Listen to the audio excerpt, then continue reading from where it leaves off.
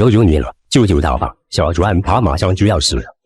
小川，这不是电视剧神话的男主角吗？自己该不会是穿越到了影视剧里面吧？大夫，你可要救下我的兄弟了！小川要是死了，那可就没人和我说话了。你放心，我身为大夫，肯定是会尽全力施救的。恭喜宿主成功激活神级选择系统，您的选择将会影响后续剧情发展，请慎重选择。选项一：坐视不理，放弃治疗一小川，远离剧情因果，获得伤寒杂病论。选项二：拯救一小川，并与其结拜，获得主角气运加成，1年内家破人亡。选项三：婉拒治疗一小川，与膏药结拜，获得配角气运加成，官运亨通，问鼎御医。这还用考虑吗？凡是和一小川扯上友好关系的，没一个好下场。系统，我选择3。恭喜宿主选择成功，获得新手大礼包1份，现已自动打开。恭喜宿主气运值加20，您将会获得更多机缘。魅力值加10，您对女性的吸引力成倍增加。大夫，你沉吟这么久，到底能不能把他救下来呀？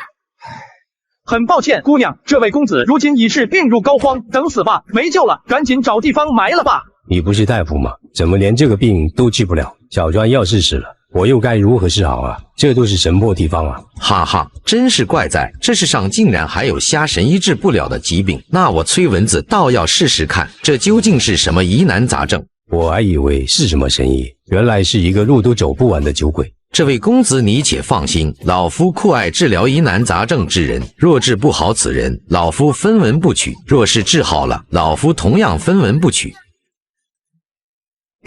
竟是这等病症，怎会如此？我这是在哪里？牛逼啊，神医！这药见效如此之快，分明是传说中的神药啊！您可真是华佗在世，扁鹊附体啊！可这药并非是我的，而是虾神医所配制的青蒿丸。以虾神医的水平，想必可将其轻松医治。所以今日我斗胆想问虾神医一句：医者仁心，您为何见死不救？虾神医，您莫非是真的见死不救？我的确是见死不救，原因呢，自然也是非常简单。我虾某之前早已经是发下毒誓，那就是永不救不情不仁不义之人。不仁不义之人？我什么时候变成这样的人了？你说你不是不忠不义之人？不是这位大哥，我什么时候变成了一个不情不仁不义之人？很好，那我今天就给你说道说道。首先咱们来说说第一条，不情。所谓的不情，指的便是没有丝毫情义，丝毫不顾及自己的朋友处境。你且告诉我，膏药此人与你关系如何？膏药是我最好的哥们，我们是从一个地方出来的，可谓是生死兄弟。生死兄弟不见得吧？你们若是从一个地方出来的，为何两人的差距却是天差地别？你虽身染重病，可四肢修长有力，面容白皙，身穿衣料看似朴实，却价钱不菲，足以一户人家吃上数月之久。由此推断，你不仅常年习武，平日里更是大酒大肉，生活的好不快活，可谓是过足了富家公子哥的待遇。而反观你这位生死兄弟，发髻凌乱，皮肤黝黑，双手布满老茧，脸上更是布满菜色，宛若竹竿一般，风吹即倒，身上衣物更是补丁甚多，多日未洗，这身形状，即便是流民也不屑拾取，如此天差地别，竟是你口中所说的生死兄弟。这小子分明是在吃独食啊！他的同乡混得这么惨，都不知道去救济一下。真的是人心不古啊！这都是什么世道啊？这一看就知道高兄弟被坑惨了，果然是人心隔肚皮吧？小川，大家所说的话都是真的吗？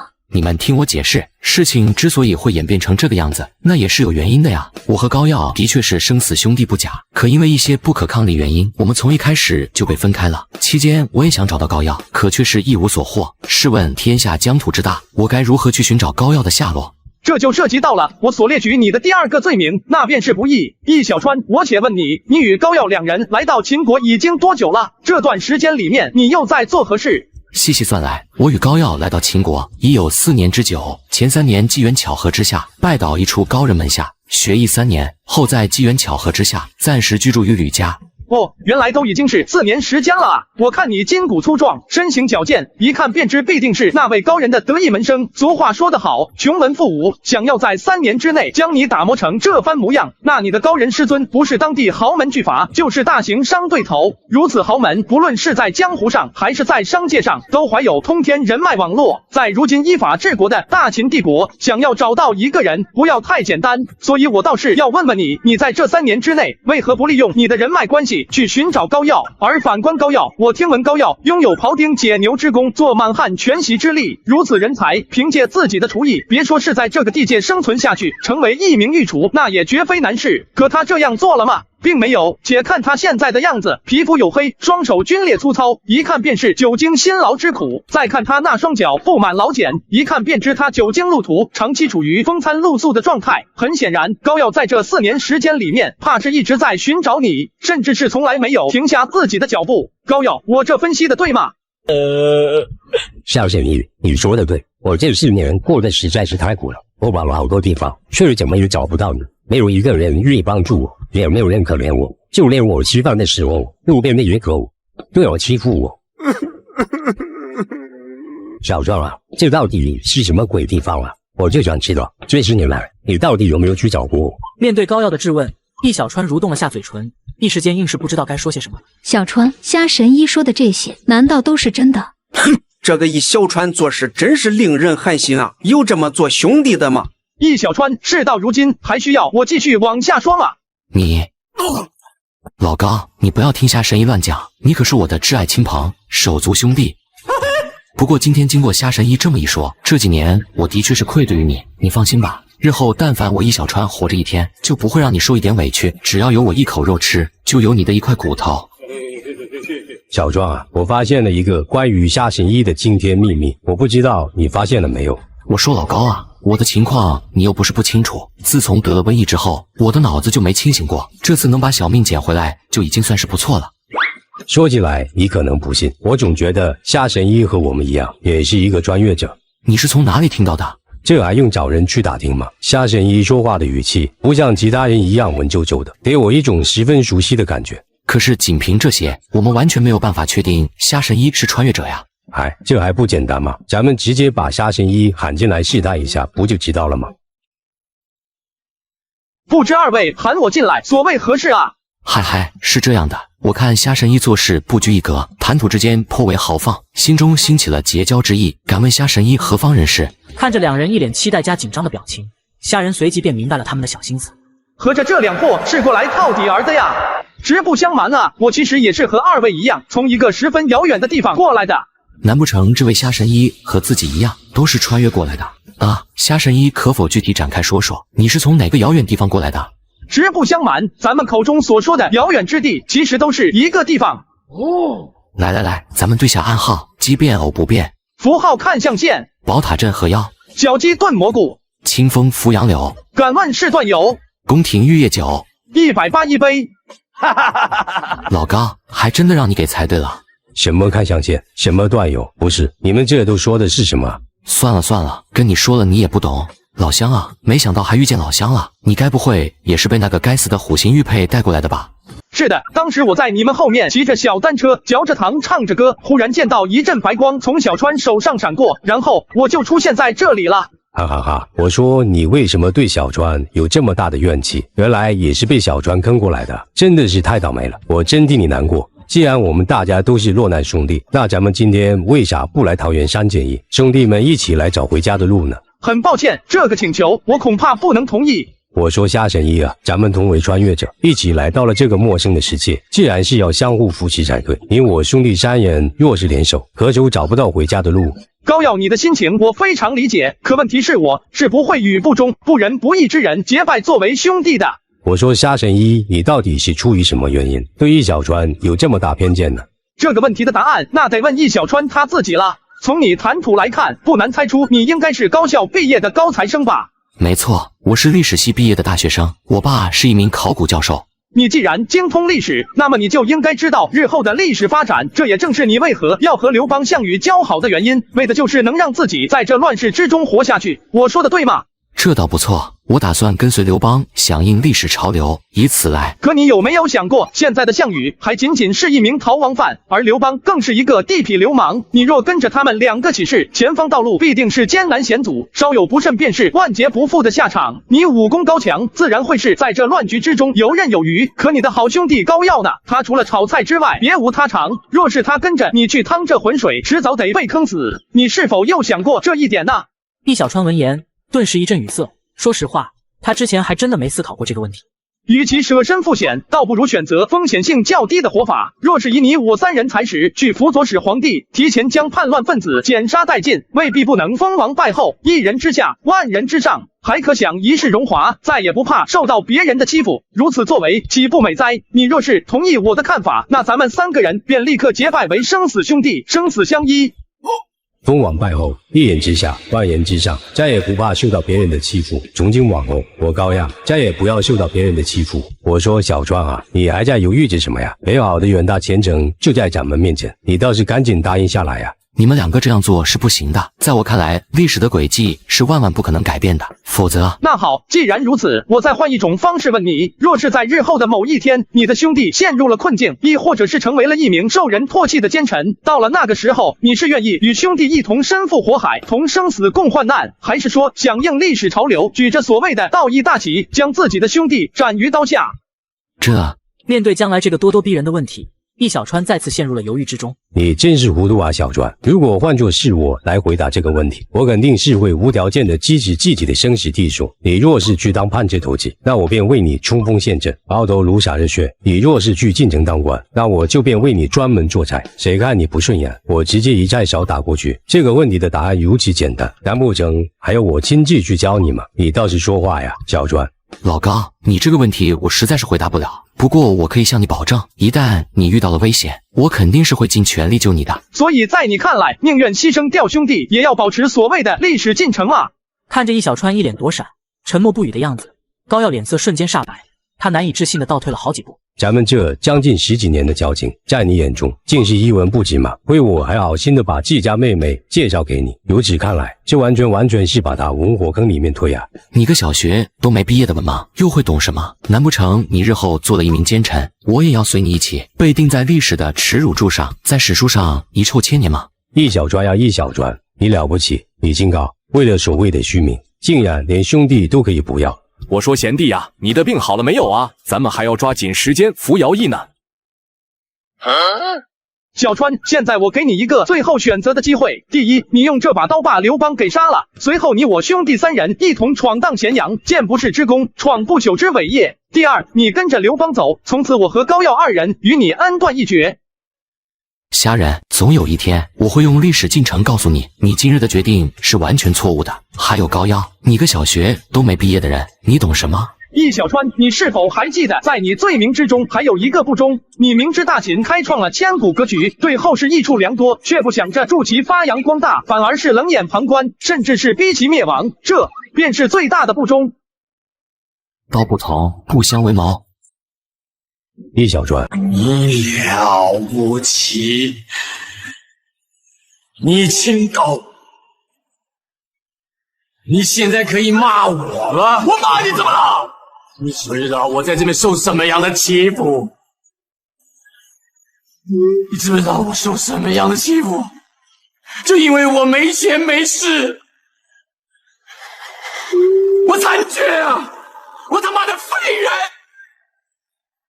你真了不起呀！大家都爱你呀！这什么破地方啊！我就是要一步的追到最高，我要做糟糕！你现在整天都在想些什么？我是在想，我要权倾天下。你老是在想，我要一步的往上爬。我不要再让人家欺负我受不了了。我要做一个最高的昭告，一人之下，万人之上的昭告。我说贤弟，你的脸色为何如此苍白？莫非是瘟疫还没痊愈？大哥莫慌，我身体已然完好如初，眼下时间紧迫，我们还是赶紧离开吧。夏神医，以后我们两个人就是生死兄弟了，只剩下你我二人相依为命了。丁，恭喜宿主成功完成系统任务，与高耀成功结为生死兄弟。恭喜宿主成功获得延年益寿丹方1份，已自动加入背包。主线任务再度更新，请宿主根据自身情况进行不同选项。选项1，驻留此地，等待郡守召见。任务奖励：会稽主簿1职。选项2，前往咸阳，提升自身名望，获得大伯名士称号。系统，我选择2。丁，主线任务已经更新，请宿主在1年之内前往咸阳，获得大伯名士称号。夏人，我们接下来怎么做？我都听你的。去咸阳，闯出属于你我兄弟2人的一片天。不多时，2人便收拾好行囊，准备出发咸阳城。虾公子，看你们这个架势，莫非是要离开会稽郡吗？没错，听说咸阳汇聚天下学派，学风兴盛，我欲前往浏览一番。我原本以为易公子是正直善良之人，谁料他竟会做出背信弃义不说，还与刘邦这等地痞流氓狼狈为奸，实在是令人不齿。这是我吕家在咸阳的地址，再过半旬，我们也会前往咸阳定居，到时候我们一起浏览咸阳美景。这没道理啊！一本大厨的手艺，再加上虾人以最新演技的高度蒸馏酒，就算不火爆整个大秦，那最起码也得清香讲究，又怎么会像是现在这样？开业都将近半个月了，基本上都没有什么人过来，这到底是什么鬼地方吗？我说高耀，你也不看看咱们盘下来的酒馆是在什么地方？这里可是西市整个咸阳最为贫困的地方，能居住在这里的那基本上都是穷苦人家，每天能吃饱饭就不错了，谁还会有多余的钱来酒馆里面消费？那早知如此，我们就应该把酒馆开在东市的。听隔壁店家说，那里可都是王公贵族的聚集地。之所以没将酒馆开在东市，一方面是因为那边的租金太高，另一方面是为了打造自己的世外高人的神秘感。对了，这几天你有没有让那些儿童出去散播歌谣啊？我办事，你放心。这些天我发动了将近几百名儿童，在大街上疯狂宣传你编纂的歌谣。不光是咱们西市，就连其他城区我都发动了不少。为了防止有人偷奸耍滑，我还特意策反了其中的一些小孩子。谁要是抓到了偷懒的，谁就能领到考题挂期。另外，按照你的吩咐，我没有亲自下场，就算是他们想查，也查不到我们头上的。西市有国士，名为虾仁君。若能得此人，能抵天下兵。哎，虾仁，我们难道还在就这样继续干耗着吗？现在我们身上的钱可就只剩下半罐钱了，这仅够支撑我们接下来2个月的开销了。再不想办法开张，我们接下来就要喝西北风。放心吧，我有一种预感，就这几天肯定是会有生意上门的。公子，西市这一带混乱不堪，向来是地痞流氓的聚集地。您今日为何前来这里？蒙将军，不知你近日是否听说过传颂于大街小巷内的歌谣？听闻此人神通广大，却甘受寂寞于西市之中，特此前来观看一番。对了，待到进入拜访后，你称呼我为福公子即可。每坛美酒仅需要黄金10两，好大的口气！我今日倒要看看是何美酒。这水倒也是出奇，看似清澈无比，却偏偏有美酒佳酿的味道。敢问掌柜的，此水我可否品尝一番？终于要开张了，这一看就是扶苏和蒙恬，那必须要大力坑他一波。这位客官，这可不是水，这是本店精心烧制的鲜酿，你可以免费尝一口，不好喝不要钱。哇，店家此话当真？那这第一杯酒还是让我先尝好了。怎么样，这酒难不成有问题吗？这倒没有问题，只不过我平生从来没有喝过如此佳酿。与此酒相比，之前我所喝的那些所谓仙琼玉酿，那简直是屁都不是。店家再给我上一碗。此酒之烈，即便是向来以酒量冠绝3军的蒙恬，一时间竟也是有些站不住脚。这酒真的有这么丝滑吗？好，这果真是好酒。二位，这酒好喝吗？好喝，简直是千金不换啊！既然好喝，那二位就得付账了。二位一共喝了1坛美酒，正好是2斤，酒钱一共是10两黄金。什么？这酒竟然要10两黄金1坛？怎么，二位难道还想赖账不成？我认为自己行武多年，浑身力大无穷，可也是没办法一巴掌拍碎这么厚的桌子。什么时候我大秦出了这么一位彪悍猛人？若是能将其招入军中，日后极有可能便是下一个武安居。敢问壮士是否有行军入伍之？别给我整那些没用的，掏钱！自己今日若是不掏钱，那我和蒙恬的下场恐怕要和那张桌子一样，身首异处了。两位客官好生大方，本店免费送2碟下酒硬菜，老高上炒菜。这肉为何如此鲜嫩，如此炮制手段，闻所未闻，见所未见，简直是天上美味一般。眼下这个时代，铁锅还没流行起来，烹饪菜品的手段还仅仅是停留在蒸煮上面不说，甚至是都没引入食用油的概念。因此，似高腰这等大厨可谓是美食原子弹的存在。我说店家，我之前进来的时候，发现你在那木牌之上还写了有所谓的问询服务，这作何解释啊？你们可以随意问我问题，我若是成功解答，你们便需支付黄金20两；我若是答错了，那便送你1壶美酒。黄金20两，你这已经不算是宰客了，你这已经算是明抢了。这怎么就叫做明抢了呢？我做的买卖向来都是你情我愿的事情，从进门到现在，我又曾强迫你半分。你若是觉得这个服务太贵，大可不问便是。这位店家，我很好奇你的身份，可否告知一二？很抱歉，这位公子，我没办法回答你的问题，所以美酒奉上。不过在我看来，我觉得以你的身份，你的关注点似乎不应该放在这里。我说掌柜的，你这搞得神神秘秘的，直接说出来不得了吗？来，让我看看你这到底写的是个啥？这上面到底写的是个啥呀？我说老夏呀，你这一个9一个5是什么意思？这95的意思啊，就是皇帝的意思。我说不就是2个数字吗？你们3个人的反应至于这么大吗？掌柜的，你还真不怕死啊？你可知这若是被传了出去，你我可是要被车裂的。你这未免也太大惊小怪了吧！我说这位公子身上有一丝龙气在身，这句话难不成有什么问题吗？你们接下来还有什么问题要问吗？如果没有的话，本店今天可就要打烊了。敢问先生，你觉得我这泱泱大秦是否会如当今陛下所说，连载万世，长久不衰？这个问题倒也是十分简单，只要继承人平稳过渡，将陛下的布局贯彻50年，让帝国接着存续几百年不成问题。继承人平稳过渡，那若是不能继承人平稳过渡呢？若是不能平稳过渡的话，这大秦帝国怕是要2世而亡了。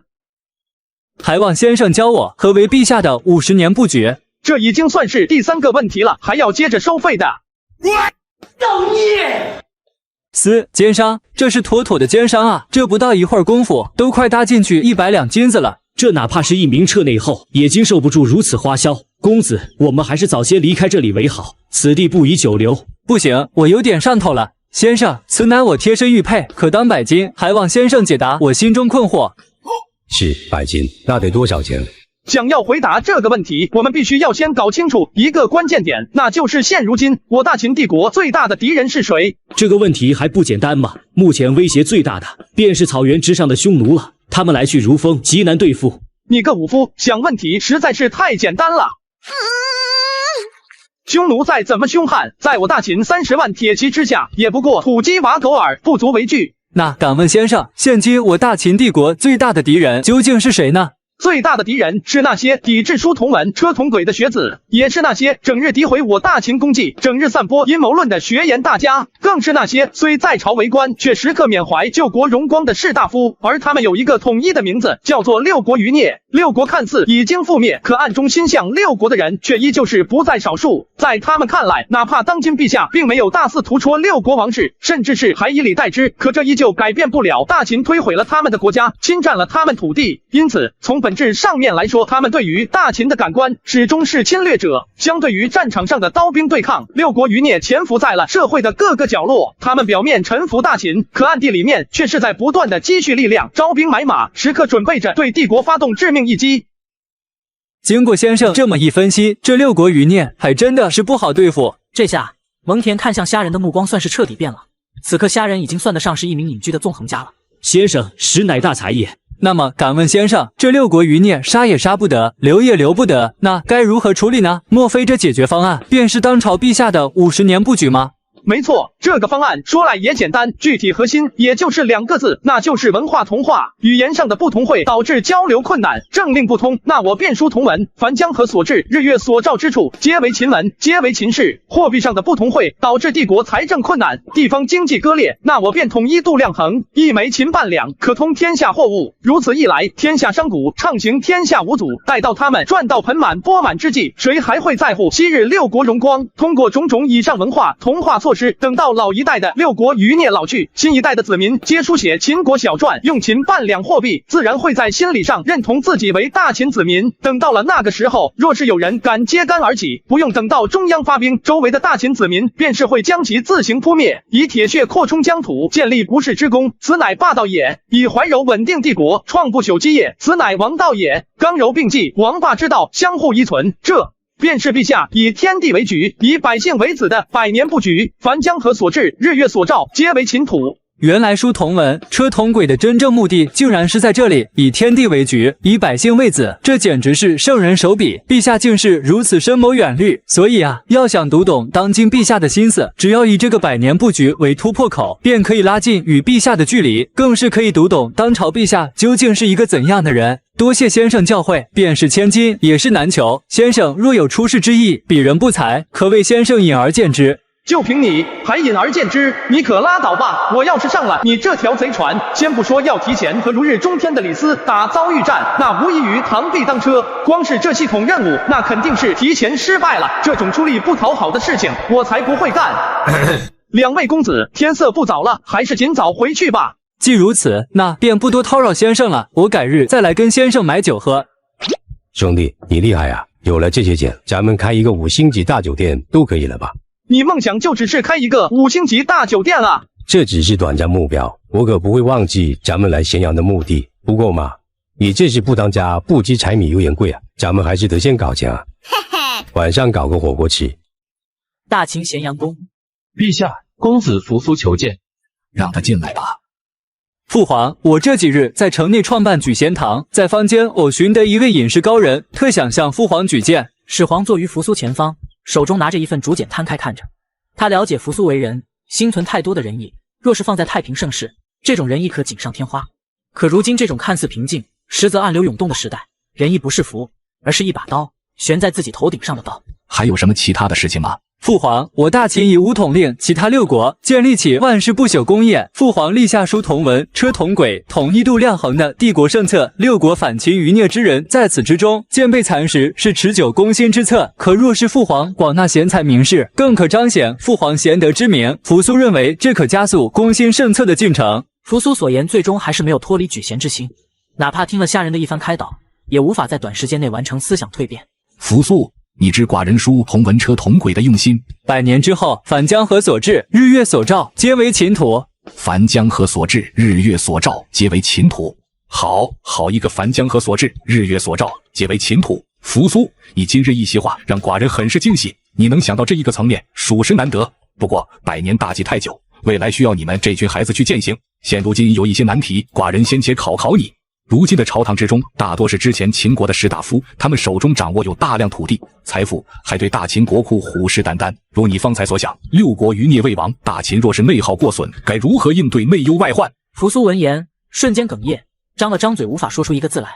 嬴政见扶苏默默不语，眼中的失望一闪而过。这个问题，先前诸子百家先贤都不能很好的解决，这是根源问题，你可回去细想一番。诺，扶苏告退。以往哪怕决策中庸，但亦有自己的见解，为何今日见扶苏明明有不同一处，却不见他说出一个字？扶苏自咸阳宫出来，在宫门口恰好碰到了来进宫的蒙恬。蒙将军走得如此匆忙，这是准备去见父皇吗？发生了何事？公子，末将麾下庞德传来北境消息，胡人近些日子屡犯我大秦边境，我正欲前往禀告陛下，求请陛下定夺。不出意外的话，这2天我便要前往北境一趟，短则半个月，长则半年。公子，你气色貌似不太好，莫非是面见陛下碰到难题？父皇方才问我，朝中士大夫势力庞大，地方土地兼并严重，有6国之人反秦之心不死，问我如何解决现状。朝中政治我一介武夫并不懂，不过公子可曾去找那西市的隐士先生请教，他或许可为公子解惑。蒙将军所言极是，我这就去。夏兄，你说易小川，他也是跟我们一样的穿越者，他际遇比我们好啊。为了武功，还跟刘邦、项羽那些人走得近，以后前途无量。咱们下回见到他怎么办？他都已经选择了，以后就是各走各的，我们走我们的阳关道，他过他的独木桥，没有任何瓜葛。神话主角又如何？系统都提示了，谁跟着他都难免落一个家破人亡的下场。我就不信我一个带系统挂的干不赢易小川。我说夏兄，你这万一真的能出戏言吗？你这是在怀疑我身为一名中医教授的知识储量？嘿嘿嘿，那倒不是，你也知道我就是一个粗人，哪懂这些高科技手段啊？一听提炼这玩意，就像是那些洋人的东西，谁知道你一个中医教授还懂这玩意呢？不过你今天一大早叫我拿黄铜金锭买那么一大堆盐块提炼，咱们以后炒菜难不成还用细盐？那成本得多高啊！别人吃个菜都吃不起了，你觉得就咱们的定价，普通人谁会进来？先生，扶苏又来讨美酒喝了。这不是昨天的那个有钱人吗？难道又来送钱？是昨天那个人，兄弟，你昨天不是说他是什么95是皇帝吗？是真的假的？现在的秦始皇已经是个中年，你刚才没听到他自称吗？不是秦始皇，我管他自称什么，他能自称什么？不就是扶苏吗？扶。小名高耀，拜见扶苏公子。原来你叫高耀，高先生请起吧。昨日的菜着很可口，比咸阳宫中的上士们的厨艺还有精湛许多。扶苏公子若是喜欢吃，小民这就去为您多准备几样。言罢，盯着虾仁桌前的细盐，直接顺手带走。哎，老高还得静置凉透才可下锅呢。明白，兄弟，眼前这个人可是大主顾啊，等会看我的厨艺把握住他的胃口，咱们就可以攀附着飞黄腾达了。别让他走啊！先生，昨日先生点拨，扶苏颇有所得，今日扶苏特来拜谢。说罢，扶苏掏出一大块黄铜金锭，放到虾仁面前。虾仁目光扫过一眼，起码有2斤左右。丁，检测到宿主面临选择，请在以下2个选项中任选其一。选项1，接受财帛，获得2斤黄铜金锭。选项2，拒绝财帛，可获得4大发明术。无功不受禄，扶苏公子请回吧。扶苏一愣，见虾仁有些下逐客令的意思，当即意识到自己犯了多大的错误。眼前这个人可是一位贤士啊，而他此时竟然拿身外之物去玷污贤士的身份。先生莫怪，是扶苏唐突了。这些黄铜金锭是扶苏想问问题的酬金。那便按老规矩来，扶苏公子，这2斤黄铜金锭只可问1个问题，外加1碗酒。先生，我大秦一统天下，但无论是秦国士大夫，亦或是6国分封权臣诸侯，均有可撼动大秦根本的政治军事势力，二者土地兼并严重，6国旧人依旧难以归心大秦，社会动荡不安，暗潮涌动，三者北境胡人屡犯大秦边疆，不停制造事端，如此内忧外患之下，如何让咸阳可高枕无忧？扶苏公子1问理内忧，2问解外患，这是2个问题，得加钱啊。那便请先生为扶苏解这内忧之祸。在下心中已有一计，可定大秦内忧。只是此计或要掀起大秦一股大潮，扶苏公子当真要听？若能稳住父皇100年大计，扶苏请先生不吝赐教。大秦目前的各阶层爵位以嫡长子继承制为根本，若是嫡长子不死，世袭是必然。一个位置以一代又一代的人世袭，哪怕只是一个普通人，也能够在幕僚辅佐之下安稳度过。可这嫡长子继承，其他次子以及庶出子弟呢，则是永生活在那一棵大树之中，无法真正实现开枝散叶。一代又一代人均为一家，长此以往，必然养成世家贵族的地方诸侯势力。一方诸侯拥有可比肩国库的财富，在地方拥有比皇室还要深入人心的影响力。一旦起兵造反，便可伺机而起。可总不能屠其满门，那样太残忍。扶苏公子作为帝王之家，眼中不该有残忍一词，而应该存在对或者错2个选择。可是士大夫贵族王侯势力庞大，如此行径岂不是逼反他们？所以我有一计，名为推恩令。嫡长子继承制，地方势力归于一人，其他人一无所有。若是让那些王勋贵胄家的次子庶子皆可以分的爵位权利，扶苏公子可猜谁得利？又会有多少人对颁法之人感恩戴德？妙啊！此计名为推恩令，给予的是世家子弟的一个希望，一个恩赐，让他们终于有机会争夺的机会。感恩的是推行这体制的大秦，千年时光的嫡长子继承，让他们几乎无法反抗。如今大秦给了他们这个机会反抗，而得利的看似是那些旁系庶出的王公贵胄子弟，但实则最大的得利者是我大秦帝国的平稳根基。任何藩镇诸侯在权力层层散散制约之下，将再无与大秦皇室对抗的能力。此计还可令6国反秦之人坐立难安，怕是会主动浮出水面，实乃一石二鸟之计。先生此计利在眼下，但功在千秋。扶苏公子来尝尝找民做的菜，保证让您流连忘返。高先生厨艺扶苏昨日尝过，今日有大幸之事，更得配上美酒才可。先生，扶苏此次出门匆忙，未来得及带财帛出来，可否赊账？待过2日再补上。老高，拿酒来。高先生的厨艺是扶苏平生仅见，这道清蒸鱼比昨日更加精湛。什么精湛不精湛？和昨天比就是放的盐巴不一样，这些盐的味道当然比猪盐好多了。细盐，我之前进来之际，见先生在捣弄一些洁白颗粒粉末，难不成便是高先生所说的细盐？闲暇无聊，捣鼓一些口味罢了。先生大才，真乃国之名士也，一人可抵举贤堂百名贤士。扶苏公子，不是我跟您吹，我兄弟那可是无所不能，一言可抵千军万马，比之那张飞关二爷诸葛亮还要凶猛啊！张飞、关二爷、诸葛亮这几位是何方名士？说来惭愧，扶苏熟读史书，竟然未曾听闻这三位。看来这天下藏龙卧虎之人不乏其数，是扶苏孤陋寡闻了。那是我们家乡说出先生口中的人物，老高他就喜欢听这些，不用理会。来，喝酒。原来如此。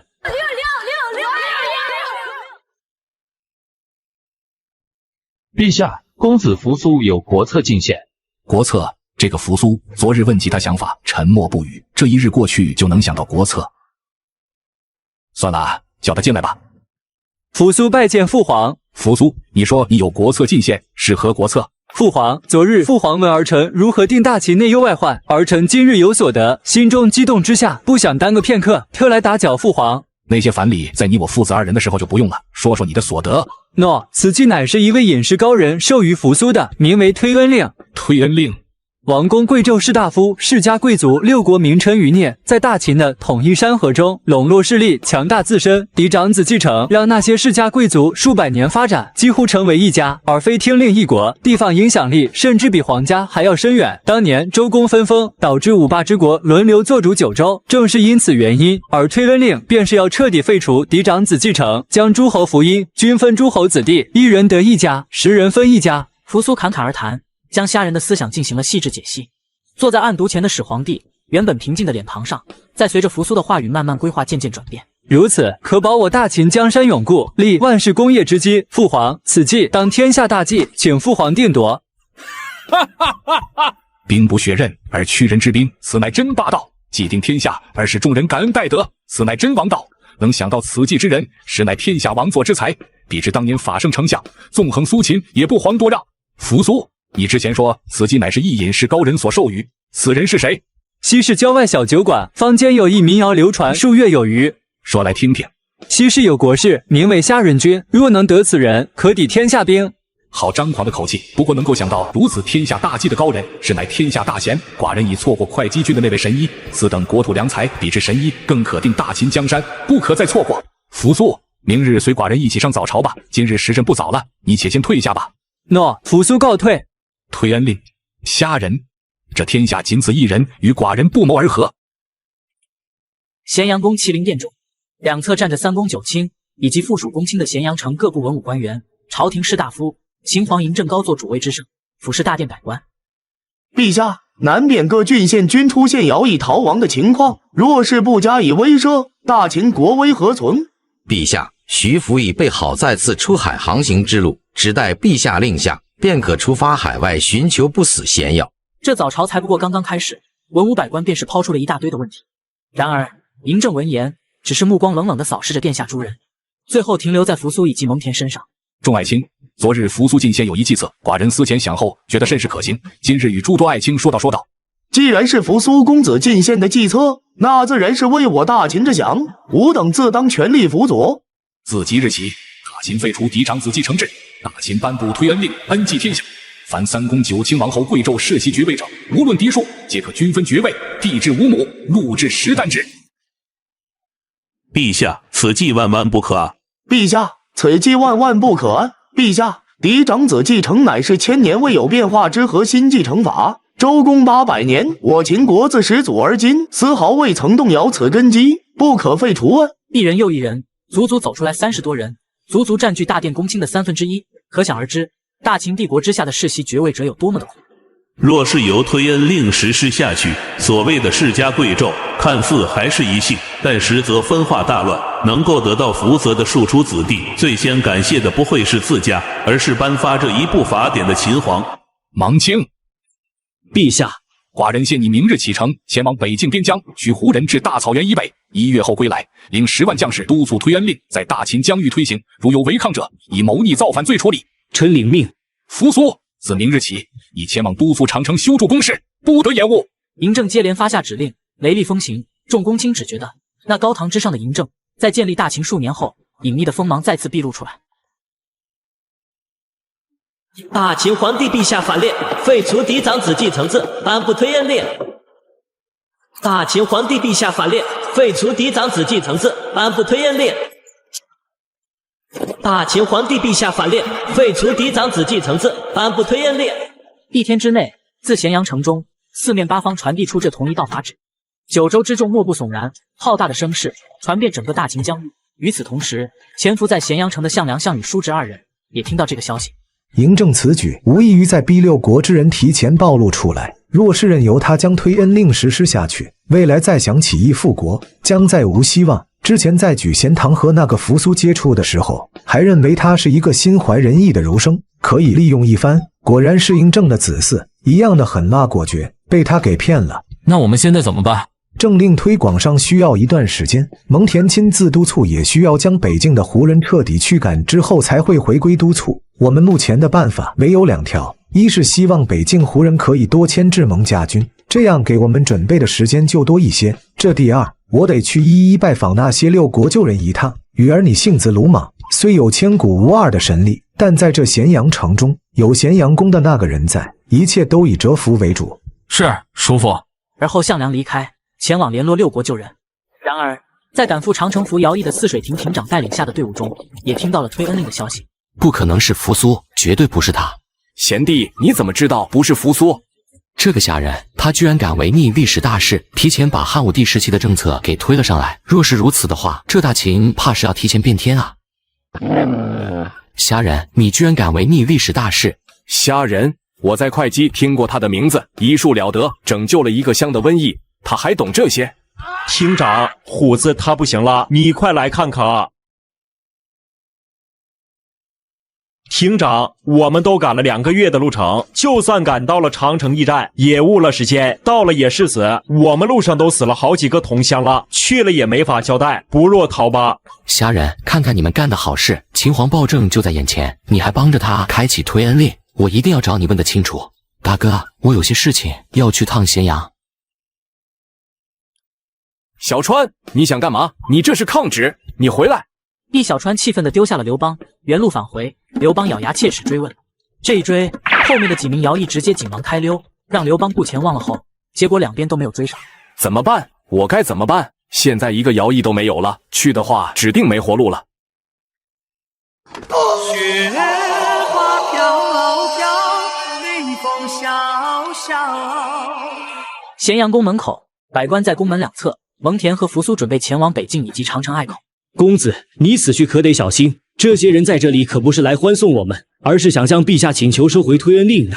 父皇已定的心思，无人可改。只要大秦可以立下万世之基，扶苏不惧任何危险。只是我担心，如果让他们知道推恩令是虾先生所授予，怕是会对虾先生不利。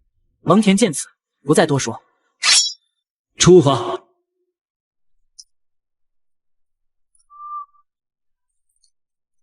去西市。我说兄弟，你不是中医教授吗？你这也敢配给火药啊？虽然你给的剂量不多，但万一真的爆炸了呢？就一指甲盖不到的剂量，还没有压缩，连一只老鼠都炸不死。瞧你那出息！那可是火药，咱们酒楼等下被炸了，你出钱收啊？行了，又没有火，你慌什么？也就是你没点蜡烛在旁边，否则我就跑楼外去了。我说兄弟，这也就是你还这么淡定。我今天一大早可是听说了当今皇帝陛下有实施你之前所说的推恩令，好多人都恨不得提出这个推恩令的人扒皮抽筋呢。不过你放心，我都打听好了，暂时还没有人知道计策是我们这里出去的。所以这不是在制造火药了吗？谁来拿它试试就好了。不过兄弟，你说这个秦始皇他到底靠不靠谱啊？这历史书上说他是暴君，咱们要是一个不小心，那可是要掉脑袋的。历史书是胜利者书写的，汉朝书写的是大秦的历史。这刘邦的性子你也知道，史书看全部信一半就好了。我听外面的说，秦始皇这样做会让大秦大乱的。秦始皇在位一天，他们就不敢动。我们现在还不够强大，万一秦始皇不在，六国余孽的力量不是我们可以想象的，还需要让秦始皇威慑一段时间。我们穿越过来，底子不足，偷摸发育才是王道。还是兄弟你高明啊，猥琐发育，不然。这个时候，蒙恬大军出城，大家挨户不都是闭门不出吗？谁还会来咱们这个偏僻地方？开门不就知道了。你是谁呀？你就是坊间民谣所说的虾人。你是找我兄弟的？兄弟，找你的。这不是神话中的郑哥吗？老高，贵客到了，你去准备酒菜吧。啊，酒菜，你要壮阳，年纪轻轻就肾亏。是美酒小菜。好。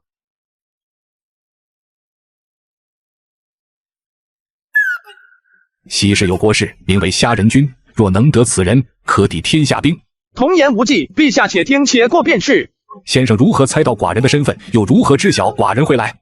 陛下令已出，草民已料到扶苏公子将计策说与陛下听了。今日大秦虎狼之师雄赳赳而出，这西市之人皆去城中看热闹，能身着黑色文龙靴而来之人，身份呼之欲出。虾仁心态平静，哪怕是面对秦始皇的问题，也没有任何紧张和多余的情绪。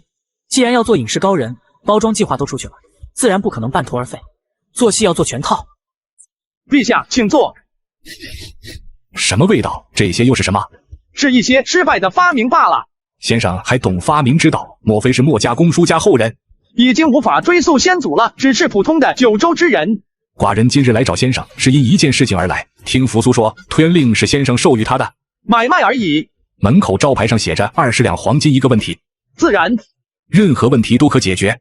陛下，草民并非神仙，若是无法回答，可免费饮一碗美酒。是寡人迷失了，不过扶苏之前2次见寡人，都是有股淡淡的酒香，可见他对先生宝地十分向往。寡人心中一直有一疑问，想请先生解惑。哦，这郑哥还挺上道，跟聪明人打交道就是痛快。陛下请说。想必先生与扶苏已有过一些了解，先生对扶苏怎么看？陛下良苦用心，将扶苏与蒙恬将军一同调往北边，用意明显，可惜扶苏公子仁慈，慈不掌兵。今陛下推恩令已出，6国余孽以及藩镇诸侯、王公贵胄、世袭罔替者，很快便会暴露出他们的面目。这一次大秦将乱起，若可镇压，便可长存数百上千年的安宁。可人生老病死乃是常态，谁来接替陛下护住这九州之地呢？先生可有计策，定北境一段时间稳定？攘外必先安内。攘外必先安内，此话甚妙。这安内就必定需要让胡人先稳定一段时间。如何让屡次犯我大秦边境的匈奴羌族以及大月支等部族安稳下来？若是长城修好，或许可以做到。可惜呀，不知先生可有良策？恰有一计，可不费吹灰之力。哦，何计？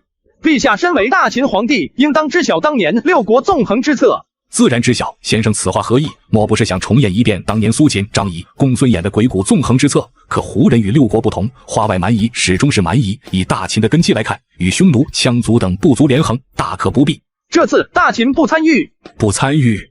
胡人常年驰骋在草原、荒漠等天气恶劣之地，他们信奉强大的力量，同样也畏惧强大的力量，养成了欺软怕硬的性格。我大秦30万虎狼之师雄踞漠北，若是蒙恬北筑长城而守藩篱，可却匈奴700余里，致使胡人不敢南下而牧马，是不敢弯弓而抱怨。30万虎狼之师以灭6国之威，威风赫赫传遍四海八荒九州大地，神威浩浩汤汤，可震慑漠北胡人不敢有任何轻举妄动。在胡人心中，那30万虎狼之师便是草原之中的至强者。如今胡人屡次趁蒙恬将军不在漠北震慑而骚扰边境，若是不震慑，岂不是弱了大秦将士的铁血威风？因此仅需蒙恬将军带着20万将士城守漠北草原，而陛下再以九州之主、皇帝之令，号召那草原荒漠之中的诸国揭竿反抗，许以他们将匈奴羌族夺下的地盘自行分配。大秦30万虎狼之师将会帮助他们一同镇住抢夺而来的地盘。匈奴、羌族等几大部族强大，地盘众多，但因为是游牧部落，注重进攻而忽视防守。一旦那些密密麻麻的小部族开始蚕食他们要分心抵御大秦虎狼之师的突袭，自然会投鼠忌器。如果他们够聪明的话，选择向大秦缴纳贡品，达成短暂和平协议，大秦的威风将会进一步在草原漠北之中传遍。趁着这一段时间彻底肃清大秦内忧后，便是大秦铁骑踏遍那万里河山之际。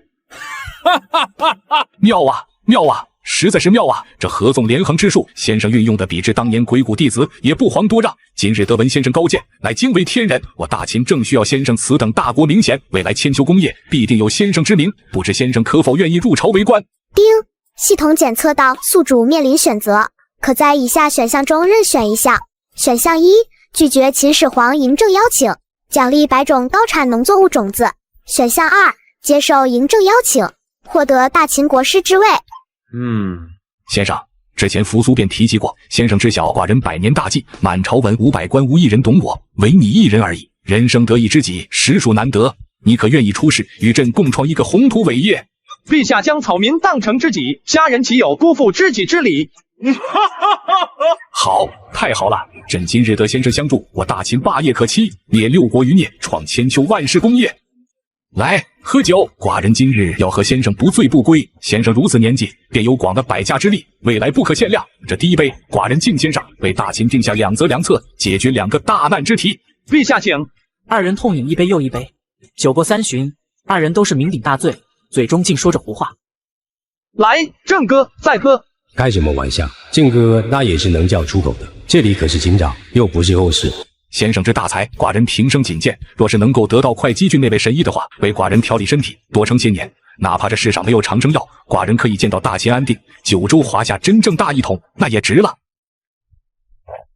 也不知道还能不能回家去。妹妹怎么样了？我不在她身边，肯定没有人照顾她了。易小川那个渣男，幸亏一直阻止兰兰跟他在一起，简直太可恨了。带着我穿越到了秦朝，自己一个人逍遥快活了好几年，有吃有喝，还练就了一身的本领。丢下我一个文盲，在那鸟不拉屎的地方招人白眼嘲讽，欺负了整整3年。我们20多年的朋友情谊，时隔几年再见面，我帮他找来虾兄弟救他，他却不受感激。我们来自同一个地方，他却要跟着那个猥琐小人一起走，都不愿意顾念。妈的，简直越想越气。直到有时嬴政这才稍微清醒一点，他看了一眼还趴在桌子上的虾人以及躺在地板上的高腰二人，随手扯下自己身上的一件披风盖在虾人身上，而后脚步有些虚晃地走到酒馆门口。陛下，派人守护好小酒馆的周边，若是发现有人对酒馆主人大不敬，杀。陛下，里面是大秦未来国师王将军，此人谋略可当鬼谷，希望老将军可以与他共扶大秦江山。陛下所图，臣必当竭尽全力辅佐。大将军，他是推恩令的主使人。王翦闻言，原本还有一些不解疑惑的情绪，顿时豁然开朗。此人大才。什么？要册封一个小酒馆的主人为国师？陛下，不可以，坚决不可以啊！国师之位虽无军政大权掌握，但那可是观我大秦的未来引路人，一国之师，地位尊崇，受万民拥戴，怎能儿戏？请陛下三思，请陛下三思。宣下人进殿。众官员一听，心中大急，这嬴政根本就没有将他们一群王公大臣放在眼中。好啊，我倒要看看这个虾人何德何能，可以坐上那国师之位。今日无论如何，这虾人必须归入我麾下。如若他不识抬价，趁他根基未稳。作为最了解秦皇嬴政的丞相李斯，在瞥了几眼嬴政的脸色后，心中已经有所明悟。诸位同僚大可不必如此，陛下贵为天子，自然可以明辨是非。我大秦自开创以来，奋6世余烈，陛下自然不可能将大秦命运依托于一位平平无奇之辈上。朝中有王翦老将军、冯去疾右丞相、太尉大人等诸多为大秦征战守护的大臣在，陛下为何不选他们，而选那虾人当国师？自然有其道理。在场众人都非凡俗，自然听懂了李斯的话中之意。左丞相所言极是。草民虾人拜见陛下。宣，陛下且慢，爱卿可有疑问？陛下，论才华资历，崔子实属年轻，不如国府左丞相李大人；论功勋战绩，不如王老将军征战沙场为大秦立下的赫赫战功；论声望，此之前更是籍籍无名之辈。是吗？那诸位王公大臣，你们觉得何种人才可坐上这国师宝座？郎中令大夫意识到了嬴政的语气中明显透露着不满，但现在是骑虎难下，若是真让嬴政立下的国师来实施推恩令，他们一群王公贵胄长达100年积累的底蕴将在短时间内分崩离析，因此他现在只能硬着头皮上。陛下，自周文王以来，5霸之国，7行之主，我大秦历代王上身边坐上那国师之位者，无一不是大国名士、大才之人。崔子何德何能，竟可以以如此年纪位尊万民之上？再者，如若无此，何以让天下悠悠万民信服？敢问这位大人，才华几何，功勋几何，才可让天下万民信服？扶苏公子以推恩令一改天下大事，定大秦千秋功业。若是能有其一半才能，自然可以。对，说得对。推恩令虽然让我等底蕴大改其事，但也不得不承认那毒计可堪鬼谷之能。自百家隐匿后，除了扶苏碰巧外，谁还能有如此才能？既然郎中令与众爱卿已经同意了夏先生可当国师，那便不用再起争执了，宣读吧。陛下，臣等何时说过？那推恩令的实际提出者是夏先生，依众爱卿所言，岂不是同意夏先生成为大秦国师？这推恩令是此子所提，如此年纪便可用一毒计搅弄满朝腥风血雨，不费吹灰之力瓦解世家王公贵胄积蓄已久的底蕴，这简直不可置信，此子不可留啊！此子身处庙堂之外，便有掌握乾坤之力，如若让他坐上那国师之位，岂非没有我等立足之地？陛下，此子不可为一重任啊！他断我大秦延续数百年的嫡子继承者，实乃6国余孽派来毁我大秦根基之人，切不可轻视啊！这厮为瓦解我大秦实力而用此毒计，其心可诛。其心可诛，尔等冥顽之辈！陛下立9州根基，护佑万民。推恩令下，凡王公贵胄侯爵者，十有8、9皆悉数讴歌陛下，胜扫了一群人，喝道：民生拥戴！若此为瓦解大秦之策，何来民生拥戴？你巧舌如簧！来人，此人能言善辩，说不得之前6国游说使臣的暗哨，拉下去斩首示众，以作效尤，震慑6国余孽。哈哈哈！好大的帽子！草民想知道，陛下高坐殿堂之上，尔等岂敢私替陛下做裁决？这大秦到底是陛下的大秦，还是尔等的大秦？放肆！朕才是君。陛下息怒！陛下息怒！下人上前听封。封虾人为大秦国师，银印亲授，至忠1000担。臣虾人叩谢陛下。丁，恭喜宿主完成任务，成为大国名士。主线任务已更新，请选择。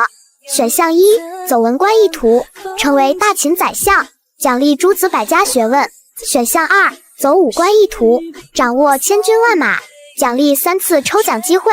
系统，我选择2。那些因为虾仁损失底蕴的王公大臣，虽然颤巍巍的跪伏在地，心中却是巴不得吃虾仁的肉，喝虾仁的血。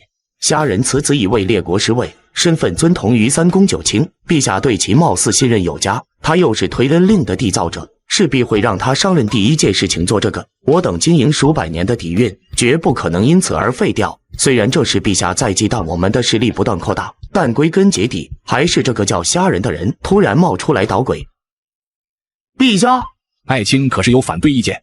不敢，臣只是记起一事来。方才因册封虾国师的事情，差点忘记。臣掌管大秦对外诸侯以及少数部落民族的各种事宜。在蒙恬将军出发后，臣便是接到密报，匈奴在听闻蒙恬将军欲要北上，大秦内因推恩令而有所变革，想借此机会联合旁边几大部族，对我大秦边境图谋不轨。今虾国师刚刚册封，臣等可尽听虾国师命令，该如何处置为好？虾仁只是稍作分析便明白了，对方这是要趁着他刚册封为国师，根基不稳之时，让他去跟匈奴斗一斗。朕昨日去见国师，专门问了这几日来朝堂之上一直争执不休的域外蛮夷之事，得到一个锦囊妙计。嬴政一五一十将昨天听到的计策说了出来，殿下一群大臣听得一愣一愣。还能这样做？合纵连横是这样子的吗？陛下，臣觉得此计甚妙，可若无人去督促实施，难以彻底解决。那爱卿觉得谁去最合适？自然是虾国师。此计既然是虾国师提出，他自然知根知底。臣等以为，若是虾国师出马，不出1月，便可化解境外蛮夷胡人难题。臣等附议。国师意下如何？丁，系统检测到宿主面临选择，请选择。选项1，拒绝前往北境，奖励土豆农作物种子1包。选项2，同意前往北境，获得2次抽奖机会。陛下，臣愿往漠北。我说兄弟，你这一句可是够长时间的，2个多小时都有了。你要是再不回来，我都得进宫去找你了。老高，放心吧，我能有什么事情？我说兄弟，这咸阳城有太吓人了，外面那么多兵把守着，想出去都瘆得慌。对了，你进咸阳宫到底是因为什么事情啊？嬴政册封我为大秦国师，位同3公9卿。国师，这官一听就很厉害啊，3公9卿又是什么？这个大秦国师你就看成是诸葛亮的那种程度吧。至于3公9卿，跟你解释你也不清楚，只要知道很牛逼就行了。那意思就是说你在朝中已经可以呼风唤雨了，那咱们是不是可以一展身手了？还不行。怎么还不行？之前不是说当上大秦高官就可以了吗？咱们兄弟2个凭借后世记忆发财不是梦啊。3日后，我要前往漠北一趟，先解决那些匈奴蛮夷的问题，顺便尽可能掌控一支军队的声望。回来之后，只有将那些朝堂之上对我敌意很深的士大夫、王公贵胄彻底清扫一遍，才可以开始我们的计划。敌意？还有人敢对我兄弟有敌意？反了他们了，还敌意？我一个一个弄死他们！利益对立罢了，梁子肯定是结下了。此去漠北，我就不带着你了。小酒馆这里有嬴政安排的守卫护着，待在这里比起跟我去漠北要安全一些。我走之后，你自己多加小心就是。行，我就准备些干粮带着吧。秦朝的食物仅仅是能填饱肚子，没一点味道。说完，高耀便是火急火燎的去准备了。系统，兵在呢。使用上次奖励的2次抽奖机会，江山美人乃男人所爱。系统，你要是真能抽到燕灵鸡，回头给你烧点香。是否消耗2次抽奖机会？是。丁，恭喜宿主抽到虎形玉坠1枚。丁，恭喜宿主抽到缩阳入腹功法1部。虎形玉坠这不是易小川的吗？无所谓了，在我手里就是我的了。不过这缩阳入腹的功法给我干嘛？去当为小宝啊？开什么玩笑！不过或许可以让高妖学一学，以防万一。接下来得去漠北一趟，有些事情鞭长莫及，来不及掌控，还是有备无患的好。3日后，咸阳城北外10里坡。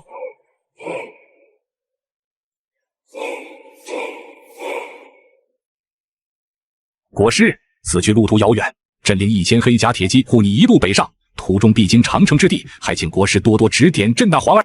臣知晓。此剑随朕横扫6国，乃是铸剑名师欧冶子与干将所造，名为太阿。今日国师即将前往北境，扬我大秦威势，此剑便赠于国师，希望他可以重新展露锋芒。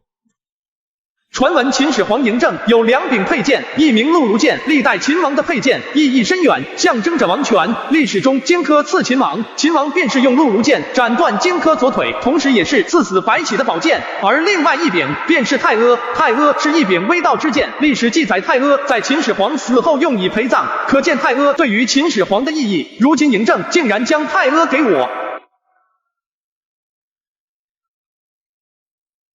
陛下厚赠，臣铭记于心。此去北境，定要那胡人不敢南下而牧马，志不敢弯弓而抱怨。众官员闻之，皆是色变。如此气魄，已非凡俗。众人仿佛瞬间看到了一个朗朗乾坤。胡人不敢南下而牧马，士不敢弯弓而抱怨，绝了！若非此子处境过于对立，如此气魄之人，倒是值得拉拢。好一个胡人不敢南下而牧马，士不敢弯弓而抱怨，国师可谓大秦风骨。拿酒来，朕为国师饯行。片刻后，虾仁告辞众人，嬴政望着虾仁离去。尽管在酒楼收集到消息，等他从漠北回来后，便是大秦盛世将起之时，可依然还是不知觉地向虾仁离去的方向走去。众人走到一座高坡之上，直到看着大军消失在郊外树林之中。丞相，明日命人将郊外树林伐了，他阻朕望国师身影。与此同时，西市小酒馆中，高耀手中端详着缩阳入腹功法。夏兄弟说过，这部功法可以让人伪装成太监，若是遇到什么问题，可以谎称经营了几十咸阳宫里的人，自保一时。现在夏兄弟当上了国师，去漠北起码也得要个把月才能回来。这么久了，一直都是夏兄弟出谋划策，为某大爷出力，我什么都做不了。他让我待在酒楼收集消息，可是重要的消息都在宫里，我要不要装成太监去宫里打探消息呢？反正秦始皇应该也见过我2面，出了事闹到皇帝那里，看在我兄弟的面子上，应该不至于杀了我吧。高耀心中盘算的门清，就是不太懂得宫中的那些潜规则，很容易以现代人的思想去理解。不行，夏兄弟带我走上发财致富的道路，我什么忙都帮不上，可不行。这咸阳宫还是得想办法进去。瞬间，高耀便是做出了一个决定，他要入宫当太监，当然是自己阉割之后的太监。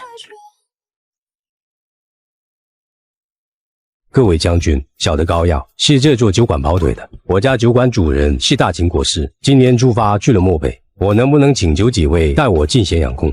进咸阳宫干什么？不瞒各位，小的我既又上进，于是便自己切了想进宫当太监，可苦于没有门路，自己又斩车，在城里被恶霸乞丐欺负，在城外被野狗欺负，每天过着天寒地冻的日子，有的时候一饿就是几天几夜，只能靠喝河水度日。高耀一把鼻涕一把泪，话语之中的苦难，除了自宫当太监外，全都是他穿越到大秦之后的亲身经历。此时说出来自然是真情流露，真是闻着伤心，听着流泪。几名将士也都有些同情起高耀来。各位将军们也知道，我一个斩车，做出什么成就来都没感觉。前些日子仰仗大秦陛下的威严，心生向往，特想进宫去当一名御厨。那行吧，回头我给你介绍一个宫里掌管这方面的内监。你进去后，咱们兄弟几个也可以不用日夜守着这酒馆，也好跟将军有一个交代。多谢这位将军，几位大人不妨进来尝尝我所做的饭菜，保证让你们流连忘返。丞相，虾仁纳斯已经远去漠北，短时间是不可能回得来了。这段时间我们必须做点什么，让陛下知道推恩令不可能实施下去。对啊，典客大人所言极是。这推恩令这才通知下去3天，各郡县官员便是人心惶惶，纷纷上书问及我们的应对方法。如果这推恩令是那么容易想出办法解决的话，他那虾仁有何德何能可以坐上那国师之位？你们真当陛下糊涂了不成？他看得比我们任何一个人都清楚，所以才会在麒麟殿里排众议册封虾仁为国师。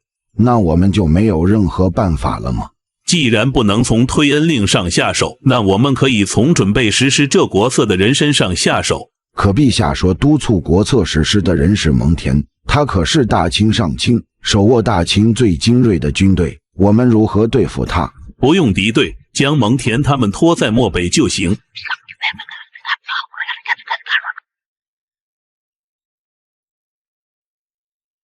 站住！哪里来的？进城干嘛？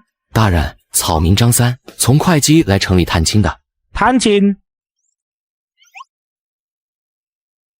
易小川，你怎么会来咸阳城？易小川身躯僵硬地看向守城将士，不出所料的，守城将士在听到吕肃的称呼后，果然围上了他。差点被你给骗了，明明叫易小川，还说自己叫张三，一定是六国余孽，给我押走！这位大人，我不是有意欺瞒的，我与那位吕家小姐认识，是来投靠的，不是什么六国余孽。姑娘，你跟他是一伙的。大人，吕家上下皆是大义之士，岂会跟一个不仁不义之辈是同党？此人先前拜了一位猥琐小人做大哥，还欲将我姐姐许给那无耻之人，我怎会与他有半分情谊？吕肃，你忘了我曾救过你吗？你怎忍心袖手旁观？在会稽，你染上瘟疫，生死垂危，吕肃便求名医，不惜自染瘟疾。那时抱以必死之心，只为救你。若非虾神医研制的神药救命，吕肃早已是死人一个，你易小川也将是死人一个。自那次后，恩情便是断了。没得说了，压下去。方才听吕小姐说，在会稽碰到一位神医，我们大人发下公文说，陛下曾在会稽错过一位救治瘟疫的神医，久久不曾寻得，让我们多加注意寻找。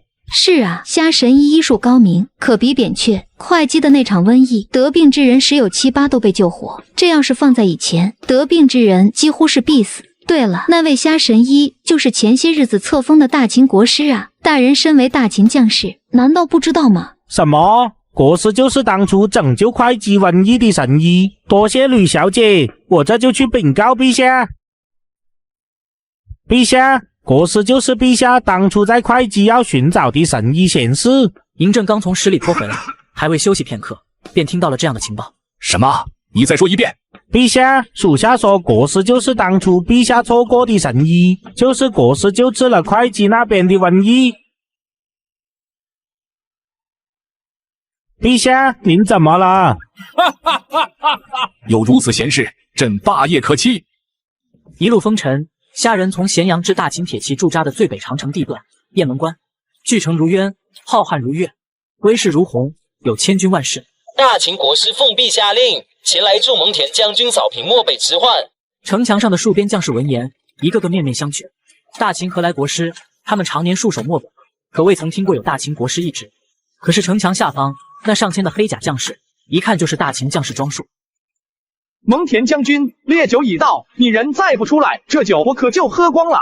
将军明会起事，你能做乎的？蒙恬的境界直呼蒙恬的名字，要知道那蒙家军对蒙恬可是比对嬴政都要忠心。胆敢直呼将军名讳，我管你是什么！兄弟们，砍死他！虾国师，陛下已经让快马告诉了我，你此次来雁门关，是为平定匈奴屡犯我山河边境之事。是啊，刚才要不是你出来的及时，就差点被你属下当成奸细射杀了。先进去再说。我跟你说啊，这2天匈奴可是联合了一些小部落诸侯王国，3番2次要打我们的主力，被我们抓到了好一些俘虏。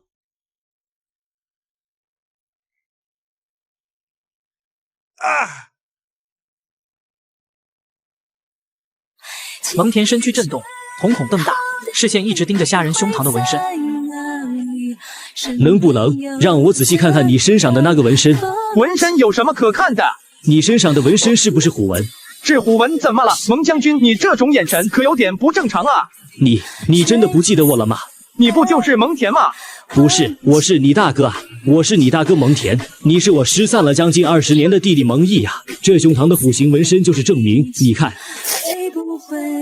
你失踪的时候才不过几岁，到现在刚好20年了，就是你不会错了。叮，系统检测到宿主面临选择，请在以下选项中进行选择。选项1，认可自己蒙毅的身份，与蒙恬结为兄弟，奖励圣王剑法。选项2，拒绝蒙毅的身份，奖励木牛流马制造技术。选项3，不做回答，奖励高产农作物种子1包。我们真的是失散的亲人。弟弟，我不会搞错的，只有我蒙家的血脉才能有这种虎纹，绝不会错，不用想了。这么说，你真是我大哥？是，我就是你大哥，我叫蒙恬，你叫蒙毅。将军，虽然我身上的痕迹无法辩驳，可是我已经习惯了用虾仁这个身份，你让我一时间喊你做大哥，真的难做到。没事没事，我了解的，20年了，让你突然改口自然会不习惯，你也不用叫我什么将军了，叫我名字吧，我就称呼你贤弟，如此怎样？叮，检测到宿主已经做出选择，奖励圣王剑法1部，已自动学习。叮，恭喜宿主已习得圣王剑法精通，抵达炉火纯青的地步。系统出品就是不错，省了自己几十年苦练时间。翌日清晨，虾仁刚穿戴好衣服走出房间，便是看见蒙恬在他房间门口等候。贤弟，走，给你送一份礼物。走，我带你去见见我们蒙家军的威势。将军，庞副将，这位是虾仁，我大秦国奢，也是我失散多年的亲弟弟蒙毅。贤弟，这位是我的副将。国师是将军的亲弟弟，那岂不就是少将军？属下参见少将军。贤弟，你来看看我们蒙家军的威风。蒙家军的将士们，我们蒙家军的军魂是什么？忠肝义胆，有武上万人齐声大喝，如山岳拔起，大渊空响，引得九霄震动，心灵共振，血脉沸腾。那是千军万马驰骋战场的无敌之姿。虾仁看着已经镇定下来的上万蒙家军，心中有了一个想法。他要建飞虎队，一支古代的特种队伍。这本该是易小川成为蒙毅后所做之事，要怪就怪易小川这个人心中只有儿女私情，最后竟是带着如此无敌之姿的蒙家军走到了逆境之中。诸多心怀热血的将士，最后只能解甲归田。飞虎队，我得好好筹划筹划，这可是未来的一支骑兵，必须要配备领先这个时代的装备。我说高耀啊，这听说你自己把自己给咔嚓了。是的，是的。胆贤杨宫内可不能有半分纰漏，还是得跟你验一验。有什么好生气的？我兄弟是大秦国师，我都不生气，那是应该的。大人可以随便验。呵呵，我有收养入腹，就跟哥了一样。你拿什么验我？那你都会一些什么呀？回禀大人，小的会讨债。那验完身后就去上十司报道吧。不多时，二人来到净身房。高耀哪怕是拥有缩阳入腹功法，但第一次走进净身房这种地方，依然还是很紧张，生怕自己一个练功练差了，假太监也要变成真太监了。紧张什么？看一下就好。哥的倒是挺干净的，你对自己下手还挺狠的。这不都是为了生计吗？小的是向往大秦咸阳宫的风采已久，特意学了这一手厨艺而来。我还曾在大秦国师的酒馆中当过厨师呢。随后二人来到上十司，从今而起，高耀就是上十司的一员了。具体工作，你们谁是这里主事的人，谁安排吧。掌事内监说完，便不耐烦地转身离开。各位兄弟们好啊，多多照顾，多多照顾。谁跟你是兄弟？进了上十司的人，谁还有兄弟？别套近乎。对不住，实在是对不住啊！是我失言了，是我失言。新来的，我告诉你，虽然我们都是伺候陛下的，但你要知道，这每个地方都有一个老大。我以后是你的顶头上司，你做什么干什么都得听我的。御厨头子说完，也不曾离开和安排工作，仿佛是在等着什么。高妖在后世混了那么多年，也懂得行业内的潜规则。这次来咸阳宫并未带多少银钱，方在书东掌事内监已经花掉了所有，现在可没有钱给御厨投机了。以后你就劈柴、洗菜、烧火吧。那我什么时候可以炒菜呢？还想炒菜？你真以为带着厨具来了就可以碰灶台？也不看看你什么出身，一个刚入宫的人还想碰灶台？你问问他们，哪一个不是在宫里待了4、5年，他们都还没碰到灶台呢？就凭你，来人了，把他带来的东西都给砸了，好让他收息，知道什么该想，什么不该想。干什么？你们想干什么？不要欺人太甚啊！我可是给国师做过菜的厨师，你们信不信国师会来要你们好看？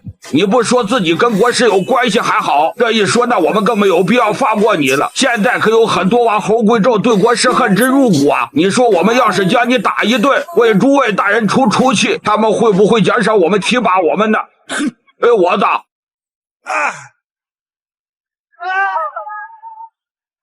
把他包裹中的东西，除了衣服全部拿走。别讲我的东西，这些都是我兄弟给我照的，我这兄弟就行了，你们就是强奸啊！哎，我打，狠狠的打，让他看看这地方到底谁做主。你们实在太欺负人了，我兄弟要是知道，不会放过你们的。还敢顶嘴，继续打，打到他不敢再叫嚣为止。我是会和你做兄弟，我头都给你砍下来当凳子坐。一群人更加卖力的拳打脚踢，高耀浑身已经是青紫一片。我不妨告诉你，你真以为给大秦国师做过厨师就可以得到对方的救助？他现在自身都难保，惹到了满朝文武士大夫，他短时间内是别想着回到咸阳城了。就算回来了，等待他的也是无数双想杀了他的眼睛。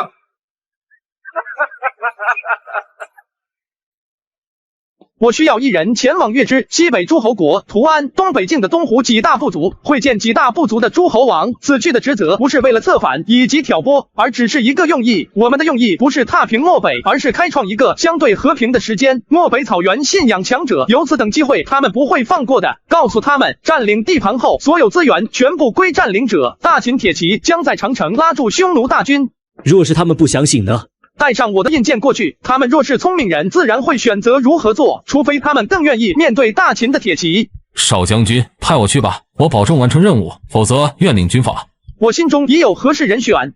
德香大人，这女子上战场，况且还是被捕的匈奴刺客，信得过吗？让我们一群将领就坐在军帐中吗？我们实在坐不下。女子为何不能上战场？古来不缺巾帼英雄者，若是真打起来，我不偏倚谁，你们真不一定能够打得过德香。德香，告诉我你部落具体位置，我亲自带兵将你亲人带来，免除你的后顾之忧。大人之恩，德香必定万死报答。这件事情暂定如此。现在我还有一个想法，想请蒙大哥助我一臂之力。别说助你一臂之力，想要大哥帮你摘星星都行。就是看到蒙家军的威武气势之后，想跟你要一队人马，我亲自来训练。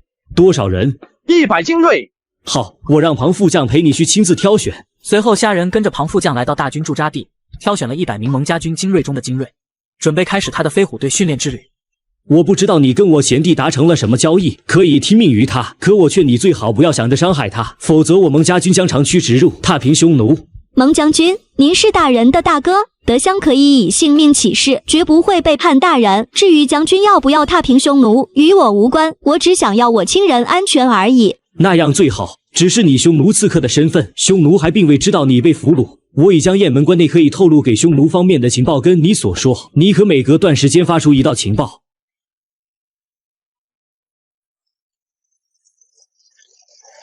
少将军，看样子里面应该有一些匈奴士兵驻守，好像在押送什么物资。交代你们的记清楚了吧？这一次让我看看你们的实战对敌程度，若是没有达到我满意的程度，依旧不能成为飞虎队的一员。万里山河，城门踏火，让铁马挥金戈。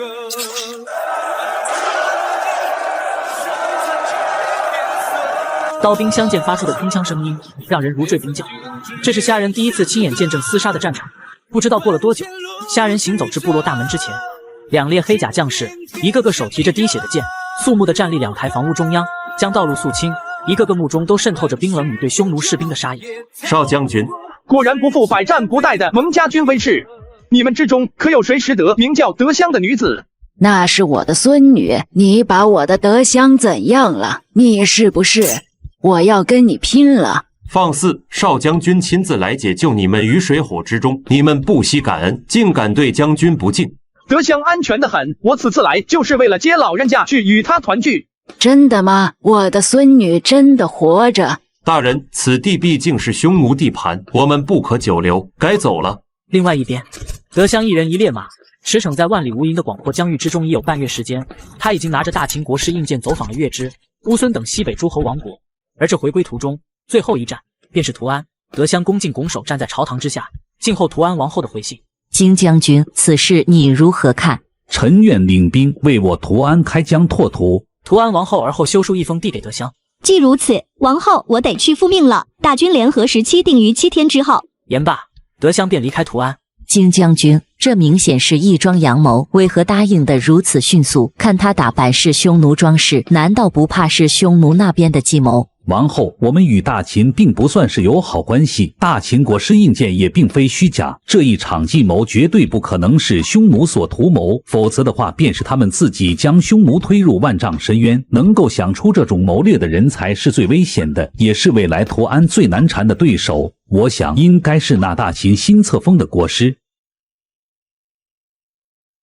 公主，玉儿，你怎么过来了？方才听闻图安来了一位匈奴女子，是代表大秦来了。女儿觉得自己马上就要成年了，想为母后分忧。母后，我们可以不让图安的子民去发起战争吗？公主，我们若是不出手，等到其他诸侯王国壮大之后，第一个盯上的便是我们。玉儿，要怪只能怪母后不能给你一个强大的后盾，只能让图安暂且沦为别人手中的利器。王后，公主，有臣在，必定会誓守图安。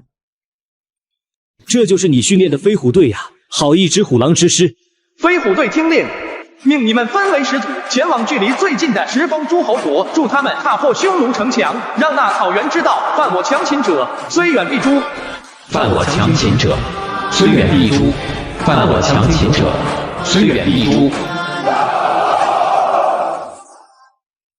河套地区以北，10万蒙家军与20万匈奴大军相隔5里对峙。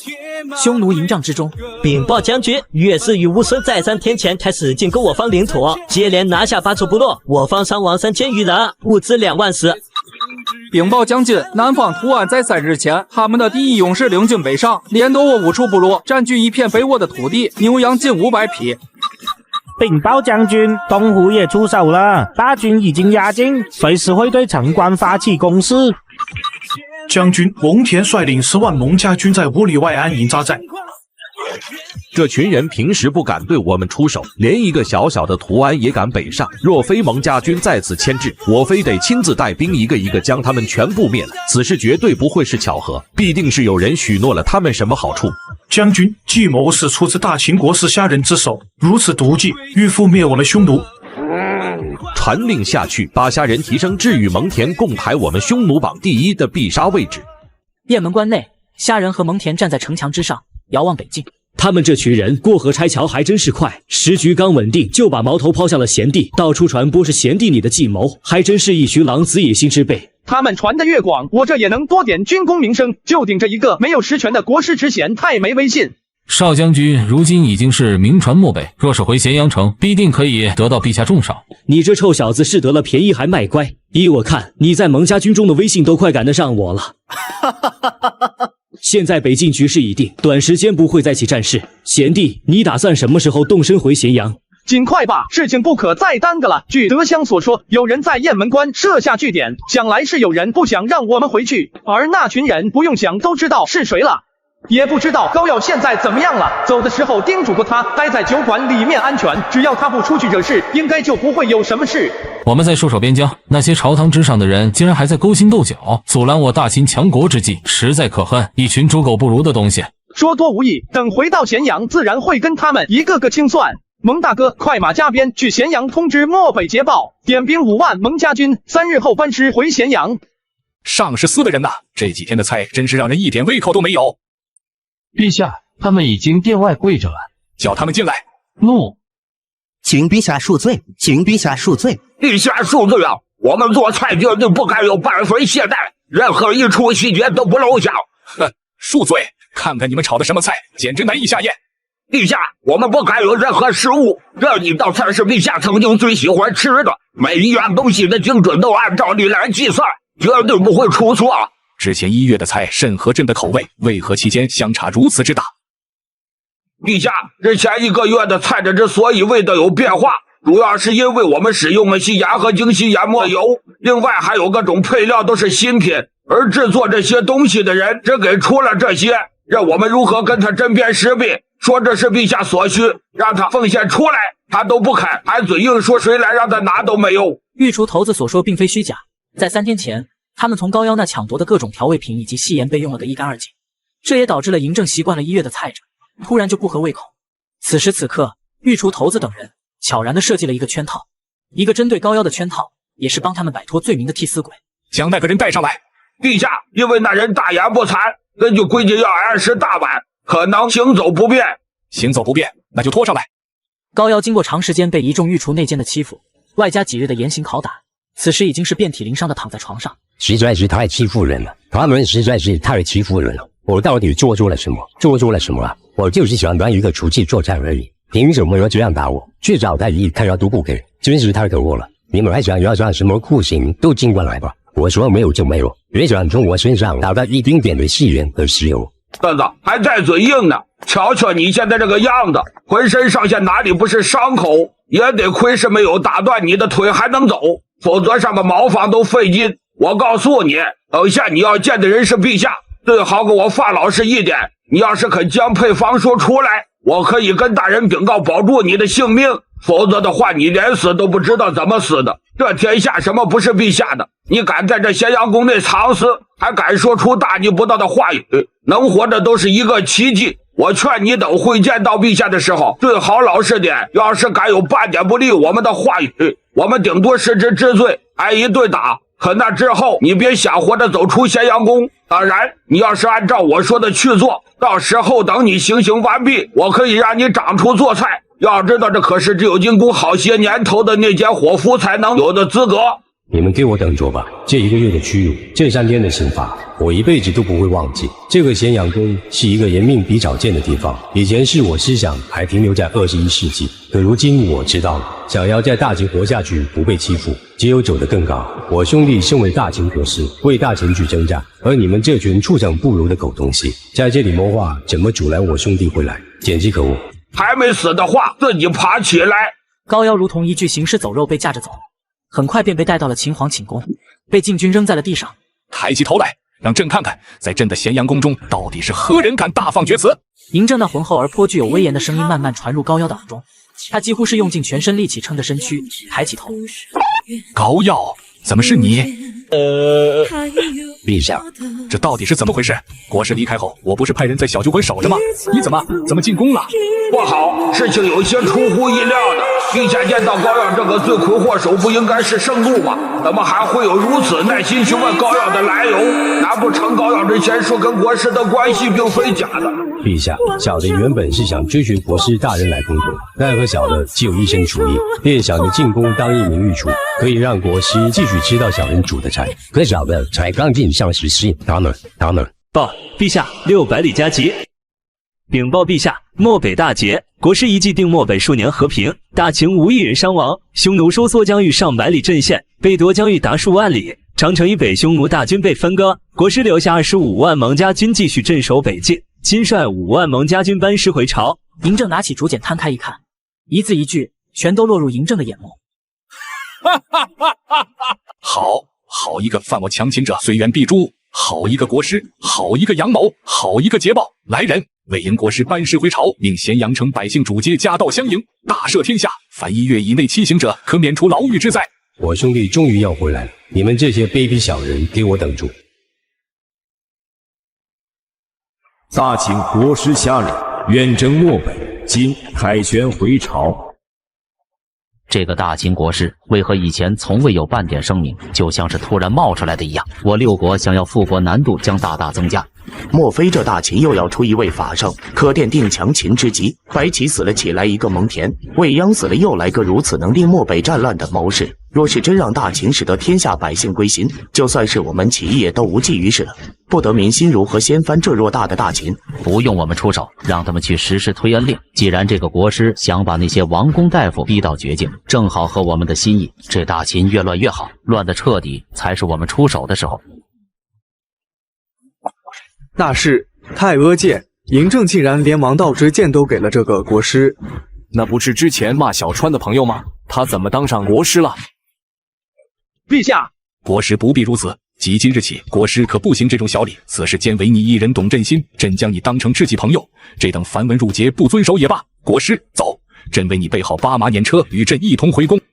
咸阳城，我虾仁回来了。国师此去漠北，扬大秦国威，众诸侯王国于漠北不敢造次，可谓是大功一件。此等大功，朕一时不知该赏些什么为好。爱卿可有什么想要的？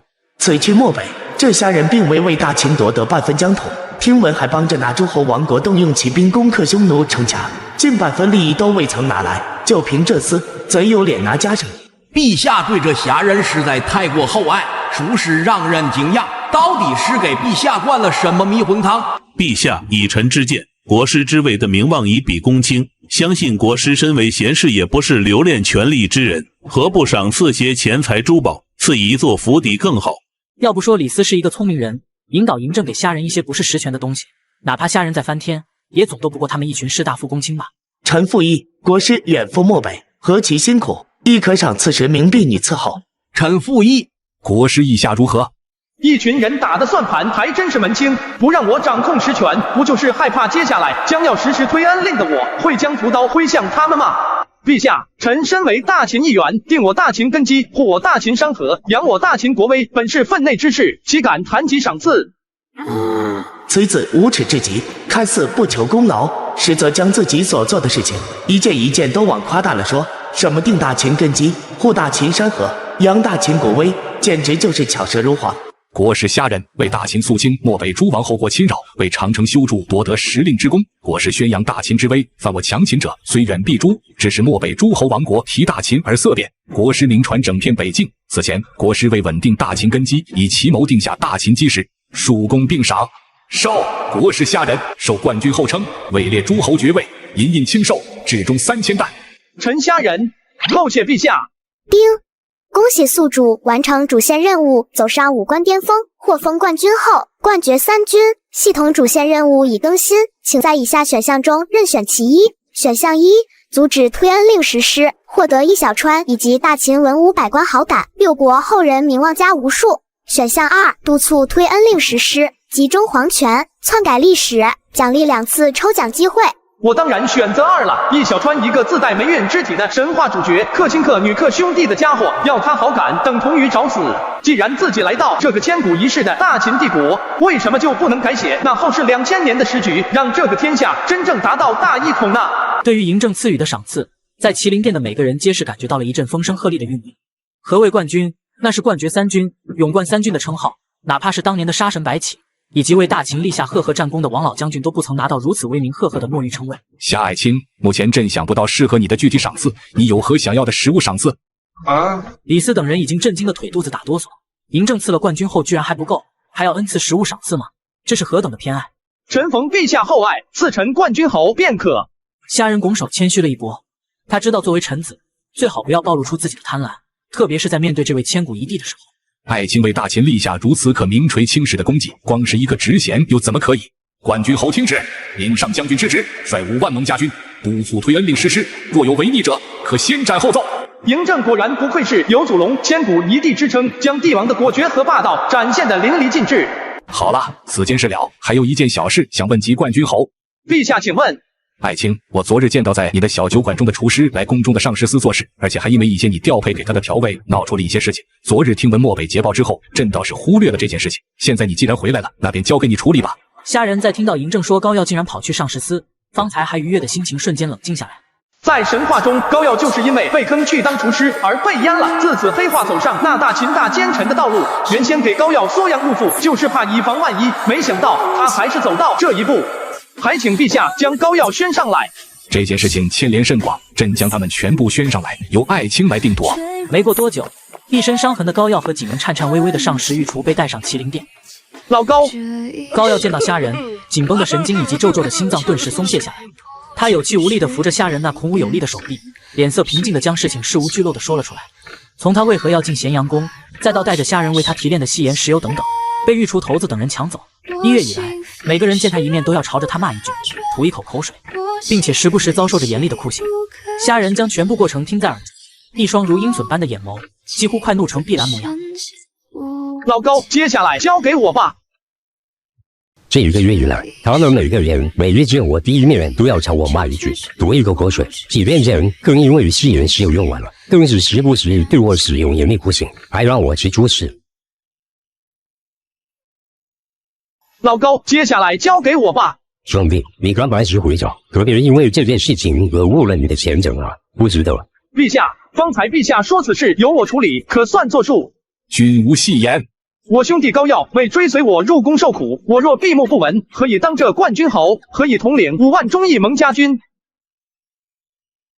第一罪，身为上十司老人，欺辱新人，抢劫财物，殴打致伤；第二罪，蒙蔽上听，抢夺机缘为私用，事后竟无有丝毫悔改，反而变本加厉；第三罪，身为咸阳宫御厨内监，动用私刑，罔顾国法，置大秦以法立国的根本于无物；第四罪，虾仁一罪一罪细数，直压得上十司众人喘不过气来。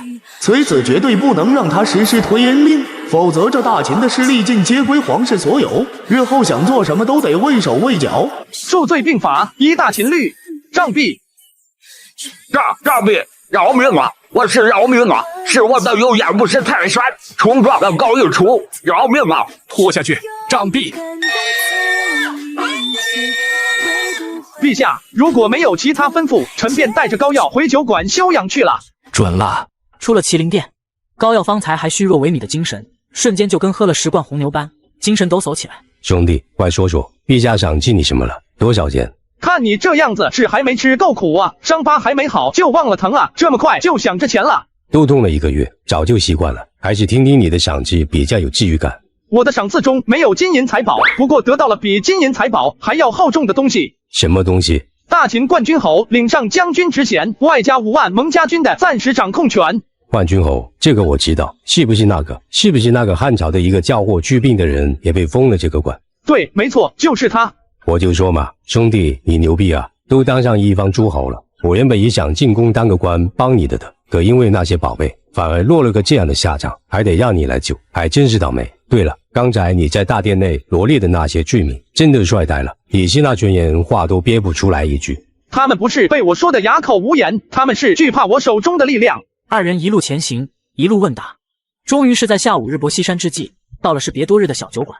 易小川，你来这里干嘛？老高，你真的是住在这里啊？这是怎么了？怎么成这副模样了？在宫里面弄的，一群狗东西欺人太甚，好在有我兄弟帮我出计，那些人已经被杖毙了。你说什么？你知道你说的是什么吗？杖毙？那都是活生生的人命啊，全部杖毙了。虾仁，我知道你想闯出一番事业，但我们是新世纪的人，不能去干扰这些历史，否则的话，后世怎么办？你在后世的家人怎么办？他们如果消失了呢？而且，要不是我听老高亲口所说，我真的难以相信，当初在沛县用清昌汤救治上千百姓解除瘟疫的神医，竟然也会是一个杀人不眨眼的恶魔。对于20世纪接受法律熏陶的易小川，从小便是被灌输人命大于天的思想，他无法理解，也无法想象，生活在新世纪的一个人，来到大秦才不过几年时间，竟能将人心扭曲成这般模样。恶魔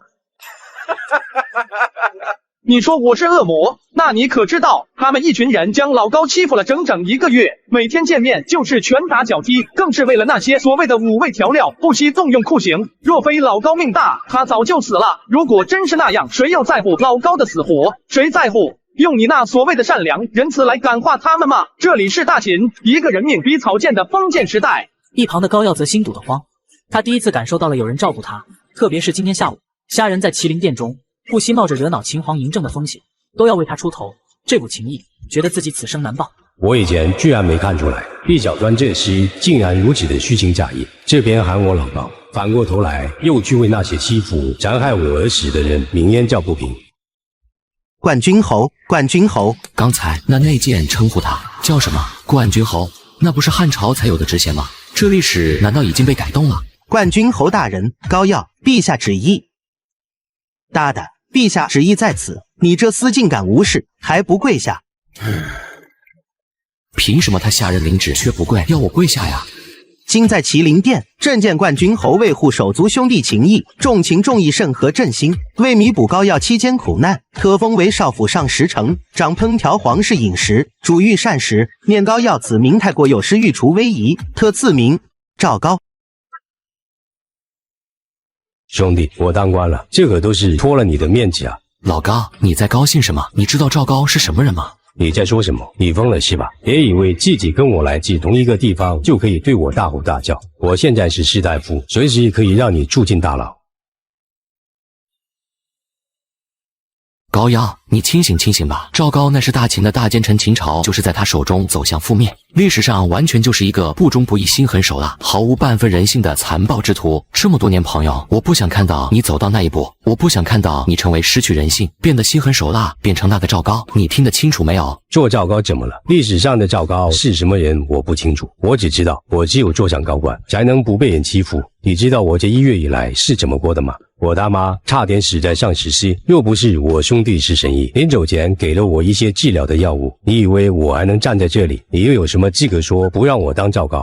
易小川闻言，脑海如同雷击，瞬间涌上一股陌生感，神色惊恐地看向高要。老高，你变了，你真的变了。当年你只是贪图一点小便宜，现在的你心越来越冷了。我不想有一天看到我的好朋友变成那个大奸臣赵高，我不想你变成人人唾骂的赵高。你没有经历过老高的痛楚，有何资格说他？你了不起，你清高，难不成在你心中，老高就是那样一个心狠手辣的人，就一定会成为那样的赵高？兄弟说的不错，你小川多清高啊，多了不起啊！跟未来大汉皇帝刘邦拜把子，又跟项羽叔侄学武艺，倒要快活了好几年，又怎么知道我这些年来所受到的苦，这1个月来经受的痛楚？我就是做赵高，我要一步一步的爬上去，我要做那个最高的赵高。高要说出最后一句话，几乎是用尽自己全部的力气嘶吼出来，声势之大，震得易小川目瞪口呆。虾先生，虾先生，素，虾先生，还请您去救救我家姐姐，她被一个无耻猥琐之人登门，说是要提亲，还说是虾先生你的朋友。我认识的朋友去吕家提亲，我来咸阳城并未多久，能说上是认识都是皇室之人，这皇室之人又不认识吕家之人。可那人说认识虾先生，好像是叫刘邦。刘邦，大哥，你们都认识他？刘邦，他什么时候认识我兄弟了？他们见面都没说过2句话，还就是那次在沛县的时候见的。呵呵，他脸皮厚可是出了名的。很快，几人便来到了吕家。大哥，真的是你？刘邦转过头，看到虾仁等人，倒也丝毫不心虚，脸上挂着笑容就走了上来，一边笑一边张开着手臂，作势要拥抱虾仁。贤弟，你终于来了，快来跟吕公说一说，我对吕家大小姐一见钟情，聘礼都带来了，他们却打算将我拒之门外，你瞧瞧，这算是什么事？滚开！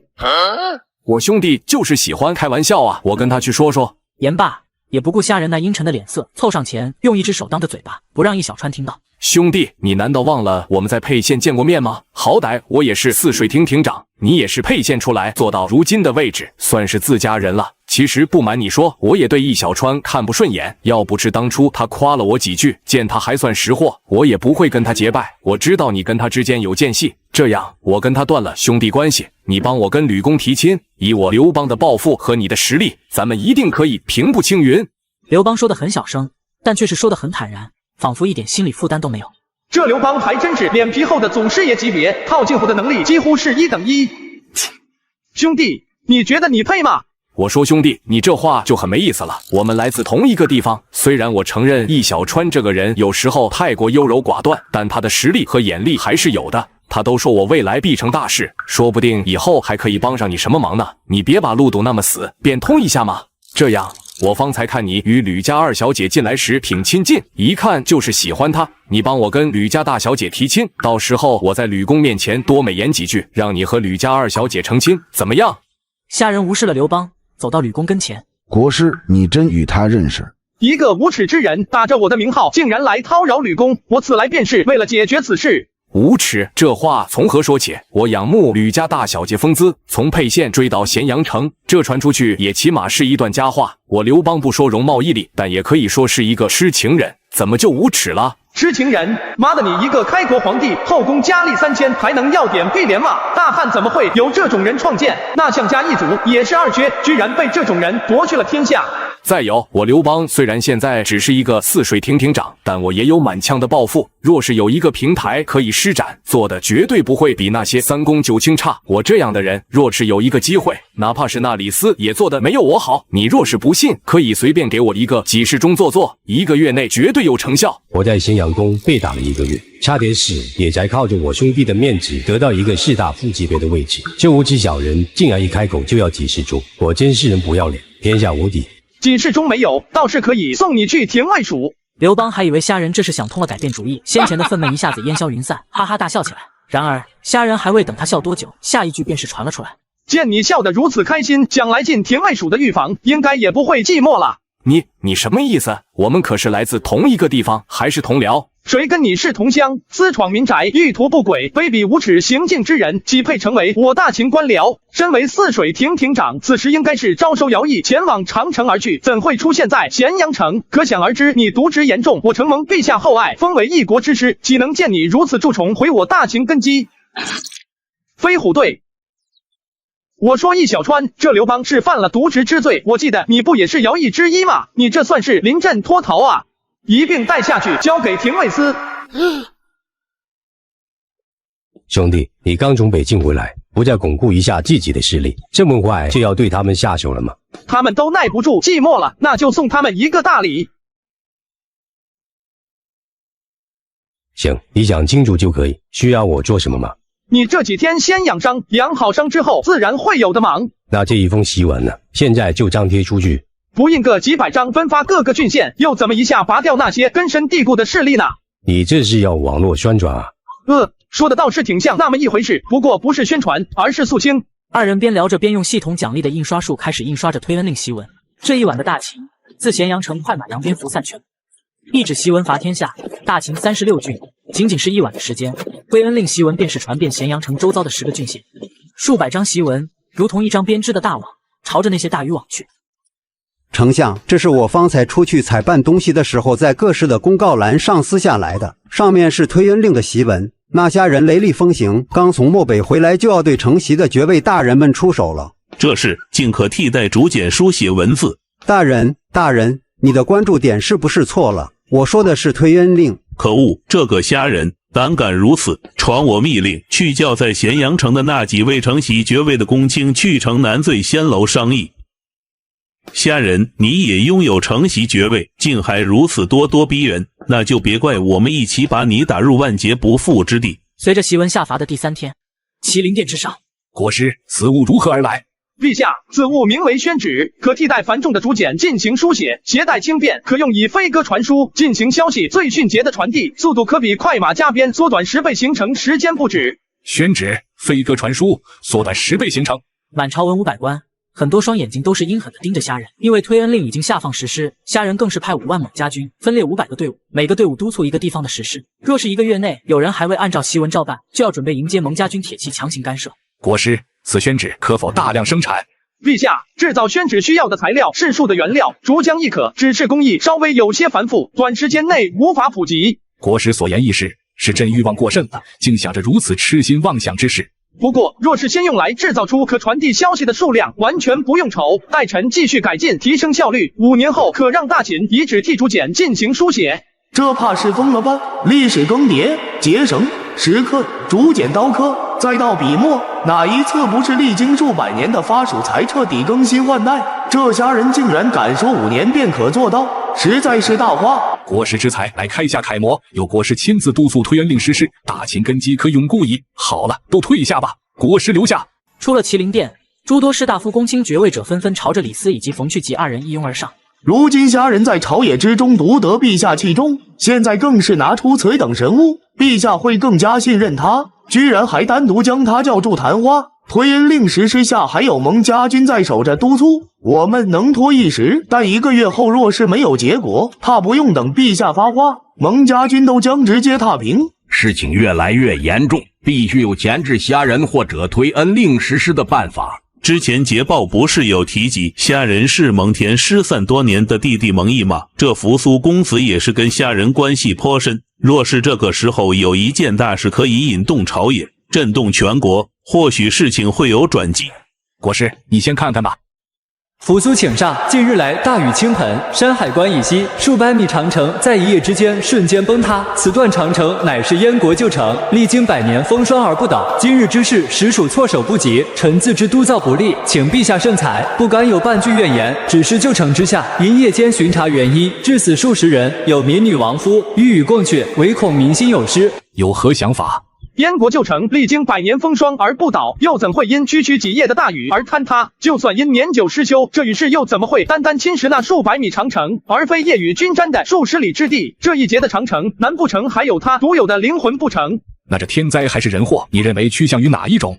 尚不能做出准确判断，只能说概率很大。不过无论是趋向于哪一种答案，对大秦都并非是一件好事。是啊，无论哪一种结果，对大秦都不是一件好事情。陛下不是让廷尉大人去探查了吗？何故叹气？朕不信他，朕信你。陛下想让臣去查？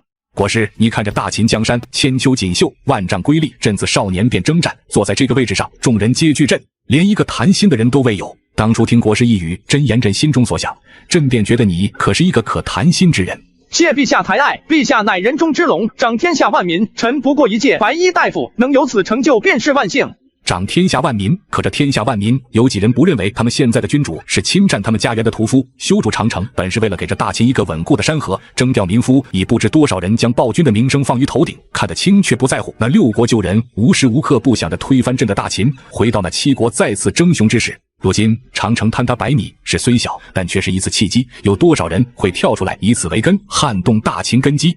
攻天下易，撼民心难。长城坍塌便是民心所变的一个契机，只要是有人心怀不甘，这便是一个机会，同时也是大秦的机会。你说的很对，攻天下易，撼民心难。大秦统一9州之地，但遍地都是他国之民，想要更改何其困难？大秦撼他们难，但如果他们想要撼动大秦的民心，并不难。陛下有臣在，大秦气数不会尽。若陛下愿意，臣有一计可扭转乾坤，但臣需要陛下鼎力相助。廷尉署监狱最底层的一处监牢，昏暗的光线外加潮湿的地板。放我出去呀！我不能死在这里啊！快点放我出去啊！再吵吵试试，正烦着呢。信不信赏你们2顿鞭子？别打了，别打了，大哥，我错了，不敢吵吵了。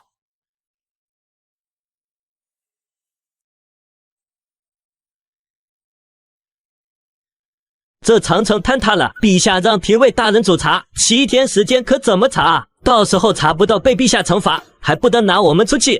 行啦，我们还算好的，上面还有廷尉城、廷尉御大人扛着呢，我们就是虾兵蟹将，慌什么？挨2顿鞭子罢了，到时候随便在监牢中找2个人出气，抽2顿就好了。说的也对，我看到那个叫刘邦的就欠打，每天叽叽喳喳吵死人。那我就抽跟他同一个牢笼的吧，看起来人模人样，最讨厌这种嘴硬的和刘邦那种嘴碎的。不行，我心烦，我要去再抽那个刘邦一顿。我招你惹你了？长城坍塌了，难不成秦朝历史上发生的那件事情发生了？虾仁改写历史没有成功，该发生的还是发生了。既然历史上发生的，他改动轨迹也还会发生。那刘邦怎么说也是未来大汉的皇帝，跟着他的话准没错吧？到时候让他帮我打开宝盒回家，他虾仁再怎么改变，不还是逃不过命运，还反驳我，必定会吃苦头。顺着潮流辅佐刘邦不好吗？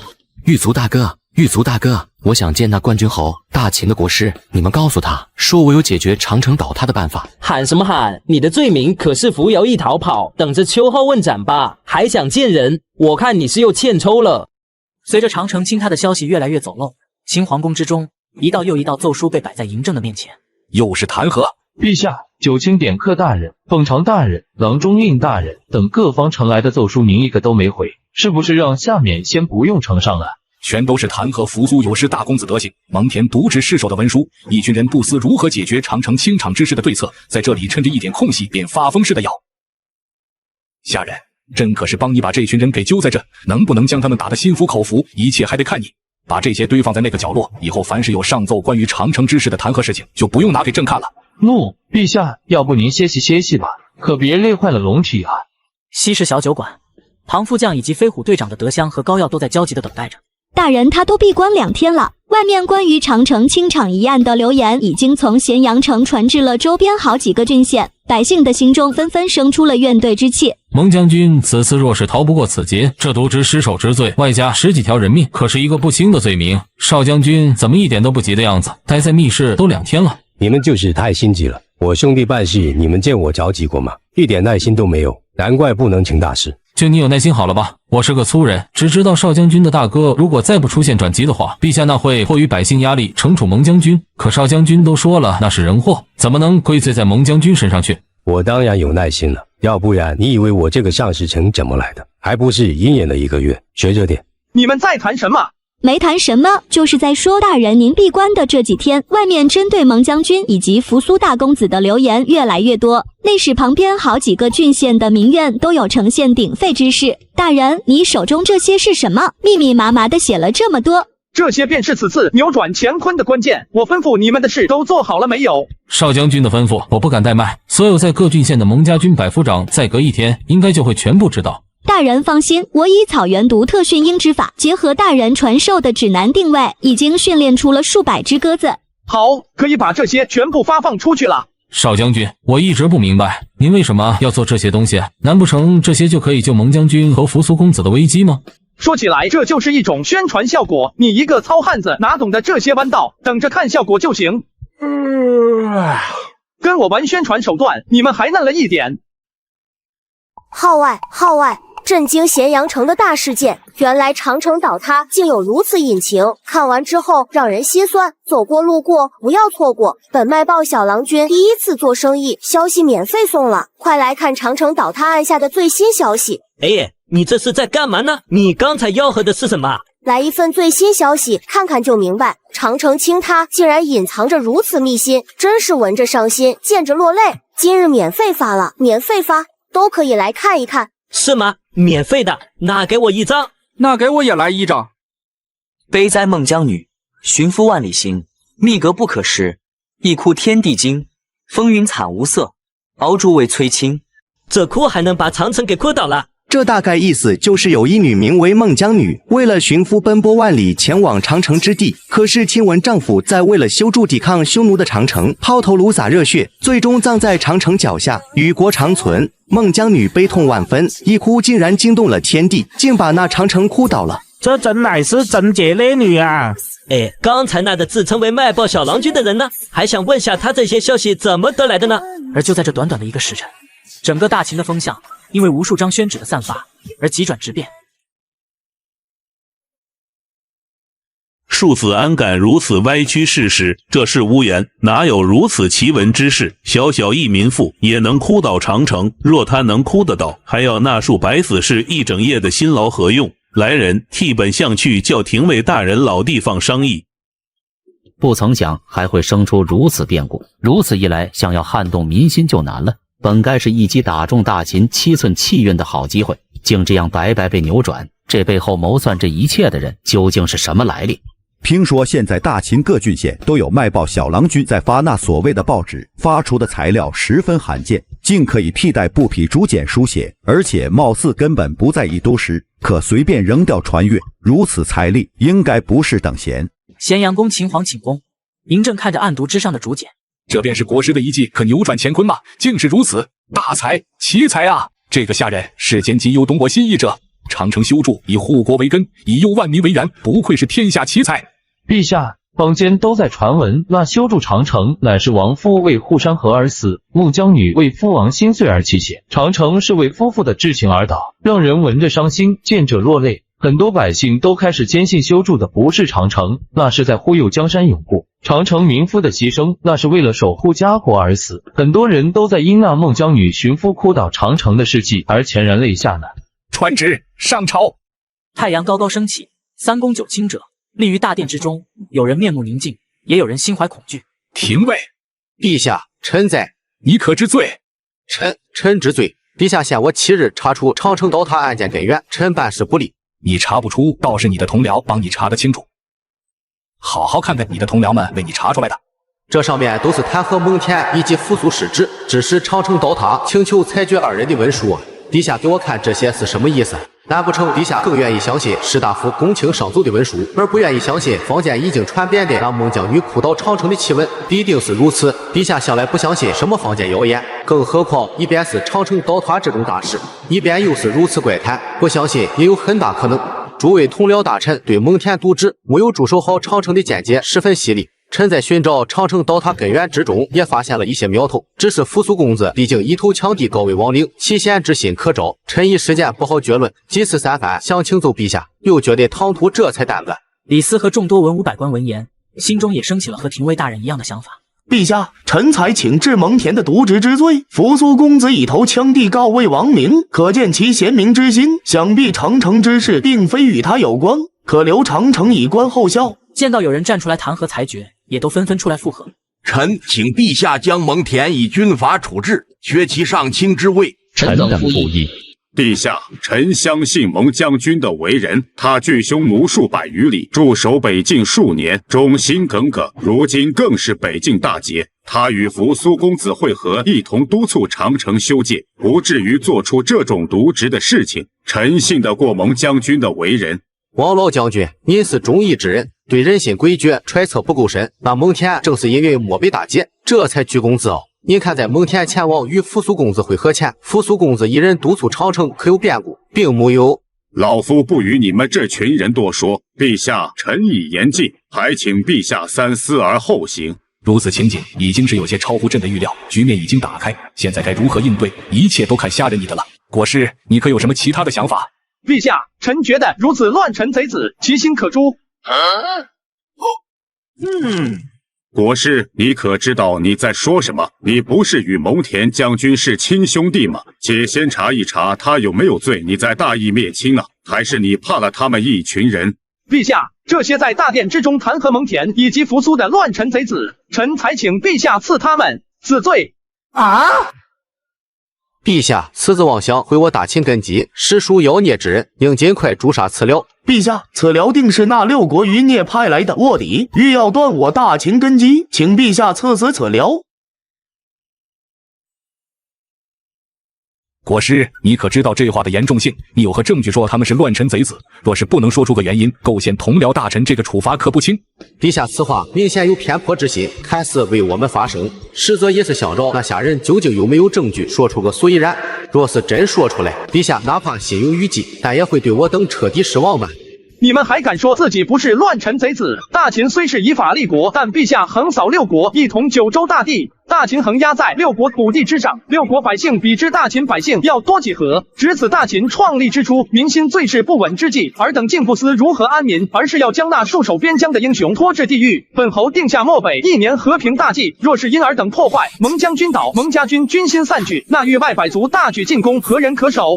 孟姜女绝唱，一哭长城倒，坊间百姓纷纷坚信，我大秦长城乃是护国护家之基，修筑长城而死去的民夫，那是为国为家捐躯的烈士。那哭倒长城的民妇是贞烈烈女，为世人所神伤所崇敬。那长城为感天动地的情比金坚而倒，非天亡大秦之灾祸。如此民心归大秦，可尔等乱臣贼子竟不思那天下黎民百姓归心大秦，去行那污蔑大秦将士之事，将百姓民心拒于大秦之外。你们来告诉本侯，你们到底是不是乱臣贼子？陛下，他所言皆是臆想，不能当真。我等皆是为大秦着想，未敢有半分不忠之心。陛下明察，臣等不敢有丝毫对大秦不忠之心，所做的每一件事情都是为了大秦着想。不敢有不忠之心，罔顾大秦边疆强敌，证据不清之下，便口口声声将为大秦奋战10数年的大将军削其爵位，军法处置。大秦军法无异于将蒙将军置于死地。你们可曾想过，边塞多少强敌在虎视眈眈，他们可是刚刚被喂饱的狼。若非有蒙家军震慑，尔等以为能够在此朝堂之中去评判他人罪名？再者，据大秦万民之民心，正值此万民民心归附之际，尔等不思招揽，反而想要将那孟姜女绝唱哭倒长城视为妖虫谣言，想让万民再回到那个对大秦悲愤的境地，其心可诛。这就是你们所谓的不敢有不忠。依本侯看，尔等死100遍都无法替你们子孙后辈洗清这一次的耻辱。你等乱臣贼子，何不自刎归天？典客大人，虾仁这嘴皮子厉害的超乎想象，竟能够将我精心筹谋的计划彻底颠倒。这一次不但输得彻底，还让虾仁稳坐于百官之上，连我这个丞相怕是都要被他压一头，以后再想制裁他难了。陛下，臣觉得国师针对此次长城事件的后续影响说得很有道理，但我想文武百官也并非同他所说，想来他们也是为了大秦着想，没有其他的想法。戏演的还真是可以，不愧是能坐上大秦丞相位置的人。诸位可有对国师所言不同意见者？陛下，臣经过国师一番点拨，发觉自己考虑确实有失偏颇，被国师一番痛骂，清醒了很多。臣实属羞愧。臣觉得孟姜女哭倒长城一事，将是我大秦留存千古的一处佳话，也是长城作为见证的一个历史，可立碑纪念。臣附议。臣也附议。这他喵，动辄就是乱臣贼子，开口就是死罪，估计再叭几句，那就是寿星公上吊，嫌命长了。国师虾仁听旨，长城倒塌一事影响虽然逆转，但后继依旧需要谨慎，朕命你处理后续。诺，刚好臣已有计策，可彻底稳定长城倒塌案。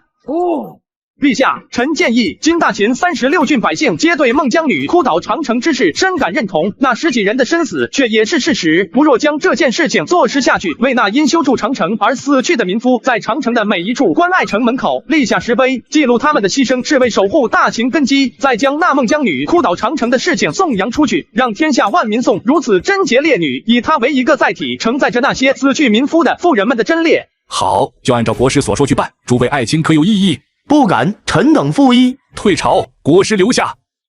陛下，可是还有事情？难不成一定要有事情才能让你留下吗？刚好午膳时间，你的厨子赵高不是被朕调任了上师城吗？可他非得亲自掌控膳食，刚好你也来一起用膳吧。国师，之前那些弹劾的奏章人员名单，朕让高公公送到西市酒馆去。你之前说过，大秦国政可以在不乱套的情况下肃清一群人，朕颇为好奇。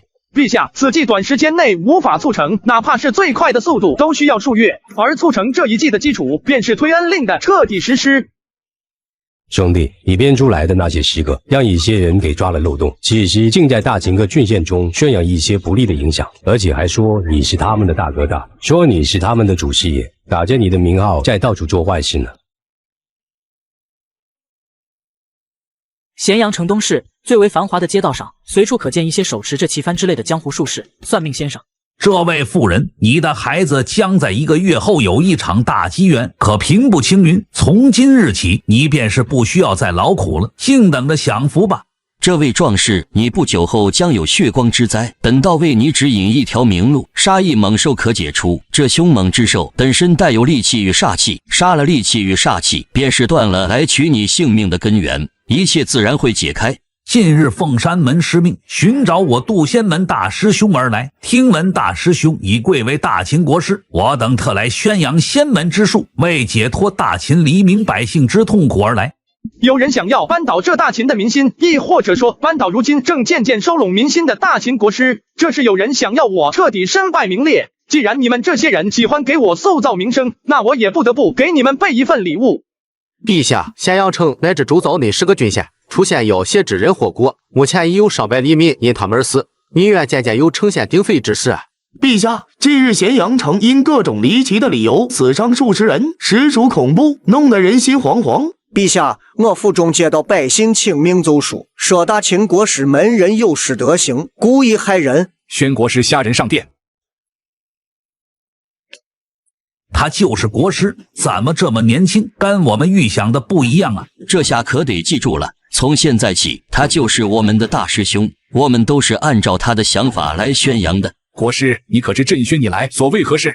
臣知道，一群宵小之徒也敢欺上瞒下，祸害百姓，其心可诛。陛下，国师此言着实有些贼喊捉贼之意，陛下都还未问他是何事，他便是先要杀了这些被蒙蔽于心的术士，实乃心慌而欲灭口。陛下，国师如此行径，可正是那坊间所言，并不虚假。国师，你说他们有罪，欺上瞒下，祸害百姓，到底是如何呢？打着我的名号招摇撞骗，窃大秦命官之名，谋夺利益，此为一罪；罔顾人命，攻人心计，以致多人陷入绝境，此为2罪；神仙丹药可救百病，却暗藏毒丹，残害百姓，此为3罪；妖言惑众，欺国，虽九死，亦不可轻其罪名。大秦以法立国，依大秦律例，当五马分尸。公卿见虾仁每次都是舌战莲花，口吐芬芳，巧舌如簧的，足以轻易定人死罪，嘴角都忍不住下意识的一抽。此是众人安排了很久的结局，切不可连虾人一块肉都咬不下来就败下阵来。陛下，臣可是听闻这些人乃是国师同门师兄弟，是成了国师的想法。如若他们是死罪，国师这个同门师兄是否也算是要挟之人呢？陛下，臣早就言明，虾人此僚乃是要挟之人，非祖宗法制。徐匈奴虽不错，但却喂养其他诸侯王国，不肯让大秦的一份利益。再有之前孟姜女哭到长城，这人力怎么可能哭到长城？此时想想，定是虾人的要挟之策，要亡我大秦江山。请陛下赐死虾人。诸位大人还真是时时刻刻为大秦着想啊！我等对大秦皆是忠肝义胆。你与他们乃是一伙妖言惑众、与齐国之人，实乃要挟。他们说你们与我一伙，均是要挟祸国之人，这可是死罪，你们难道不怕吗？大师兄，快救救我们，我们不能死啊！大师兄，您都忘了，我们这些都是跟您学的吗？师父早先世，您在山上教导了我们多年，半年前下山说来闯一闯，若非如今您的名望已经传遍了山河大川，我们也不会下山来找您了。大师兄，您比我们神通广大，可以让那么多人相信长城是孟姜女哭倒的。我们学艺不精，只能从一些小的做起。陛下，臣有黎民百姓的上书，均是控告国师之意，因虾人门中师兄弟所作为，已经致死上百名普通百姓，这是何等的不幸，何等的残忍！陛下，这些定然都是虾人要亡我大秦的诡计。哼，诡计！你们一个个接到文书，竟连查看一下都不去，便断定文书所说属实，你们还真是朕的好臣子啊！对此种弹劾国师之文书都不纠察，你们什么心思？朕岂会不知？在你们还不知道这咸阳城中冒出妖言惑众者的时候，国师便已经给朕上奏了和你们手中一模一样的文书，命手下将那些因被妖言所迷惑的百姓一个个下令阻其行北。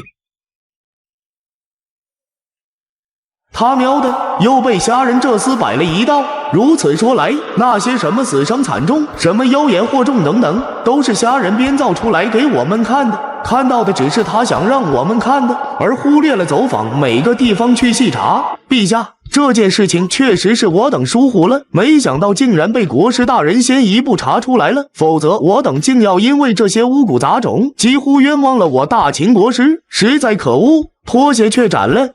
为今之计，只能弃车保帅了。什么？不要杀我，救救我！慢着！大师兄，快救救我！听说地下18层地狱中有一层名为下油锅，人心似鬼。尔等既然说自己是我师弟，想必对此小道不过尔尔。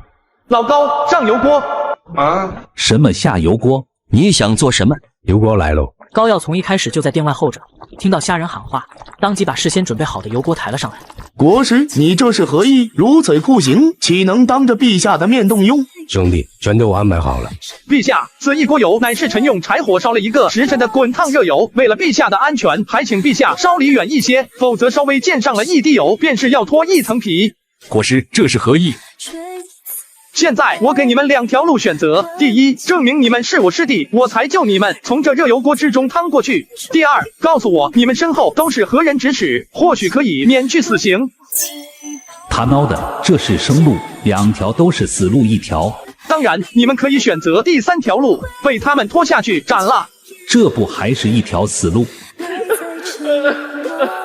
既然自己做不出决定，那我来替你们做决定吧，就选第1个了。国师大人，横角主闸是我们上使西的事情，就不劳你来亲自动手了。下人我是第一次做，可能手心炸的不均匀，但多过2下还是熟悉的。大胆，这可是麒麟殿，岂能做出这种酷刑之事？若是传出去，岂非让天下人说我大秦残暴，竟以油炸人为刑？一群术师光是看到油锅就吓得魂不附体，嘴巴肯定不牢固。此时若不救下，说不得真的会供出幕后之人。虽然不是我们亲自叫这群人去做如此宣传之事，但若是被顺藤摸瓜找到，我们一样是个死罪。说的也对，那就抬出去都滚一遍油锅吧，活下来的就是我的师弟了。不要，我说，是一个孙明建议博士，就是那个一郎给了我们100两黄铜金锭，说按照他的想法去做，还说可以保证我不会被处死，我这才答应的。国师大人饶命啊，陛下饶命啊！简直谬论！我何曾说过这种话？可有证据证明本官两袖清风，何来100两给你们？不用理会他，你们继续说。我是点科大人府中的一位管家来跟我说的，只要打听一下就知道，我那都还有定金藏在家里呢。这他喵！我没事惹虾仁，这厮干嘛？推恩令要实施就实施好了，这下好了，踢到铁板了。胡说，简直就是胡说！老夫门下管家怎会做出如此事情？尔等刁民竟敢妄加挑拨离间我大秦群臣同僚关系，人心似鬼，理应下油锅地狱！来呀，将他们滚入油锅！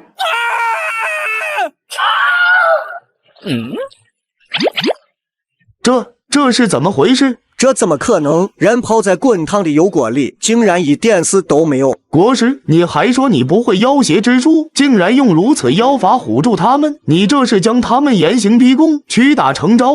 妖法就这，一群文盲，雷点眼力尽。看看陛下和国师多么从容淡定，再看看你们，一个个胆小如鼠，尽做暗中的勾当。对了，差点忘记你们没进过厨房，不知道醋可以在低温下沸腾，只要表面上覆盖一层油的话，就可以造出油锅一样的效果。一转眼连我这个厨技都不如，整天不想着为发展大秦干实事，净做些阴人的事，一群废物。国师之才能，昨日便是让朕叹为观止，今日在这朝堂之上再见，还是一如既往让朕惊奇。既是已明了，此事又是国师一手查出并断案，那后续便交给国师处置。国师认为该如何？那天下妖书分之。传朕令，自即日起，凡无大秦国运之书，全部清剿焚烧；凡到处宣扬神灵鬼怪仙师的术士，号称可医药治百病，而最终查实无用的天下庸士，全部坑杀。朕令，我是虾仁，联合5城后王翦，共同镇压各郡县，胆敢反叛者，杀无赦。将这群人拖下去，咸阳宫门口处以5马分尸之刑，以儆效尤。救救我！我不想死啊！救救我！就你们，要不是我兄弟提前设防，那些文书上的死亡数字就成真了。若是让你们这种真正的妖邪术师逍遥法外，不知道有多少人会死在你们的手上。若此番焚书坑儒能够让大秦走向盛世，将这一片战乱数百年的九州大地彻彻底底跃进一个层次，即便是背负暴君的名号又如何？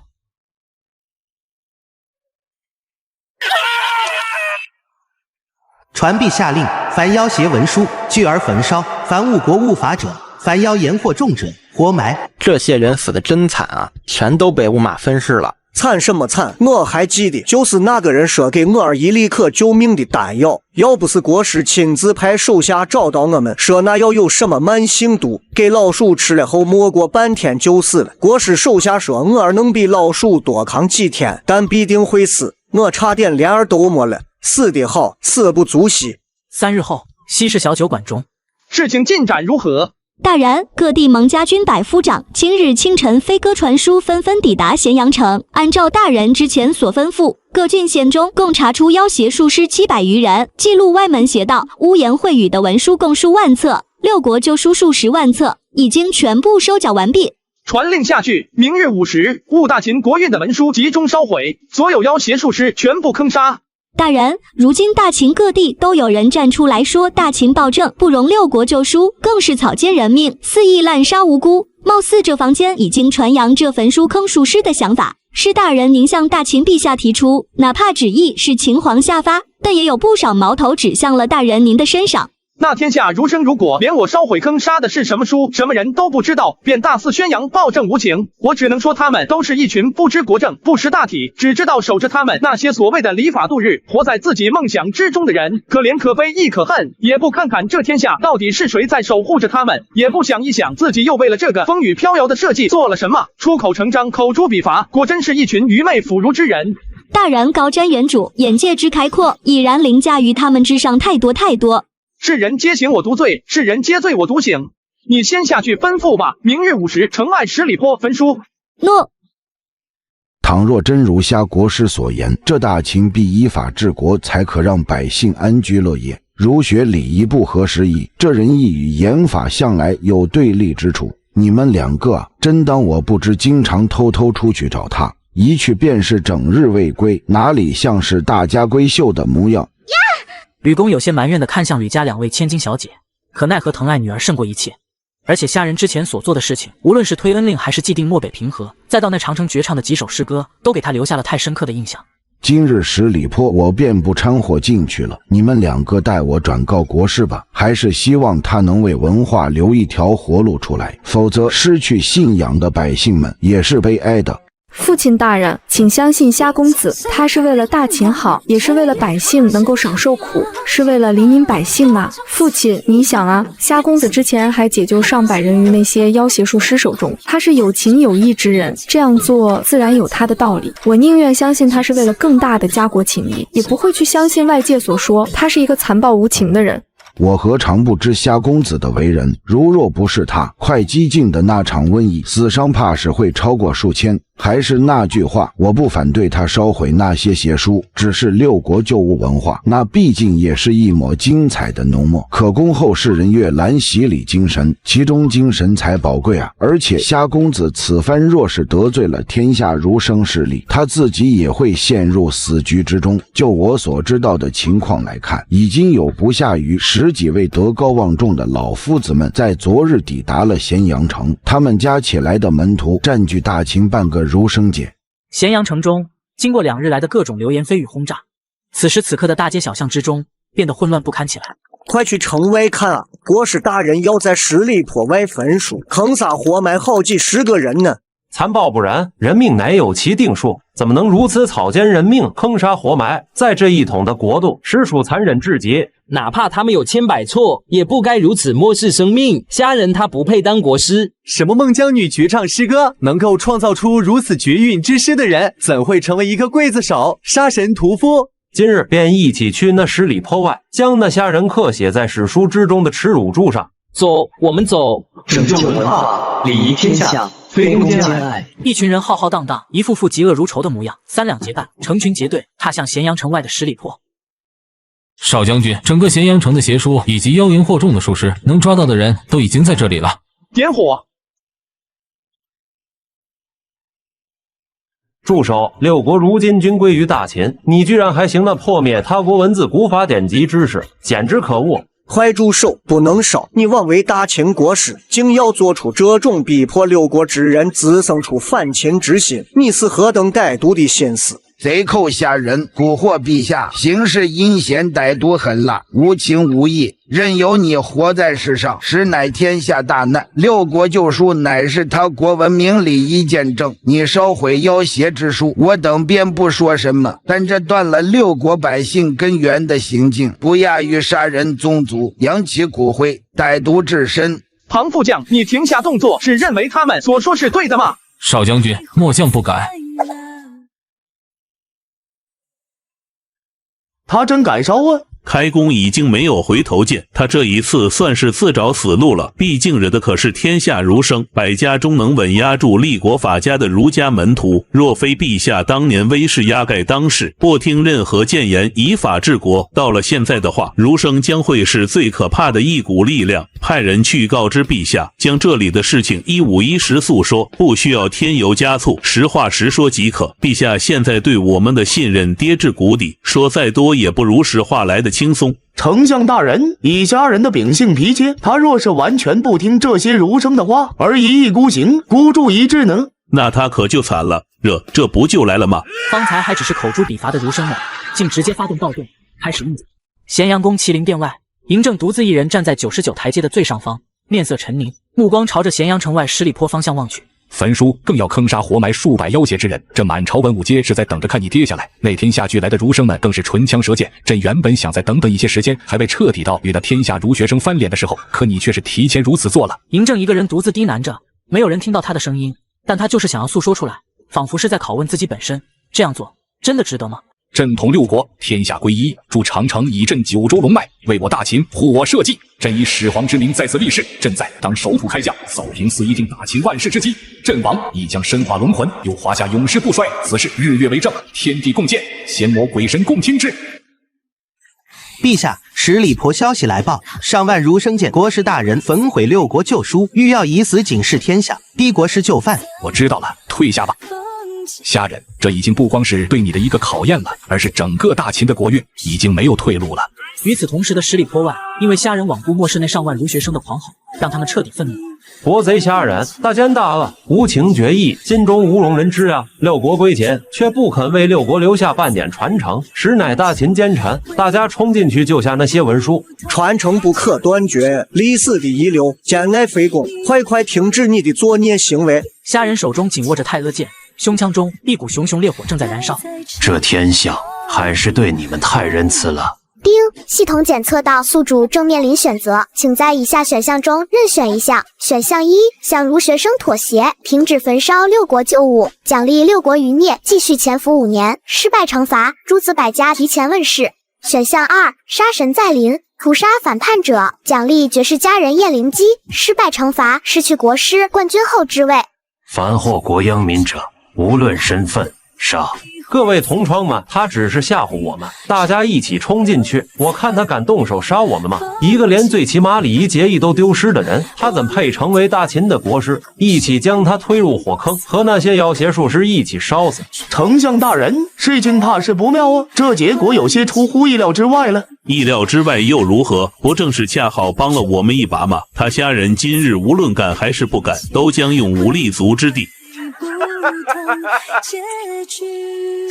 致大秦风雨飘摇而不顾，忽悠六国，密谋反贼之文，以扰乱大秦一统。你们枉为秦人，仁义礼法，无法不立国，虚人假义，丢尽孔圣先师的儒学真义。你们枉为儒生，大秦护佑这锦绣山河，用的是百万将士的性命换来的结果，却要被你们如此糟蹋。畜生不如的东西，今日以你们之血告祭那无数死去的将士亡魂。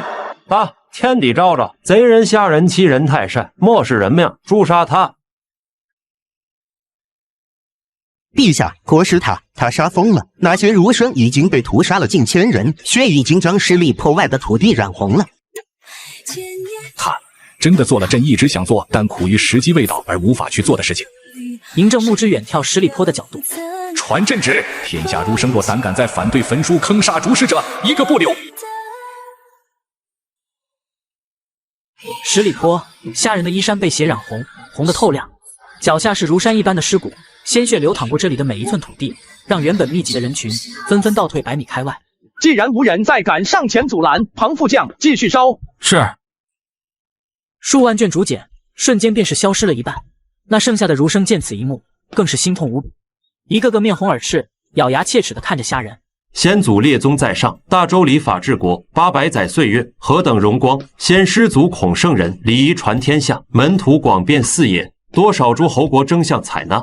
如今大秦竟然出现如此妖邪，欲罔顾礼法，漠视宗文，行绝灭六国旧文之事，岂非揭反六国族义之心，残暴成性，肆意屠杀1000余人，与那匪徒有何两样？请上天降罚，劈死这等顽劣妖魔！请上天悲悯世人，降违法，赐他死罪，以刚阳正雷，洗清他一身罪孽。你们简直是一群蒙了心的恶人！吕雉，公子，原本我来此是为了传达父亲大人的一句话，可现在看来，对他们这群人根本就不用有半点怜悯之情。一句话。父亲大人说，希望你能留守为世间文化留一条活路，还说天下人需要一个信仰，没有信仰是可悲的。可就我今天所见，这群人也配成为天下人信仰。吕雉语气十分冷冽，目中泛着寒光，盯着那群依旧诛伐虾人的儒生。在他看来，虾人屠杀1000人，这不是错，而是一桩天大的功德好事。若真是让这群人得逞，整个大秦的未来堪忧。天下人需要一个信仰不错，但还轮不到这群人来成为信仰。什么礼仪治天下，什么祖宗之法不可废，全都是一些污言秽语。这个虾人还真是不怕死，斩了1000名儒学生，此时竟还要挑衅，这可是彻彻底底的没了退路。今日陛下并未来，想来陛下也是知道，如今这个时期并不是针对儒学出手的时间，可他虾人太过自负，自以为是，如今怕是跌入险境，也无人可以救得了他。贼子，今日没人能够救得了你，我天下儒学门徒必定将你永生永世刻在耻辱柱上，受后世人唾骂千古。你烧毁了六国旧书，动坏了宗族法度，一点仁义礼信都被蹭有，反倒是贪嗔痴恨恶全部占了个干干净净，实在罪无可恕。如果说这天下有说的口舌争辩能够媲美的儒学门徒的话，那只有百家之中的诡辩家唯有一争高下之地，句句诛心，字字杀人。简直可笑至极！我大秦以法立国治国，没了你那儒学礼仪之法，天下人莫不兢兢业业、恪尽职守，不敢僭越分毫。收起你们那些伪君子的一套，在我看来，儒学之中也只有那潦倒几笔彩墨可堪重用，只有70%皆是废话连篇。儒学一脉传承数百年，门徒广天下，世人只要认书识字，便可是我儒学一脉传承之人。孔师教化万民，有教无类。这大秦的疆土之中，文化之基乃儒学派扎下，竟也被你抨击的一文不值。君子之道，礼仪之邦均被你践踏，是可忍孰不可忍？没了你们这群儒生，大秦依旧可以文照千古。既然你们想死，我今日便不要这国师之位，也免费将你们送去地下，一起跟阎王爷讨论礼仪。你们且看看他会不会认可你们的礼，看看你们的礼能不能渡那18层地狱死去的无数将士之魂魄。他要干什么？他这是疯了吗？这个瞎人自己想要去死，还要留下这么一个破败的局面。他一个人力量再强，又能怎么样？他只有几百飞虎队，而这些儒生足足几万人，人终有力竭之时。力竭，各位莫不是忘记了还有我在？一旁久久沉默不语的王老将军终归是站了出来。禁卫军何在？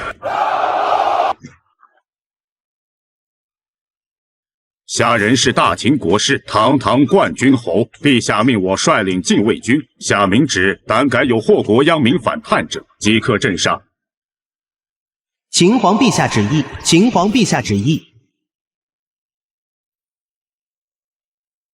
秦皇陛下旨意，正文有祸国殃民、扰乱大秦基业者，被国师斩下。特此诏令天下，凡在有误国师焚书坑杀要挟者，株连一脉。株连一脉。在场之人莫过于儒学派一脉。嬴政此意也就是说，若是现场谁要是再敢出手的话，大秦帝王将以铁骑横扫整个儒学派门徒，不计后果。可惜啊，若非孙老爷子此时不在场，又何至于此呀？是啊，孙老爷子乃是齐鲁之地儒学表率，出言可成章，一语便能改人邪恶，如此要挟岂能经受得住？我们和今日秦皇陛下发下旨意，我们莫敢不从。但今日之事，你虾人焚毁6国之文书，绝灭天下文化，儒学一脉从此隐匿于世。看这世间少了儒学，少了6国文化，大秦的以法立国，能有多少黎民百姓的信仰？尔等当真以为天下文化独占8斗，便能以此持信天下？今日我便告诉你们，这天下缺了你们一样精彩。虾人扫视了一眼那满目涌现最后疯狂的儒生们，之来。他这是要干什么？天下文化儒学尽占8斗，哪怕是大秦以法立国的法家，也不能在这一片土地上跟儒派有相抗衡的力量。公子，你想做什么？我在梦中时常梦到一个地方，那里自成一方世界，如同世外桃源。那里有着千古风流的文人骚客，可压盖万古的耀目文采。那里一人可吞吐天下气魄，一人可道尽民生多艰，一人可提枪杀敌。难不成你那梦中仙境还能有超得过儒学8斗之才？今日且让这世人所见，缺了这所谓的8斗儒学，会不会依旧文照千古？你要做诗歌，我来为你书写。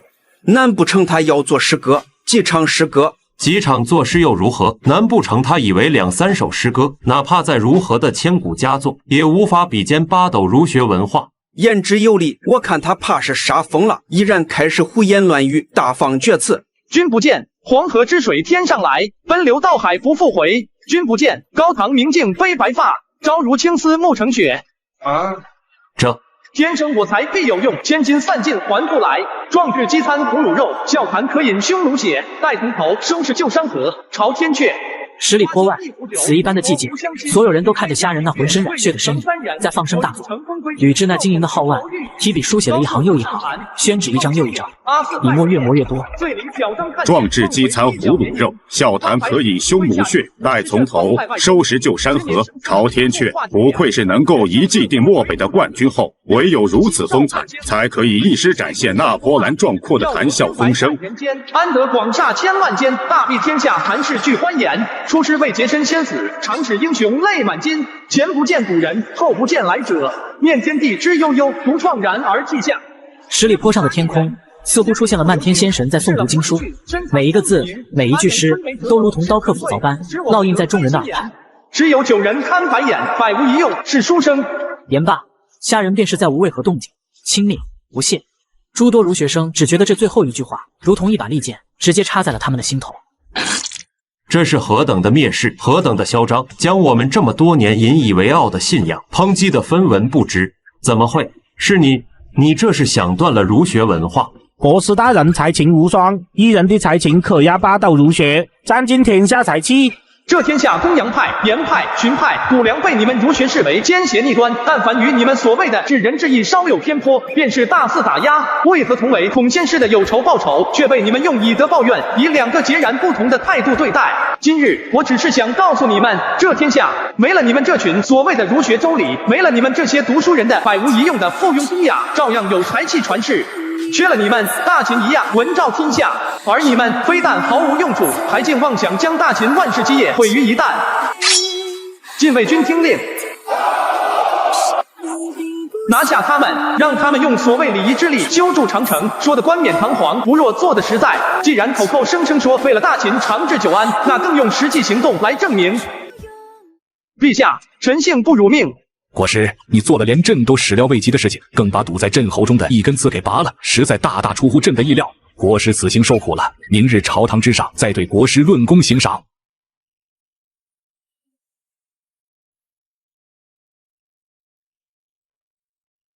国师大人小心，此女子欲擅闯酒馆，属下问其来历姓名，她不回答，欲要阻拦她，她便动手。国师大人，属下这就去调兵过来缉拿他。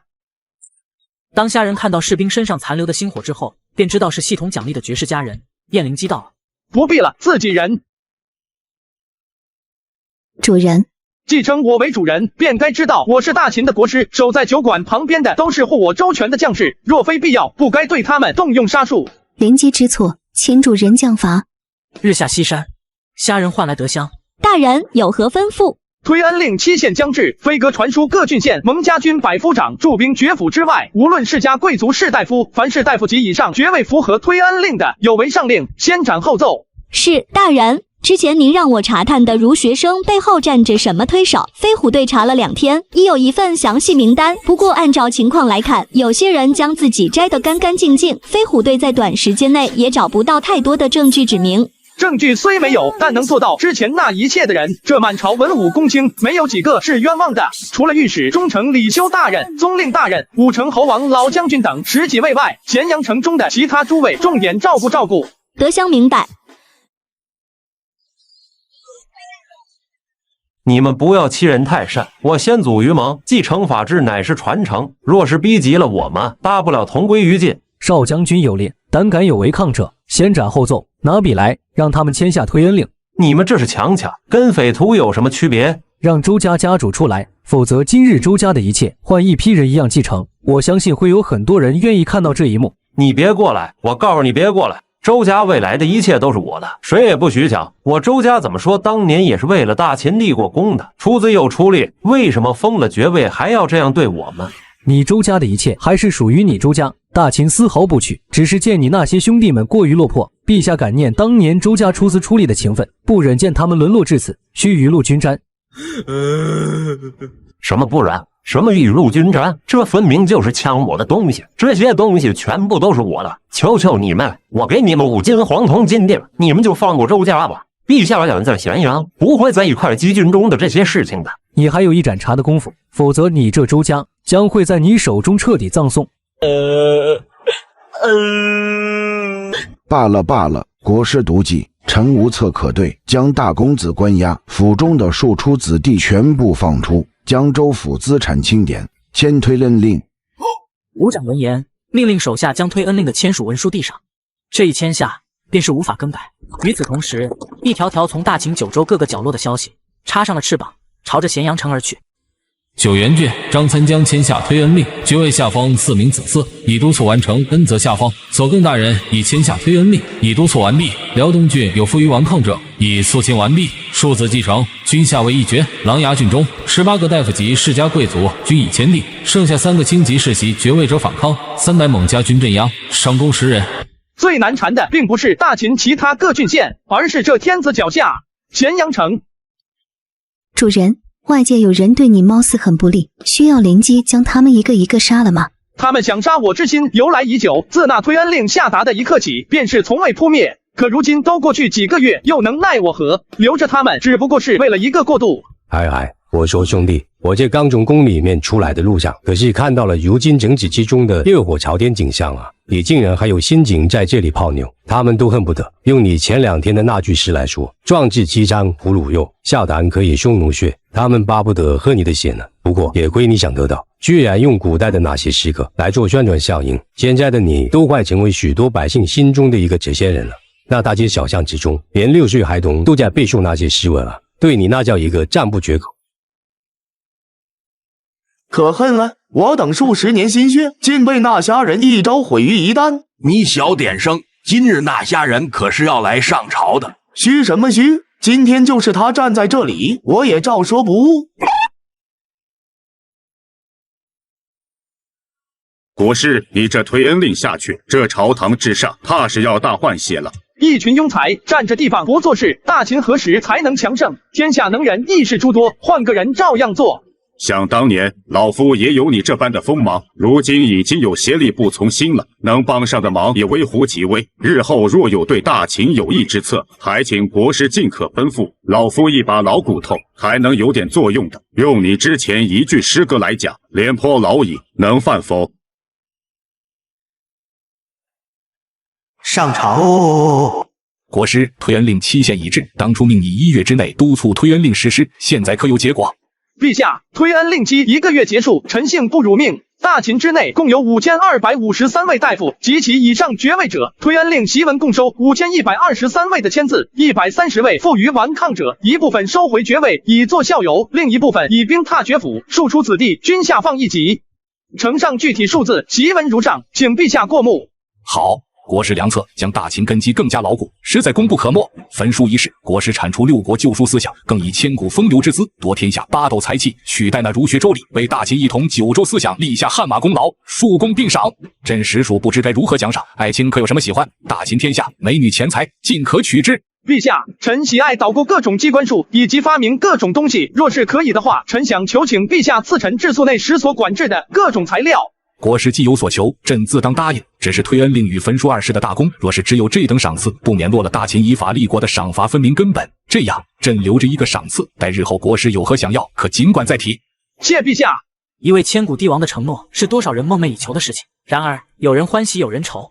陛下，推恩令下有一些忤逆者削除爵位官职，如今职位空缺，臣建议应当尽快安排。臣斗胆举荐，郎中令挥手，博士一郎中有几位政务杰出者，可担当大任。依我看，未必吧。这群人是什么德行？我早查得一清二楚，掺和了焚书坑儒之事，我还能让你们这群人担任高位？国师大人所言何意？难不成要插手百官内政不成？身为国师，是不是有些僭越了？丞相大人，难不成你老糊涂了？推恩令刚下，官吏世袭也失去了根基，原本作为一郎的诸多承袭者也就失去了资格。而另外一种军队系统中采取累积军功升迁的办法，试问在场诸多一郎，有谁上过战场呢？虾人言辞犀利，一下子便是断了2条升迁路，让那些原本心存希望的一郎们纷纷面如死灰。虾人所说，他们无法反驳。陛下，国师大人所说虽然不错，但臣觉得他们的能力还算尚可，特举荐他们，请陛下裁夺。大秦选官，除了之前虾人所提及的2种外，便剩下这一种，由统治阶层亲自力荐，只要能力不算是庸才，都可以过关。毕竟都是贵族世家子弟，有基础，也有人教导。而李斯便是抓住了这第3种办法。国师身为一国之师，这次便由国师亲自考教他们，再做定夺。陛下，这不可啊！考教官员本是君王之权，如何能让国师代替？丞相大人，你如此急切作何？在我看来，你所举荐的这群人根本无需考教，因为他们不配成为这大秦官员，他们没资格。你说什么？说他们没有资格？李斯仿佛听到了天大的笑话，一时之间气乐了。他们身为大秦世家、贵胄之家，声望不比大多数人差，拥有世家贵族底蕴，可奉献于大秦国政。他们若是没有资格，谁还有资格？大秦世家、贵族，一些站在幕后帮助那些儒生们护持6国信仰的人，也配成为大秦世家贵族，也配成为大秦官员。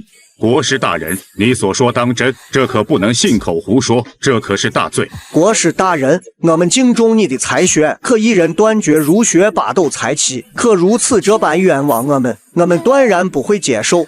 陛下，臣有一卷书，里面记载着数十位在场诸位人员暗中与那儒学生暴动之事有关，且都证据确凿，请陛下过目。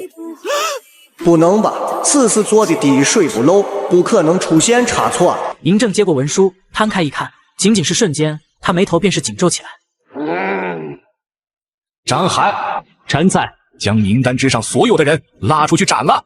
密卫将郎中令麾属、严复、段仪、荣嗣、窦氏也有带下去。张邯一开口便是喊出了10几个人的名字，几乎全是一郎群体之中的人。张邯将军，你这是什么意思？这可不行乱指认啊！陛下，臣等所犯何事，请陛下让臣等死个明白，否则臣等死不瞑目。陛下，臣定有冤屈，有人诬陷臣。长城乃是镇守九州华夏之地的龙脉，若真是天灾，那是天要亡秦，朕便认了。我大秦天下一统，欲要打造一个空前绝后的盛世王朝，将福泽遍及九州八荒之地。那6国余孽为复国祖大秦，朕也认了。可朕万万没想到，你们真是好大的胆子！一个放逐地老死囚，捣毁长城；一个竟敢与那前来咸阳城的各族大家坐而论坛，忽悠6国救赎思想，阻大秦霸业。当真的大秦是什么？张邯，你还站着做什么？是。陛下，饶命啊！臣根本不知道捣毁长城之事是地老死囚所干，臣当初只是听信了丞相的话，其日未敢断案而已，罪不至死啊！陛下，一派胡言，身为廷尉，私放死囚，罪加1等，应处以极刑。陛下饶命！当日我只是阻止那些儒学大家前往十里坡，并未有任何与他们相通之意，请陛下明察。没有相通。焚书当日，城南吕公亲自出门邀请了儒学大家入府，均已打听得清清楚楚。他拦下了那几名未来得及去十里坡的儒学大家，否则还不知道夏爱卿需要面对多大的压力。你可真是大秦的巩固之臣啊！吕公匹夫，胆敢诓我！连凤长与廷尉2位9卿正卿级的官僚都被拉下去斩了。在场10几位一郎早已经是面如死灰，有些精神甚至当场失常。国师，百官空缺之位，自即日起你来安排人员补上吧。陛下，国师近日操劳，自从漠北回来之后，便是没有休息片刻。为了国师身体无恙，保我大秦未来这百官之位的暂缺位置，臣便代劳来安排吧。更何况国师大人对各世家贵族子弟不熟悉、不了解，难免会耽搁一些时间。但百官之位的补缺刻不容缓。臣与御史大人会一同打理好百官空缺之位，这种差事一旦落入虾人手中，怕是会成为虾人在朝堂之中慢慢只手遮天的势力。真到了那个时候，还要我这个丞相有何用？国师意下如何？陛下，恕臣不能同意。丞相说我对世家子弟不熟，无法举荐人才。我倒要问问丞相大人，这大秦到底是世家贵族地主的大秦，还是天下人的大秦？自然是陛下的大秦。陛下既然恩泽万民，这朝堂之上的位置自然要从万民之中挑选。怎么挑？难不成还要微询？大秦天下何其之大，疆域何其辽阔，等到国师大人找到了人才顶替位置，怕是大秦国政早就出了纰漏。陛下，臣之前便跟陛下提及过，有一计，若是可以，不出3月便能为大秦拢来能人贤士。如今臣构思良久，终于将计策精炼，臣可保证，只需1月，人才自可入宫。到底是何计？废除举荐，立科举制。科举制，这又是何制度？难不成这个科举制便是你之前所说还需细细斟酌未完善的制度？哼，什么科举制，简直一派胡言。大秦自秦国以来，便是采用官吏世袭以及举荐，还有军功劳绩3法，从未有过改变。大秦国政也从未有不妥之处。国师说废除就废除，是不是太过狂妄了些？大周世卿世禄之下，只有统治阶层的家族成员才有可能接受教育而成为读书人。国政的各个官僚职位，在这种制度下，即使传至大秦有举荐选拔，也基本上不超出世家家族的范围。举荐选拔超越世袭血缘关系的罗网，而登上高位的只能是极其偶然的例外。而所谓的科举，并不因举荐的极为特殊例外，而是做到举大秦万民之力，共襄王朝，让各郡县乡里之中的万民，无论年幼老少，只要可有强秦固国之策，均可位列高位。按强秦固国策略高低选拔人才，优秀者入咸阳宫听政，中庸者入各郡县驻治地方。虾人所提出的科举制，核心点并不在于某一个大一统的文化局面，而在于这一场破天荒的人才基础。目前的大秦大一统文化的任务任重而道远，而人才亦是层出不穷。嬴政仔细琢磨了一番，强秦还是强军，一边触及到了大秦创建千古帝国的贵族基础利益，一边又是带着大秦走向繁荣昌盛的一条妙计。嬴政抬眼看了一下麒麟殿门之外，遥望天空，蔚蓝如洗。自即日起，废举荐，立科举。朕念国师一人独占天下八斗财气，又提出科举制，由国师担任科举制落实，3公9卿士大夫皆听其令。陛下，既然众位爱卿没有意见，此事便这么定了。可还有其他事情要奏？臣有本要奏。陛下，这土安王国不知从何听来，说他们的金安将军来访秦，已有1个月未有消息，可我派使臣来寻找。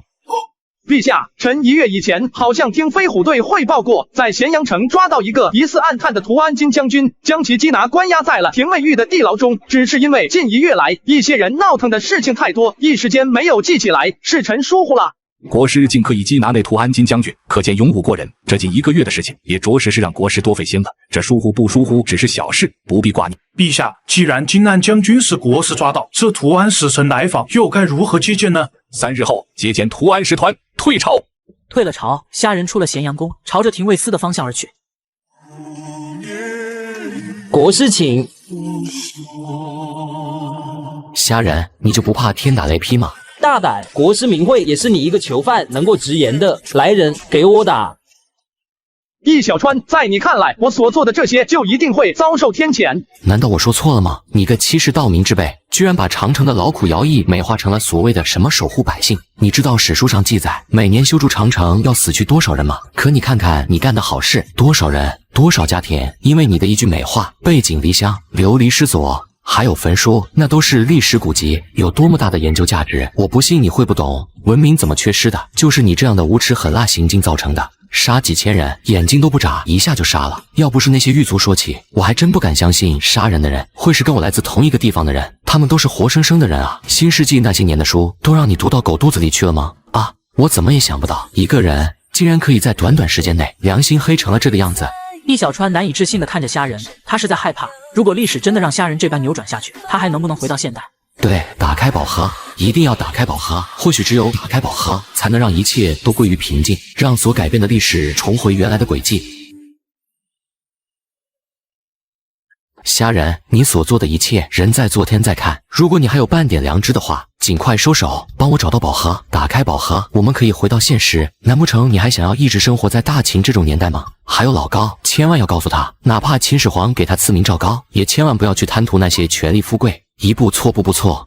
虾仁，你清醒一点吧，人力怎么可能胜天？历史有运行轨迹，秦始皇这个人他是暴君，这是事实，你这是在助纣为虐。你说完了没有？我在做什么，我自己清楚得很。你想的长城倒塌是服徭役民夫的苦难，可你不能预知的是，一旦没有长城，九州烽火再起，让域外百族有机可乘，将又会是一场五胡乱华，焚书坑儒，一群妖人邪书，杀了就杀了，也省得他们去祸害人。至于那儒生，他们更是该杀。你真当他们是新世纪的读书人吗？一群想着自己却没有任何家国情怀的人，每天都想着把这一个盛世给他戳破一个洞。你觉得他们可怜？虾仁一连三问，他和易小川同为穿越者的最大区别就是他的思想已经融入了这个时代中，而易小川却依旧是保持着后世的处事态度。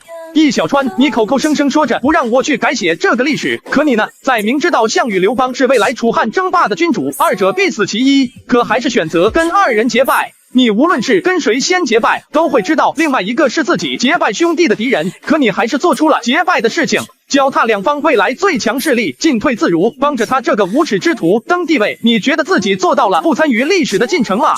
我这是顺应历史走向，并未去改变什么。刘邦未来称帝是注定的事情，再怎么改也没有差错。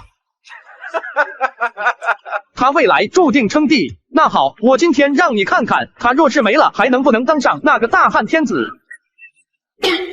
你要干什么？你不要乱来啊！你想干什么？你不能杀他，他又没犯死罪。你不是一直说大秦依法治国吗？你现在就是在藐视国法。难不成你这么快就忘记我在吕府之中给他说的罪状？他此时还能活着待在地牢里面，也只不过是还未到秋后问斩的时间而已。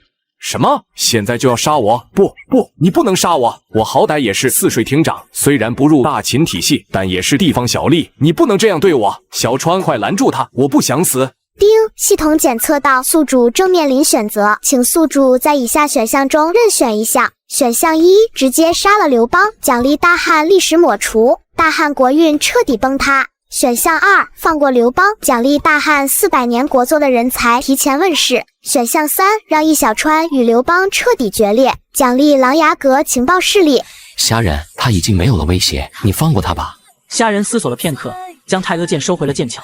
谢谢你能放过他。我说过放过他了吗？你这是想干什么？易小川看着虾人手中拎着一柄小刀，下意识一缩，咽了一下口水。你不是想救他吗？给你2个选择。什么选择？第一，你死或者他死；第二，你来为他操刀，断了他的根源，免去我的后顾之忧。我可以不让他死。什么？不，我不能。如果你不好选择的话，那我来帮你选。虾人言语之间，一只手已经轻放在太阿剑上，一阵寒芒传入易小川的眼眸之中。等等，我选好了。为了让我们2人都有机会活下去，我没得选择。我更没有想到，虾人一个现代人竟然会变得如此魔鬼。易小川手中拎着小弯刀，一步一个脚印朝着已经昏厥的刘邦走去。而虾人没有那种看别人阉割的想法，则走出刑房，坐在了牢房大厅。牢笼之中，易小川已经蹲在了刘邦的身边，他手中紧抓着小弯刀，眸光渐渐坚硬。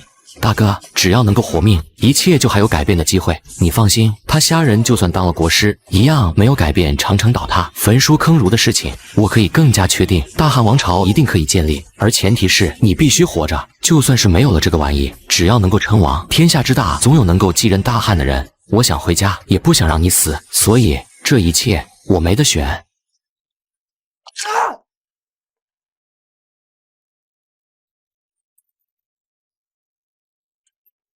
小川，你让我没有爱啊！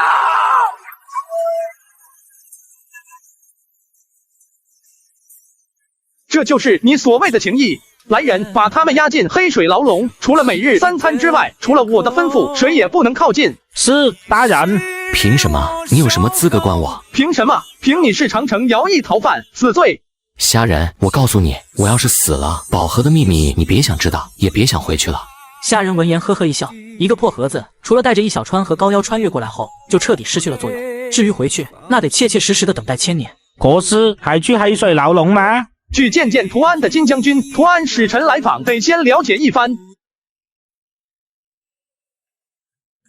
还以为你将我忘记了，都1个月了才过来，看来你并没有让嬴政知道我被抓的事情。图安使臣来访大秦了，否则我还真说不准什么时候能够想起这黑水牢笼中还关押着一位图安的大将军呢。为何来访？金安已经能够猜测到原因，他奉命来查探这个能够搅动漠北风云的虾人到底是何来历。又1个月一点消息都没有传回，图安王后自然知道他可能已经被抓了。我很想知道，你说图安使臣这次来，究竟舍得花费什么代价把你赎回去呢？毕竟这图安大将军潜入大秦咸阳城，还被当场抓住，说没有一心都没人相信啊。图安使臣都有谁来？听说是彭瑶和者汉2个人带队，我想知道他们在图安有什么来历。告诉你也无妨，反正都是图安人尽皆知的事情。彭瑶和楚汉2个人，一人是七国时期的百家名家子弟，一人是兵家子弟，竭力的主战派。名家子弟带着一个主战派的兵家子弟，看来你们图安的朝堂也并不怎么稳定嘛。七国雄主时代，名家之中最擅长辩论，通常是作为使臣的绝佳人选。但这次来的理由是金将军的失踪，竟然带着一位兵家子弟，你说他到底想干什么呢？金安沉默了。他明白大秦有虾人这种人当国师坐镇，强盛起来是迟早的事情，但他图安偏安一隅，并未有多少疆域能够在匈奴以及大秦之中还尚存，已是万幸。若是再招惹了大秦，必定是灭国之祸。你怎样才肯放我出去？金将军何必这么急呢？放不放你可不是我的决定，而是看你们图安使团怎么想。就算你知道了他们的身份又能如何？该面对不还是一样面对？那就不用金将军操心了，多谢你的消息了。或许3日后我们还会再见的。虾人离开廷尉司，来到了南市的吕家。公子是来找姐姐还是父亲大人？难道就不能是来找素素的吗？智儿，吕公不在家吗？父亲大人昨日回会稽郡了，我和素素留在咸阳城，刚才正在厢房盘点家中琐事呢。你们2个女子住着多不安全，去西式酒馆，那里空房间还有3个，原本是用来当客人住房的，现在也不需要了，住过去怎么样？可无名无分，住过去不好的。素素，既然父亲大人让姐姐照顾你，你便听姐姐的，为了你的安全，住过去。公子武艺高强，一定可以保护好你的。一切凭姐姐做主。收拾了东西，几人朝着西式酒馆走去。主人，此人自称为琅琊阁灰鼠白小生，想来求见主人，但多问一句却答不上来，连即只能下手了。属下白小生参见阁主。阁主。起来吧，灵姬，你先带2位吕家小姐进屋收拾一番，我跟她说几句话。阁主，属下前来觐见今日天下势力榜。大秦国师首创科举，凡成年者，亦或者有10人推荐的未籍贯神童，均可以免费参加科举考核。考核优秀者可入朝为官，亦可选在当地为百姓乡亲造福。大秦将全力支持造福百姓，恩泽万民。快来看看大秦国师首创科举。在大秦几大郡县之中，一支飞鸽传至当地蒙家军的手中。少将军有令，准备接手科举考卷，由全体蒙家军联合当地郡县长官进行选拔。若有敢渎职者，军杖30处置。无论男女老少，有强秦之策者，均可参与。一道道消息也是传遍四面八方。仅仅不过1日时间，报名参加科举考试者总人数超过了10万人。上朝。陛下，3日前，图安寺陈尹图安金将军在大秦寺中疑似来访，今日上朝觐见，已在殿外等候。宣他们上殿。嬴政面无表情，一个小小的图安王国，他还不放眼中，连大将军都被虾人抓住了，对方还能掀起什么了？大秦陛下，前不久我图安逆犯金安，欲谋图王位，被下臣识破后逃走咸阳城。前几日听闻大秦国师出手将其制服，我图安王后为表示谢意，特献来一些宝物，希望大秦能够将叛逆之子交付于我等带回去处置。作为名家人，面对任何事情都有着自己的底气，面不改色乃是基本功。哪怕是面对秦皇嬴政，他也只是尽了作为图安使臣的礼节而已，心中孤傲不减。使臣大人此言差矣，逆犯既是在我大秦疆域内抓到，自然由我大秦陛下裁夺，少不得也是一个死罪。既然都是死，二位又何须千里迢迢来大秦特意带回逆犯处置呢？大秦皇帝陛下，这逆犯在图安颇有一些势力，我们尚且还需要仔细盘问一番，整肃图安。我等代表图安王后之意而来，其实另有一层意思。诚如大秦丞相李斯所言，大秦既可以杀了逆犯金安，但我图安其实是欲借此机会向大秦示好，愿有归附之心。归附？图安王后真有此意？把东西呈上来。这彭瑶和者汉不想让金安活着，但却又不想让他死在大秦的手上，莫不是有什么东西是他们想拿到的？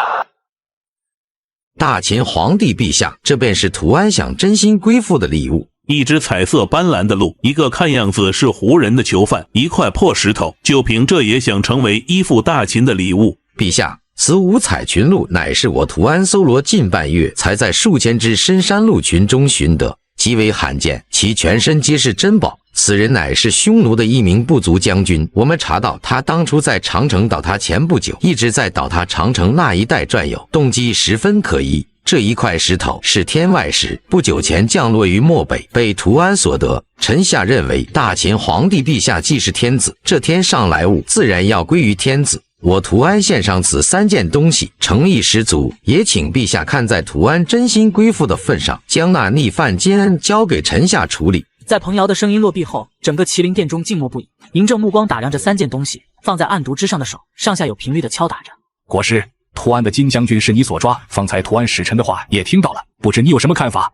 陛下，臣觉得图安使团既然说选择了归附，便失去了跟大秦提要求的资格。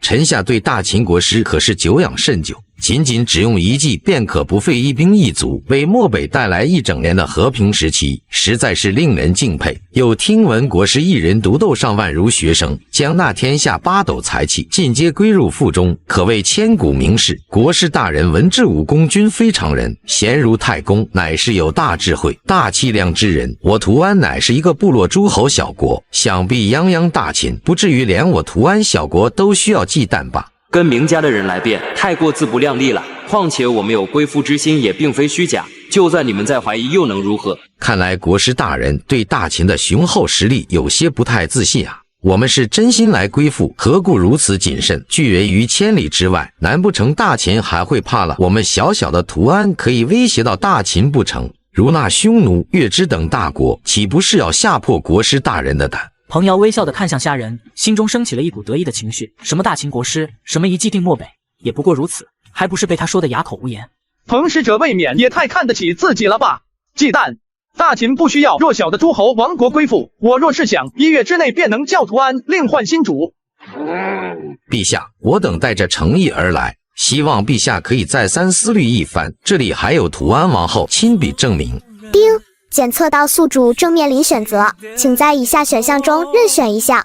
选项一，与图安使臣合谋，占领图安归附大秦，奖励与彭瑶、楚汉共分图安势力。选项二，前往图安平叛乱党，奖励天星之粉末1瓶。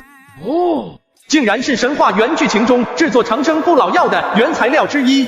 陛下，臣觉得既然图安如此诚意，大秦乃泱泱帝国，岂能让使团带着这样强大的一个叛逆独自离开？臣虽实力卑微，但意愿护送图安，使臣返回。国师言重了，此等小事就不必劳烦国师大人。听闻国师今日在举办什么科举，想必也劳心劳力，押送逆犯这种事情，我等自行解决就可以。多谢国师大人，你跟我说实力卑微，监督就是监督，说的那么冠冕堂皇。国师有如此豪勇，如今图安又愿意归附大秦，既如此，倒不如喜上添喜。朕闻图安公主貌美，我大秦国师勇武非凡，才气难掩，也尚未婚配。朕之前且说过，国师叔公未上，此次朕便为国师赐婚。朕与国师一见如故，知己相投，封虾仁玉帝之名，并代表大秦娶图安公主为妻。从此图安归附大秦，两相结好。国师乃我大秦第一贤明之士，此去图安迎亲，自然不能弱了大秦的风头。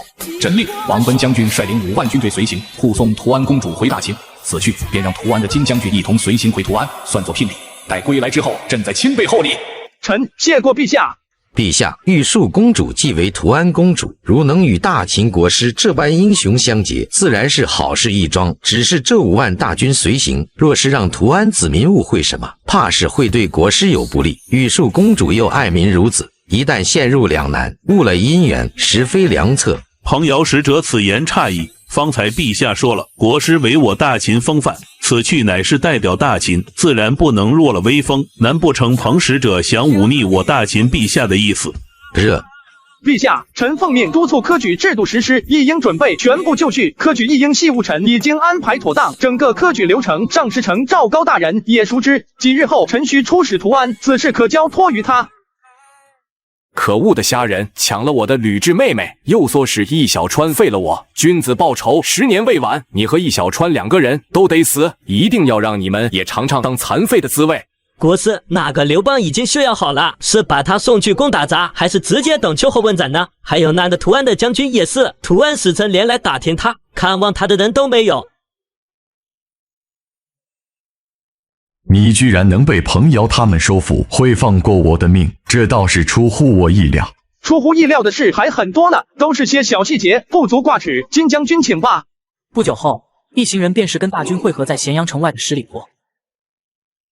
此去图安，玉帝会经由代郡。我已下密旨给扶苏，让他沿着长城与蒙恬一同前往代郡。那数万儒学生修筑长城的事情，还需要一个妥善处理。若是普通民夫听命也就罢了，但他们大多都是各郡之中的世家贵族子弟。如今推恩令下，各大郡县的世家贵族中，对玉帝的态度十分晦涩。朕能镇住他们，不敢反抗，但那些黑暗中的伎俩必然无法清理干净。而且扶苏他心宽仁厚，又是讲儒学仁义，如玉帝所说，他太仁义，并非帝王之料，特想让玉帝点醒扶苏。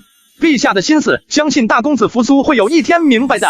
如果他不像是电视剧中那样顽固，对于一道密令连查探一下都不肯就自杀的话，此去图安，虾人责任重大。一是为了拿到图安王后的归附书，二是搞清楚金安身上的秘密，第三则是跟图安公主玉树提亲，让图安此行归附。有预谋也变成事实。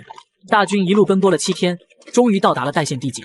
国师，前面便是代县了，过了代县，出了长城就是漠北草原，也就到了图安的地界。今晚大军在代县驻扎，明日再启程赶往图安。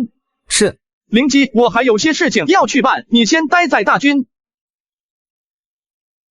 贤弟，陛下突下密旨，也没跟我们说什么事情，就说让在这里等你。陛下这是要干嘛？扶苏满头雾水，也是一脸懵逼状，只是听说有数万儒学生被放逐修筑长城。扶苏公子，我且先问你一个问题。国师请问。如果陛下之前的密旨不是让你前来代郡，而是将那数万名儒学生暗中处死，你如何选择？扶苏唯有以死谢罪。贤弟，你所说该不会是真的吧？陛下真要将那数万名儒学生赶尽杀绝？陛下并未明说对那数万儒学生的处置办法，只是陛下的意思，这数万人的命运且看扶苏公子的掌控，同样也是陛下对扶苏公子的看法。我此去图安若回来之时，扶苏公子还未做出抉择，那就只能我亲自选择了，只是陛下心中怕是会很失望。扶苏陷入了自我纠结以及自我肯定否定之中。这个选择将会是嬴政对扶苏有没有做大秦未来君王的前置考验。贤弟，你还没说，你这又是带着大军，又是随同屠安使臣走，这是要去准备干屠安吗？ No， 我这当然是去接你弟妹了。弟妹，你要娶妻了，快说你相中的谁？对方是什么人？什么时候开始认识的？对方呢，我没接触过，此事是陛下赐婚，屠安公主御书。又经历了1日的行军，终于大秦的迎亲大军驻扎在了屠安都城10里外。很快，屠安都城的领将看到了彭瑶以及楚汉率领的屠安使团安然回归，还带着大秦的回访使臣，急忙走来拜见。彭大人、楚大人，恭迎二位安然回屠安，此去一行可顺利？顺利个屁！从在咸阳宫开始，就一直被那个家伙给对的怀疑人生，想要暗中探查金安的下落都不成。自然顺利，有大秦国师相随而来，一切怎能不顺利呢？大秦国师就是那个曾经一计让匈奴边疆阵线收缩上100里的大秦国师下人，让儒家都偃旗息鼓没有吭声的谪仙人下人。将军注意你的言辞，虽屠安有归附大秦文书，但如此称扬他国之人，可不是身为一名屠安守将该说出的话。大秦国师，前面便是屠安都城了，此去是见我屠安王后，这囚车就不便入宫了，交与我去处理如何？楚大人，这金安将军可是我大秦陛下为我迎娶屠安公主的聘礼，怎能交由你处置了？这不合乎规矩啊！我这也是为了国师大人着想，毕竟此去宫内，沿街路过主街，别人知道屠安大将军被大秦使团关押在囚车内，可难保不会做出什么事情。如今屠安既已归附，想必国师大人也不愿意见到屠安百姓有所怨念吧？彭大人此言差矣，既是去见未来岳母，我这两手空空总不好。我觉得这聘礼就很不错。屠安王后，大秦国师下人奉大秦陛下命前来证实归附之事。大秦国师俊朗不凡，年纪轻轻便能坐上大秦国师之位，真乃是所罕见。屠安使臣团出使大秦，所提及的屠安归附一事确实属实，文书也是我亲自书写，不知金将军现人在何处？王后，金安乃是屠安叛贼，目前被大秦国师押在囚车上，想必大秦国师总不至于还拿着人不交给屠安吧？彭大人这一去大秦，舟车劳顿辛苦了，先行回去暂歇着吧。金将军的事情，容后再议。王后，金安乃是叛贼，丢下边境军队不管，跑去大秦咸阳城，难不成王后还想包庇逆犯不成？彭大人，我说过了，此时容后再议。如今正是大秦国师率领大秦使团来回访，难不成彭大人想怠慢大秦国师吗？即便如此，我想大秦国师也会遵守约定，将叛贼交由我等去妥善处理。屠安王后显然不敌彭瑶，三两句话便是被堵得哑口无言。明眼人都可以看得出来，屠安如今正便是板上钉钉的事情，怕是此次归附之后，政权就要易主在彭瑶等人的手中。既然王后没有其他吩咐，便继续招待大秦使团，我等先行告退，将那逆贼收押审问。彭大人，你们这般将我的聘礼相互争抢，是当我不存在吗？大秦国师此话何意？之前意思不是说要将金安交给屠安吗？难不成国师大人是要反悔？彭大人要拿我聘礼回我姻缘，俗话说宁拆10座庙，不破1桩婚。彭大人觉得我到了这屠安境地之中，便可以容你这般放肆了吗？当然，彭大人也可以先行一步离开，趁着我和屠安王后商量诸事的时候，派一些陌生的属下去劫囚车。这聘礼丢了也没什么，到时候我再让5万大军帮忙找一找。虾人所说，无疑是堵住了彭瑶等人的内心想法。什么都被说中了，还怎么去劫囚车？外面还有5万大军镇守，还玩个屁！诸位大人无事的话，先退下吧。我与大秦国师好好商议，3日后再决议下发归附各事宜。臣等告退。这大秦国师果然如同那坊间传闻一般，霸道到了极致，一点亏都不肯吃。两虎相争，必有一伤，还是先静观其变，保住自己的性命为解。这几日的屠安，怕是不平静了。等到众人散去，大殿之中仅仅剩下虾人以及那坐于大殿之上的屠安王后。玉树，出来吧。虾人闻声望去，只见木帘侧边缓缓走出来一位如同画卷仙子般的女子，如空谷幽兰，圣洁如雪，似天上折落凡尘的仙子一般。身无彩凤双飞翼，心有灵犀一点通。虾公子文学才气，让玉树仰慕良久。今日得见，公子果真不负谪仙人一名。都是坊间传言，半听半信罢了。王后、公主，这是大秦陛下亲拟的诏书，上面有大秦与图安此次归附事宜的一应详情，还请过目。图安王后看完之后，心中哪怕再不愿做出决定，也只能点头深表认同。等候听闻，此次大秦国师率领5万大军前来，只是为了赐婚仪式。赐婚？大秦陛下为两国关系更进一步，特为外臣赐婚，前来迎娶玉树公主。图安王后倒也没有说什么阻拦的话语，她知道这种事情既然是大秦陛下亲自下令，便是没有转圜的余地。堂堂大秦国师，皇帝亲封玉帝、冠军侯，说到底还是他女儿高攀了。玉树，你7日后也便是成年礼了，届时候便随同前往大秦吧。图安有母亲在便够了。图安王后心有不忍和不舍，但却还是如此说道：“她要将女儿送出这火海之中，免去在之后的政变中受到伤害。”母后有些疲累了，你替母后陪着国师在宫中逛逛吧。是，母后。二人离开大殿，来到一处清香雅致的地方。公子，这些是玉树闲暇之时栽种，景致大师，还请公子莫怪。花不及人美。难怪连名家彭瑶也要在公子面前败下阵来，话可见唬人开心。可并非唬人开心，玉树公主的确拥有回眸一笑百媚生，6宫粉黛无颜色的绝世瑰丽。玉树闻言，娇躯一颤，脑袋瞬间抬起，一双水汪汪的明眸紧紧地望着虾仁。回眸一笑百媚生，6宫粉黛无颜色。眼前的虾仁，情诗可专挑情窦初开女子的心魄，每一句都足以让人痴迷，张口便是千古风流绝句，轻易之间便是才情惊艳万古。只是这一句，似乎也勾动了玉树的伤心事。虾公子，玉树恳求你救救图安。我知道彭瑶那群人想要什么，我不能眼睁睁看着他们把图安当成跳板，去实现他们的大计。请公子救救图安几10万百姓，冀大秦陛下为我和公子赐婚，玉树实属万般无奈，只能出此下策了。公子，且随我来。哇！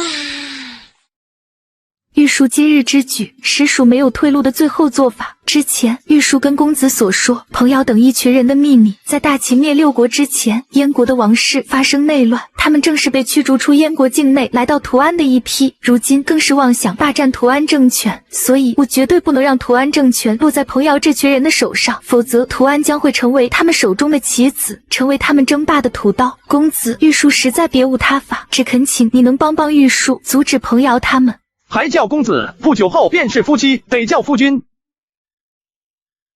国师，你进王宫的这一段时间，我发现周边有很多人对囚车虎视眈眈，在图兰都城之中，能有这么多人盯着囚车，绝无可能是外面的人。囚车呢？本来我打算已经派人去看守的，但与国师随行的那位女子一直守着囚车，不让任何人接近，我又打不过她，没得办法，只好把人撤回来了。爷爷和父亲都是当年横扫6国的强悍将军，到了我这里，居然连一个娘们都打不过，简直是丢人丢到家了。带我去看看。主人终于肯舍得回来了，有发现什么异常没有？主人回来身上怎么带着女人的香味？我是问你囚车。在王宫门外，10几个人一直盯着囚车，有将近2个时辰。另外，之前的彭瑶、楚汉在出来的时候，想要靠近囚车，被灵机一把火给烧回去了，估计要在家休养几天了。带我去见见金安，我还有事情要问他。彭瑶和楚汉可能已经知道你身上有秘密，但你现在在我手中，你猜我身为大秦的国师会做什么呢？如今图安政变已经成为事实，谁掌权对大秦来说并无任何区别，因为他已经选择归附大秦了。说到图安已经归附大秦，金安情绪明显有了一丝波动。他不傻，能够想到失去他帮助的图安王室无力支撑，要么被彭瑶等人把控，要么选择归附大秦，两败俱伤。依我所看，这图安占据上风的也就彭瑶、楚汉的势力，图安王室则是必败。你说图安王后和玉树公主，我该怎么对待呢？此时的虾仁如身经百战的心理专家，层层剖开金安的内心防线。在神话园剧情之中，金安便是仰慕图安公主，后来听闻玉树要去大秦当丽妃，更是抛弃一切想要阻拦。这样的人，性命都能付出，在深藏的秘密都会是虚幻。我说了，你就能放过他们吗？你说了，我自然会放过他们。身为大秦国师，当年未央图木立信，这点诚信，身为大秦国师，我还是有的。我说。东方有龙行星象，当年集合百家所长，推演国运万世不衰的办法，秘密就是7把钥匙，分列7国王室之中，拿到就能解开国运万世不衰的办法。最后再多说一句，想卖车千万别犹豫，赶紧上瓜子，免费估价吧。图安王宫之中，今日是图安正式宣布归附大秦的日子。大秦国师，既然图安已经归附，是否可将图安的金安将军交由我们处置？忘了告诉彭大人，金安将军自知道今日要落到彭大人手中，自尽而死了。你说什么？自尽？你当我是3岁小孩子吗？金将军自知今日之后的命运已经自断筋脉，在囚笼之中，今日发现的时候已经气绝，想必楚大人和彭瑶大人应当会知道他究竟为何如此吧。不对，这个虾人一路上都护着金岩，金岩都没有想到要死，怎么就偏选择在这种时候？难不成虾人知道了些什么，特意去逼问金安，迫使他说出秘密后将其杀人灭口？虾人，我不信他会自尽，一定是你杀死他的。你这是罔顾屠安对大秦的忠义，残杀大将，完全没有半点大国风度。大秦是拿血与乱换来的天下，而不是靠你们嘴中的大国风度。讲大国风度的齐国，儒学礼仪的发源地，又能怎么样？国都灭了，难不成你是要我放下大秦几十万将士流的血，来跟你讲所谓的大国风度？既然你断了我们的后路，那就不能让你轻而易举地带着秘密回去。王后，虾人目中无人，肆意杀害屠安将军，还请王后命人将其抓进地牢。这归附一事，臣觉得已没有必要了。如今金安已死，金安王后算是彻底失去了依仗。若是得不到虾人的帮助，彭瑶以及楚汉根本不会放过屠安的政权。你终究是让我没有退路了。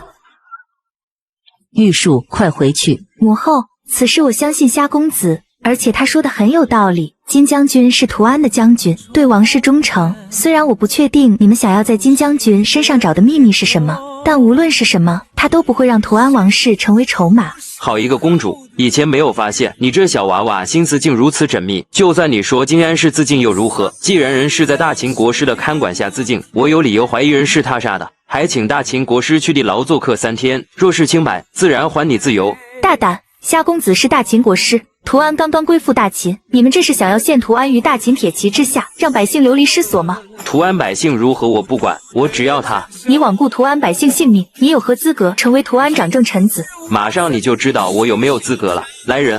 难不成他要在屠安朝堂之上抓住大秦国师？这若是被大秦皇帝知道，恐怕大军压境会吞了屠安吧？楚汉，你想造反吗？他是大秦国师，你是想置屠安于死地不成？造反！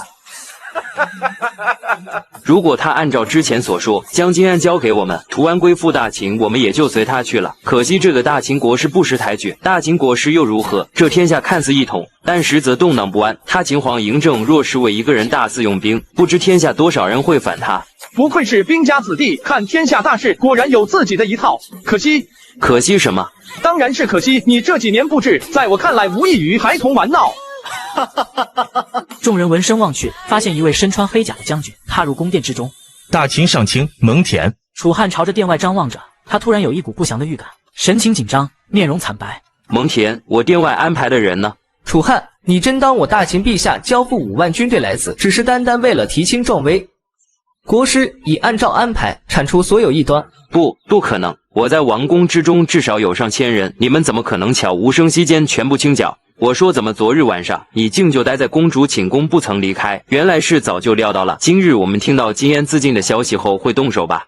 呵，在这栽了又怎样？你能一下子把我们全杀了吗？那这屠安就算不乱，也得倒退5年的发展。我们几年的筹谋，这满朝官员还有几个你们的人？楚汉是在赌屠安王后不能让屠安政乱，不敢杀光他们一群人。巧了，王将军送他们上路吧。虾人，你胆敢如此！叔父，我们查到小川就在廷尉狱，如今那大秦国师不在咸阳城，这或许是我们救出小川的唯一机会了。雨儿，那可是廷尉狱，你确定要在这种时候暴露？大秦的那位皇帝若是知晓我们在他眼皮子底下救出了人，对楚国很不利，再想复国难度要加上几倍不止。叔父，小川之前救过我们的命，要不然我们也不会站在这里谈什么复国。我坚信楚虽三户，亡秦必楚，秦皇暴政，坑杀上万人，若是有人揭竿起义，必然会有大片响应的。雨儿，你未来是要当帝王的人，切不可如此仁义。若是为了大计，可以舍弃一些人，哪怕我死能够换得楚国江山，我也必须要牺牲。叔父不必多说，我意已决，您放心，我一定会复我大楚江山的。有人劫狱，快去禀告陛下！快派人去禀告陛下！少主，外面已经快支撑不住了，兄弟们死了3个人，才将逃出去要报信的人杀死。不过动静已经闹出来了，想必不过多久，必然会有人察觉。让兄弟们别恋战，带上我兄弟小川撤。图安都城外5万大军整齐待发，从未离开过图安的玉书，今日要跟随着虾人一同前往大秦的疆域。此次一去，却是不知道何时才能再回到图安。玉树，图安有母后在，还有大秦国师带来的能人异士，自然不会乱。放心去吧。只是你这亲赐婚礼，我怕是不能去参加了。玉树公主，我们得启程了，否则很难在日落之前赶到长城沿线。王后，我可以向您保证，一定会照顾好玉树。国师言重了，我自然是相信你的。若非看到你们未成婚前便是在闺房之中胡来，又怎能让玉书这般轻易前往大秦？出发！5万将士如同行军一般，乌泱泱的开拔返回大秦。而与此同时的另外一边，咸阳城外的一处乡里之中，一群人鬼鬼祟祟地守在一处茅草屋周围。小川，你醒一醒，你到底怎么了？我说，向老弟，你不用喊了。我之前在地牢之中听闻他被喂了什么药，若是没有解药，几乎等同于长眠，还救他干嘛？少主，我们出去不下眼线，这里肯定是不能多待的，还是尽快想办法转移。雨儿啊，你让我说你什么好？折损江东弟兄们10几个人，结果救出来还是要死。我早就跟你说过，成大事者不拘小节，不能为小事所累，可你就是不听。阻止虾人，汤无山找崔文子保和。他刚才说什么保和？我倒是记得在会稽郡的时候，他当时因为瘟疫奄奄一息被救活之后，他跟虾人还有高妖3人身边就有一个宝盒，十分精致，工艺不像是普通人打造的。难不成宝盒之中的秘密就是对付大秦国师的手段？如果能够从那个女人手中夺得江东真正的基业，我们也不至于躲藏至此。少主，眼线来报，有一批黑甲军队出了咸阳城，朝着这边赶来了。怎么会来得这么快？我们快撤！迎亲的5万大军浩浩荡荡，一路开进了雁门关。国师大人，雁门关的蒙家军中出现了一批人腹痛腹泻、脸色青白、浑身瘫软的症状，一个时辰便有数百人如此。你说什么？腹痛腹泻、脸色青白、浑身瘫软，那不是中毒的迹象吗？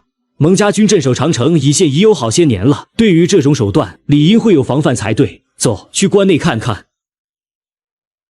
我蒙家军的将士们个个都是精锐，要瞒过他们的视线进来动手脚，可能性微乎其微。现在不是考究这个的时候，而是找到根源，避免更多将士中毒。另外，我需要一批中毒的将士们试药。好，事不宜迟，我去找根源，你想办法研制解药。如果要找根源，或许可以将那数万名在雁门关的儒学生一起查一查，另外北匈奴的迹象也得查一查。国师，需要我做什么吗？扶苏公子，你做好之前安排的一切就好。此事过后，希望扶苏公子能够给之前的问题一个答复。有消息了，咸阳城那边的消息，有人劫了廷尉司的狱，是救出的人。后来有人发现他们跟雁门关内的儒学生这2日有些往来。另外，带郡蛰伏的那些人，怕是也跟此次下毒逃脱不了干系，就是还查不出他们到底用什么方式下的毒，只找到了唯一有用的线索。中毒的将士们分批带着儒学生去了关外北郊的山群中开采修筑长城的山石。此次蒙家军投毒一事，估计就是这帮儒学生的手笔了。蒙大哥，把那桶药分别给中毒的将士喝下，另外让军营之中的医官去搜集以下几样药草。国师，之前您让我做的选择，我心中已经有了答案，今日便交出一个答案。大公子，你要做什么？为他们解脱。这一日，咸阳城中超过数百家世家贵族府邸之中，升腾着死气沉沉的气息，大多闭门不出。身处于宫中的高妖，在接到消息后，心脏也是剧烈跳动。兄弟，你可真是会挑时候，我这边科举都快要到士官阶段了，你这一手搞出来，最后一关我可没你那眼力劲，可以分辨出是真心实意的考核者，还是别有用心的其他人。上朝。玉帝，图安政变之事，朕有所了解。如今图安内定，图安公主又与你一同回咸阳，以此行功苦君高，朕便亲自拟旨，为你们挑选日子完婚。陛下，臣认为几日前雁门关所传之事，实属耐人寻味，其中猫腻甚多，不可不查。陛下，国师参与其中，本就是一桩悬事。如果在此时大肆宣扬国师大婚的消息，怕是会引起很多人的不满。臣觉得还是先查清楚雁门关之事为好，毕竟事关蒙家军上万将士和数万儒学生的性命，不可不重视啊！千山如闸，积大之脉，虽然有看似不合之处，但这种事情无疑是断了他们的根基，尚且不会善罢甘休。若是大张旗鼓，会遇见后来人如何大展笔墨，口诛笔伐。一人接着一人站出来，那语气就仿佛是认定了虾仁是导致数万人死亡的直接凶手。尔等什么意思？国师外出一路，几乎马不停蹄。那图兰要治万军，更是查出下毒者的线索。数万儒学生本就是戴罪立功之身，在雁门关仗着自己的身份背景，藐视当地将士，更是延误长城修筑工期。这些人死不足惜，我很想知道你们为何这般针对国师。陛下，众人见到王离这般维护虾仁，只能将目标放在了嬴政的身上。泱泱大秦，他们不相信当年的秦皇会让虾仁这样一个人待在宫中。想想当初的杀神白起，再看看如今的虾仁，多么的相似。人都在这，当着众卿的面，诸位爱卿将话说明白便好。数万儒学生审死，此事系于虾仁前往雁门关之后，此前虾仁便是与那些儒僧有过仇怨，能调动人马屠杀万人，唯有虾仁。陛下，虾仁此人恃才放旷，如今更是擅自动用兵马屠杀万人而不先行禀报，实乃有当年人屠北齐的迹象，望陛下早日裁断。他虽然没有一个字是说虾仁造反，但白起什么下场，大家都是众所周知。陛下，老臣觉得国师大人救上万将士性命，功劳颇高，此事需要彻查。王老将军，此话不妥，救人与杀人二者是两种法度。虾仁残杀的是儒家主脉的人，是要挑拨大秦与儒家之间的关系。再者，当今除了虾仁外，谁还会筹谋这样一个大局？哦，大局？什么大局？陛下，自然是坑杀数万人的大局。试问天下谁人与儒学生的恩怨最大？又试问，为何有人对蒙家军下毒，却又不致死？再试问，又有谁能命令蒙家军将士以身饲虎来筹谋这个大杀局？那人一连三问，字字诛心，句句杀人。曾经的虾仁也在朝堂之上如此对过他们，现如今风水轮流转了。呵呵，就不信这一回还不能扳倒你。这次你就算是有陛下护着，天下万民和儒学主脉的那群人都不会放过你。陛下，此事分明是虾仁怀恨在心，利用蒙家军将士的性命，将下毒之事扯到儒学生身上，最后颠倒是非黑白。他自信自己的一说，事先早有解药，故作模样。陛下，这天下人看在眼中，那可是数万人的性命啊！而且据臣了解，那些中毒的药物乃是百越之地的巫毒，而虾仁身边有一位百越之地的女子，如此一来，完全有能力，有动机。陛下，如此大奸大恶、十恶不赦之人，请赐其死罪。玉帝，你可有什么话要说？陛下，臣身边却有一位百越女子，可若非有她，此行上万蒙家军的性命，怕是要交代的不明不白。此前我命人查探，发觉儒学生戴罪期间，不仅延误长城工期，更是与六国旧人有所接触，令此去任务实权完满。陛下，下毒者百越之人，与数万儒学生勾结者六国旧人，对上万蒙家军欲行不轨之事，儒学主脉一家，实属犯我大秦威势，臣建议当杀。你歪曲事实，颠倒黑白，还妄想洗脱自己的罪孽！你个无耻贼人，窃国贼子！放肆！这大殿是朕在做主，还是你们在做主？是不是想要坐上朕的位置，替朕来做决定啊？嬴政张口一吐，威吓霸道的气息油然滋生，惊慑众公卿官员纷纷俯首而拜。传朕令，百越之地毒杀朕大秦将士，若非玉帝拥有妙手回春之术，朕无颜面对死去的将士们。自即日起，由王敦率领百战穿甲军，领5万大秦军队，7日后奔赴百越之地。若是有反抗者，杀！雁门关内数万儒学生本是戴罪之身，因其不知情之中被六国旧人所利用，欲企图颠覆大秦统一山河。人已死，便不再过问。可六国旧人实属可恨。朕令举国上下，若是真心归顺大秦者，大秦可既往不咎；若还有反叛之心者，全部由廷尉司处理，命虾仁担任廷尉一职，掌大秦法制。退朝！退朝！哦，老高，我离开这段时间，你科举筹办的怎么样了？你看看你，忙前忙后，就不能让自己休息几天？更何况大婚在即，这种事情交给我，你就放1万个心吧，我能给你办砸了哟。不过呢，想必你也知道了吧，廷尉是被劫狱了，听人说好像是原本主国的人干的，一个个都是好手呢。其中更有一个人以一当百，都游刃有余的家伙，也不知道哪里冒出来的这种人。你以为历史上说的与之勇武、千古无二，只是说笑而已？兄弟，你的意思是气象与劫狱，他们居然敢跑到咸阳城来？现在唯一可以放心的就是易小川吃了那种药后会陷入假死植物人的状态，除了我手中的解药，哪怕崔文子去了，没个3年5年也是康复不了的。得亏你有先见之明，否则要是让易小川跟项羽一路，以他对历史的了解，咱们还真的说不定会家打手中。算了，不谈这个。六国救人科举之后，自然会动他们潜伏在暗中那么长时间了，既然都暴露了行踪，哪还能让他们重新隐匿的道理？行了，看到你平安归来就好了。那边还有一堆事情得处理呢。这大秦的科举考试还真是麻烦。听闻国师大人要在3日后与那图安公主成亲了，这是真的？你哪里听来的小道消息？这种事情可不能胡诌。这我能瞎说吗？国师那是什么人？杀人不眨眼，吃人不吐骨头。如今他的一举一动在咸阳城哪个不关注？事情早已经传遍了。听闻连最后一关的科举殿试都因为国师大婚而推迟了几日呢。哎，这咸阳城怕是又要血雨腥风了。公主，这大秦的国师貌似在咸阳城中的风评并不是很好的样子啊。风评不好又怎么样？他已经是我夫君，无法更改的事实。我可是听说，这大秦的国师不但诗词歌赋样样精通，而且还搞出了什么推恩令、科举制，废掉了很多在其位不谋其政的大贪官污吏。这样的人才是大英雄啊！依我看，咱们公主和大秦国师就是天生一对璧人，天赐良缘。很快，3日期限已至，今日是虾仁大婚的日子。东市一间巨大的府邸院落中，整座府邸都被红色所覆盖。武曹后王老将军送上金童玉女一对，上将军王离送上送子观音玉坠一枚，上时辰赵高赵大人送上婚礼蛋糕一份。哎，我兄弟大婚怎么能少得了这玩意呢？我跟你说，我之前在酒店的时候也经常帮人做蛋糕，放心，我的手艺绝对完美。亏你有心了，先进去做。皇上驾到！什么？连陛下都来了？这大秦国师跟大秦陛下到底是什么交情？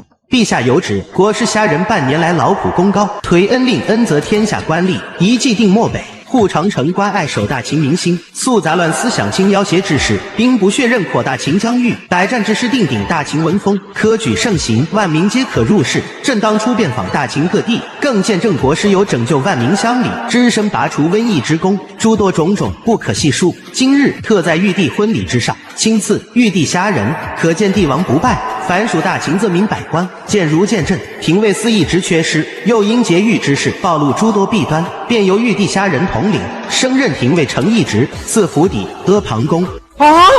陛下，这礼物是不是？玉帝，朕知你心思，还是那句话，世间唯有你知我心思，可与朕谋图更宽广的天地。玉帝所为，朕也清明，这些只不过是一些身外物而已。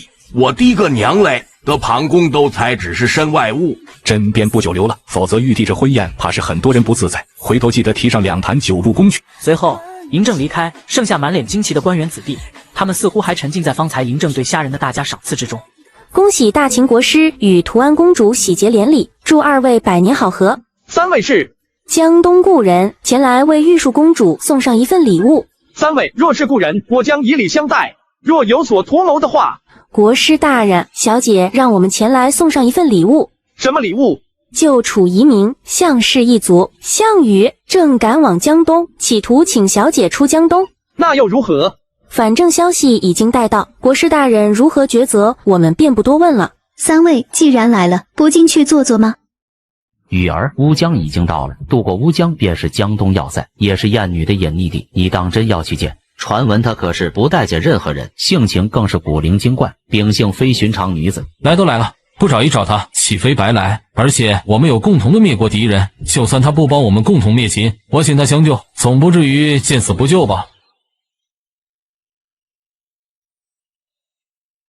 小姐，那项氏一族的少主已经抵达乌江河畔，正渡江而来。让他们止步吧，我已隐匿于此，只想参演老师留下的机关术，给你们一个可栖息的地方。明白了，我这便去。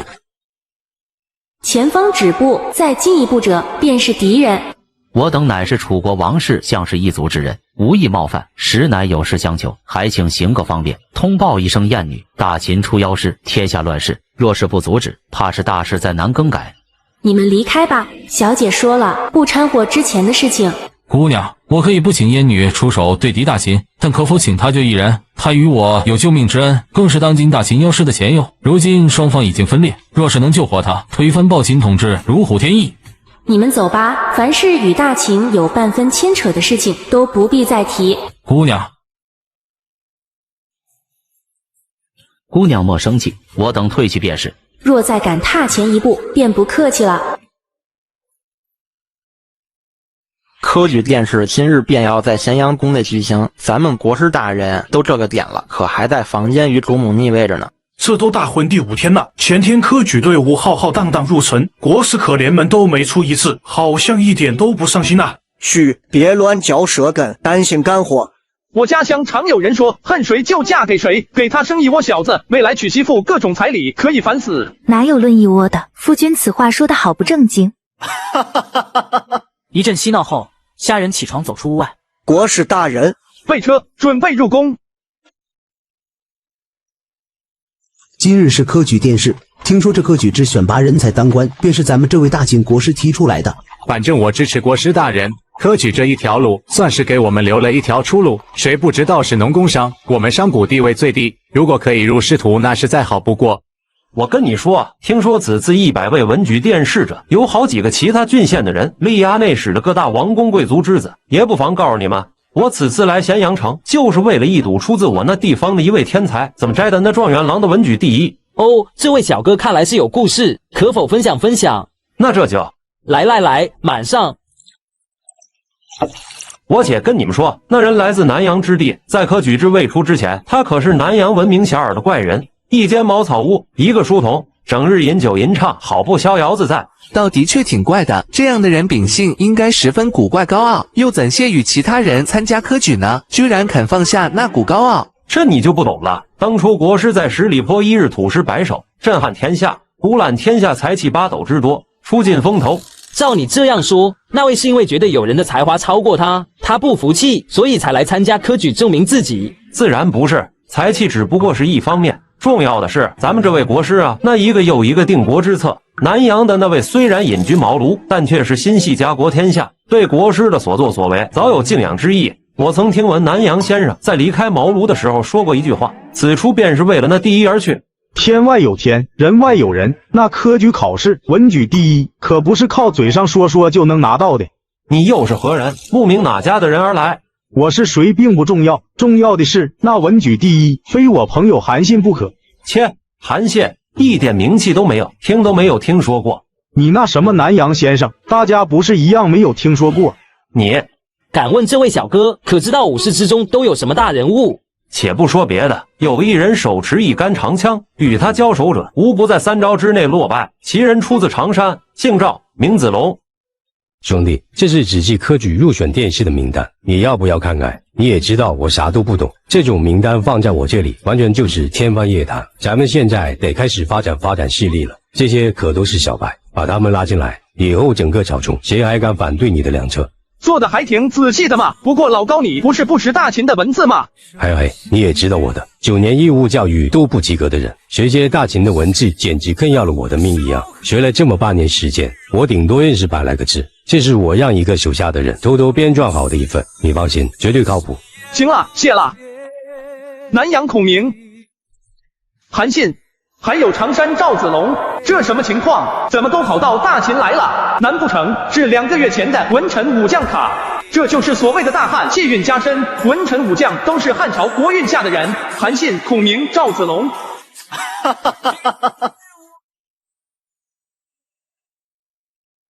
考生入殿。御殿，科举是你所提，几大兴国之策也是你提出。此次殿试主题虽是朕钦点，但全程还是你来安排吧。大秦第1届科举考生须知准则：第1，科举考场严禁自带书写物品、衣物、粮食等物品入场；第2，拿到文卷之后，在文卷左上角手印处按右手食指手印；第3，科举殿试时间为2个时辰，从寅时开始到午时结束，中途每隔1刻会有钟声响起提示。虾仁嘴中巴巴念叨着，一句又一句，上百位考生大致能听得懂，但却不明白这是哪里冒出来的什么考生须知。第10，但凡漠视大秦律法、作奸犯科、舞弊考场的行为发生，一律处以极刑。大秦第1届科举考试文举殿试开始。麒麟殿之中，飒飒的声音不断传出，那是在磨墨的声音。每一位科举考生都选择到了自己最为擅长的一个方面。与此同时的咸阳城外，10里坡外树林，横幅上书写着大秦第1届武举决赛。一件事的乱世，手中长枪，定江山，大风起兮，不会了。这可举是要人命吗？这怕是10几个身手不错的人都无法靠近他分毫。随着时间慢慢推移，本次武举最终迎来了结果。本次武举最终结果，常山赵子龙摘得武举状元之位。何时可见国师大人？科举结束，自然可见到国师大人。而位于风波中心的殿试主场麒麟殿上，也终究是迎来了最后的决断。文状元2位张良、韩信。南阳卧龙，诸葛孔明参见主上。边走边说。主上，方才见你从宫内出来，神色有些端倪，可是有什么难题？你知道长生不死药吗？那不是属于传说之中的东西吗？请恕属下暂时无法为主上分忧。若长生药是那么好得的话，也不会有那么多人趋之若鹜，苦寻而不得了。主上，这咸阳城之中危险暗伏，比之前几日还要更甚。都是些被放出来的跳梁小丑罢了，不必理会。打蛇打七寸，擒贼先擒王。主上心中有数，孔明便是放心。对了，今日科考你为何没有参加？孔明并未打算参加仕途，只想追随主上，因而不考也罢。孔明，你觉得现有势力之中，最终谁能脱颖而出？江东之事有数百年基础，又有墨家机关城坐镇，险要而隐匿。墨家子弟奉为第2净土，民间佳话连连。仅10年光阴，便立压诸侯国，立身天下第2，实乃隐秘，暂不可图。但上县已濒临绝顶，大秦不灭，江东便永远无法栖居上位。西北诸侯国西连通途，资源贫瘠，能有如今势力，已算是天幸。除非打穿通途，才有可能再次壮大，短时间内不足为患。天网虽只有飞虎队以及琅琊阁2部人马，却有着无边潜力。主上日后若是能够拿到蒙家军大权，将会一飞冲天，镇压诸侯国势力不过时间问题。而唯一缺失的地方便是粮食。秦皇陛下征收民夫修筑长城，虽有抵御漠北侵犯之功，但将种植粮食的主要劳作调走也是事实。现如今的天下粮仓不过自给自足，不够持续大战，弊病明显。麒麟大殿之上，一个个耷拉着一张脸，因为科举已经落幕，很多人的位置将岌岌可危。尤其是那些卿大夫们，恨不得以头枪毙，触动嬴政，让其收回成命。幸好我们还有长生药的消息，徐福这一次可是带来了好消息。怕是那下人也没有料到徐福这个消息会让陛下抛出所有吧？陛下龙体威亚，不便上朝。龙体威亚，昨日不还好好的吗？怎么突然就……这是怎么回事？昨日刚收到长生药的消息，准备扳倒下人一局，今日怎么就不上朝了？陛下有旨，朕近日心神疲累，早朝一应政务事宜，不必再送往咸阳宫，由国师与御史大夫共同处理。下人怎么又是下人？怎么什么事情下人都能来插上一脚？陛下第2道旨意，闻徐福带来不老药消息，朕心甚慰，朕现令徐福全力找寻不老药，所需所用与国师报备。1月之内，朕需要知道更多关于不老药的消息。臣领旨。陛下第3道旨意，国师大人接旨。臣领旨。好了，诸位大人退朝。虾人离开大殿，回到西式酒馆，见到正靠在2楼廊道之上皱眉看书的孔明。看什么呢？关于长生药的消息。长生药？你看这些干嘛？只要崔文慈找不到天星粉末、黑风血，哪怕辅药都集齐了，长生药也出不来。没什么，只是听主上谈及过，想多补充点这方面的了解。主上，这是嬴政的旨意，还未看，你打开看看吧。怎么了？无字，但有国印。无字的旨意。主上，大秦陛下此意意欲不简单啊！大秦国印几乎代表了大秦陛下的一诺千金，一言九鼎。陛下肯将国印烙印在上，必然是对主上信任有加，远超君臣之称。属下猜想，这一份无字书帛，应当是一道护身符，里面的内容可让主上在恰当时间内自行写上。只要秦皇陛下在世一天，这旨意上就不可能会出现弑君谋反的字眼，因此他不担心主上会在上面提及谋反，护身符是最为恰当的。你对这一帛书的内容参透了，却似也没参透秦皇的心思。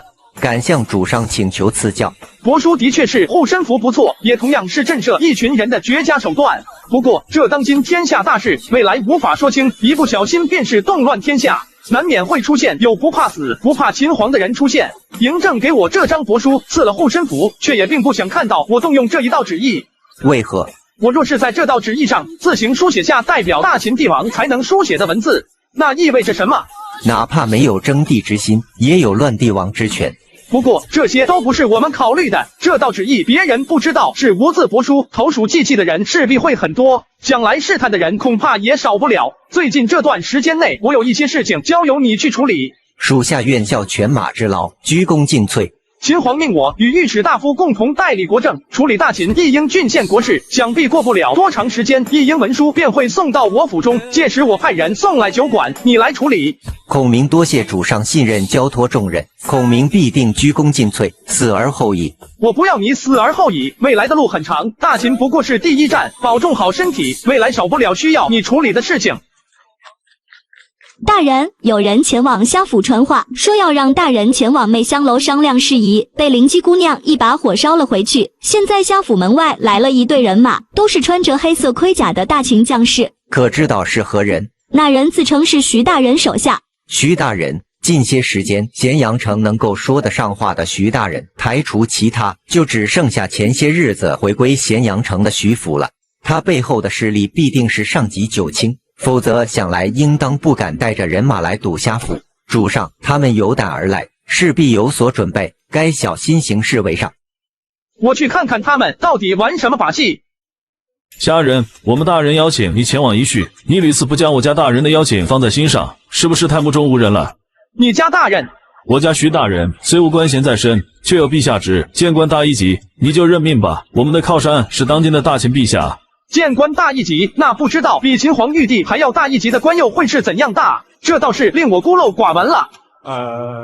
见官大一级，你们大人想造反的话，看来我这个大秦国师得亲自拷打一番了。这刚好陛下亲封廷尉一职，正愁手中没啥案子可以练手的，那就拿你家大人造反一案来练练吧。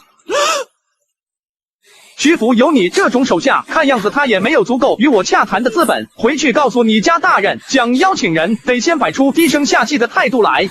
虾人，你别得意，如今徐大人找到了关键消息，迟早会取代你成为陛下心腹。伴君如伴虎，你一朝权势丧尽，等待你的后果不用我多说了吧？总有些不知天高地厚的人留下一口气报信。你什么意思？飞虎队动手。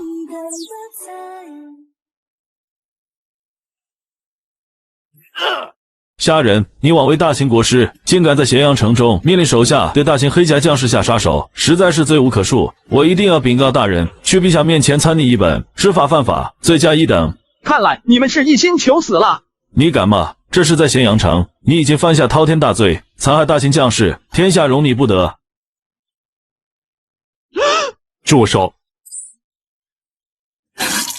大人，此子残害黑甲将士，又欲要杀偶，请您为我们做主。虾人，我好心好意派人来请你商谈大事，你如此行事，就不怕我去陛下面前状告你吗？如此行事，徐大人派黑甲堵我府邸，请人是这么请的吗？你包庇妖女，打伤我手下，有过在先，现在又打伤黑甲，这笔账国师大人应该算得清楚后果吧？所以你打算怎么算？虾人，你也看到了现在的状况，若是我如实说上去，你也明白陛下会怎么对你。不过我很看好你的能力，若是能追随于我，我可既往不咎，追随我，生为你，死。你未免也太高看自己了。做人不要太过自信，这世界上天外有天，人外有人，很多事情都不是你能理解的。的确，天外有天，人外有人。那你这就是敬酒不吃吃罚酒了。我知晓你在10里坡外的战绩，也知晓你手底下飞虎队战力，更知道你是蒙恬的弟弟蒙毅。关于你的消息，我大多数都查得水落石出，但我今天还敢来，你就不好奇我为什么敢这么做吗？徐福，说实话，我挺好奇你的底气到底是什么。可惜我这个人对猜别人的底蕴并无多大兴趣，还是喜欢直接一点，自己找。当年大秦还未彻底一统之前，我便游走各方势力，走过的山川河流比你吃过的饭还多。哪怕是江东城的那个小女娃娃，见到我也不敢说一定赢。虾人，你看看你，家里养着几个小娇妻，整日沉醉于美色，将来又有何作为？你若是想，只要追随我，未来天下美人都可以归你，说不得还能窥探长生不老的秘密。徐福，你这是脑后生反骨啊！你这玩笑话可并不好笑，将大秦原本的政法都全部摒除，持续数百年的大秦光阴因你而被毁于一旦。你说是我脑后生反骨，还是你歪斜呢？想一想当年的人屠杀神白起到底是怎么死的？没用的东西，让你们来请国师大人，打不过还叫人丢人现眼。走！站住！我说过你们可以走了吗？瘦死的骆驼都还比马大，虎无伤人意，但也不容许别的势力挑上门来而无动于衷。我说过了，你们不会是我对手，别给自己找麻烦。是不是？打过才知道。就凭你这小娃娃也敢与我交手？就算是你们南越杀手组织之王，见到我也得给3分薄面。夫君，那个徐福这么有信心，灵姬姐姐不会打不过他吧？虾仁，今日我就帮你教训教训你这不听话的侍女。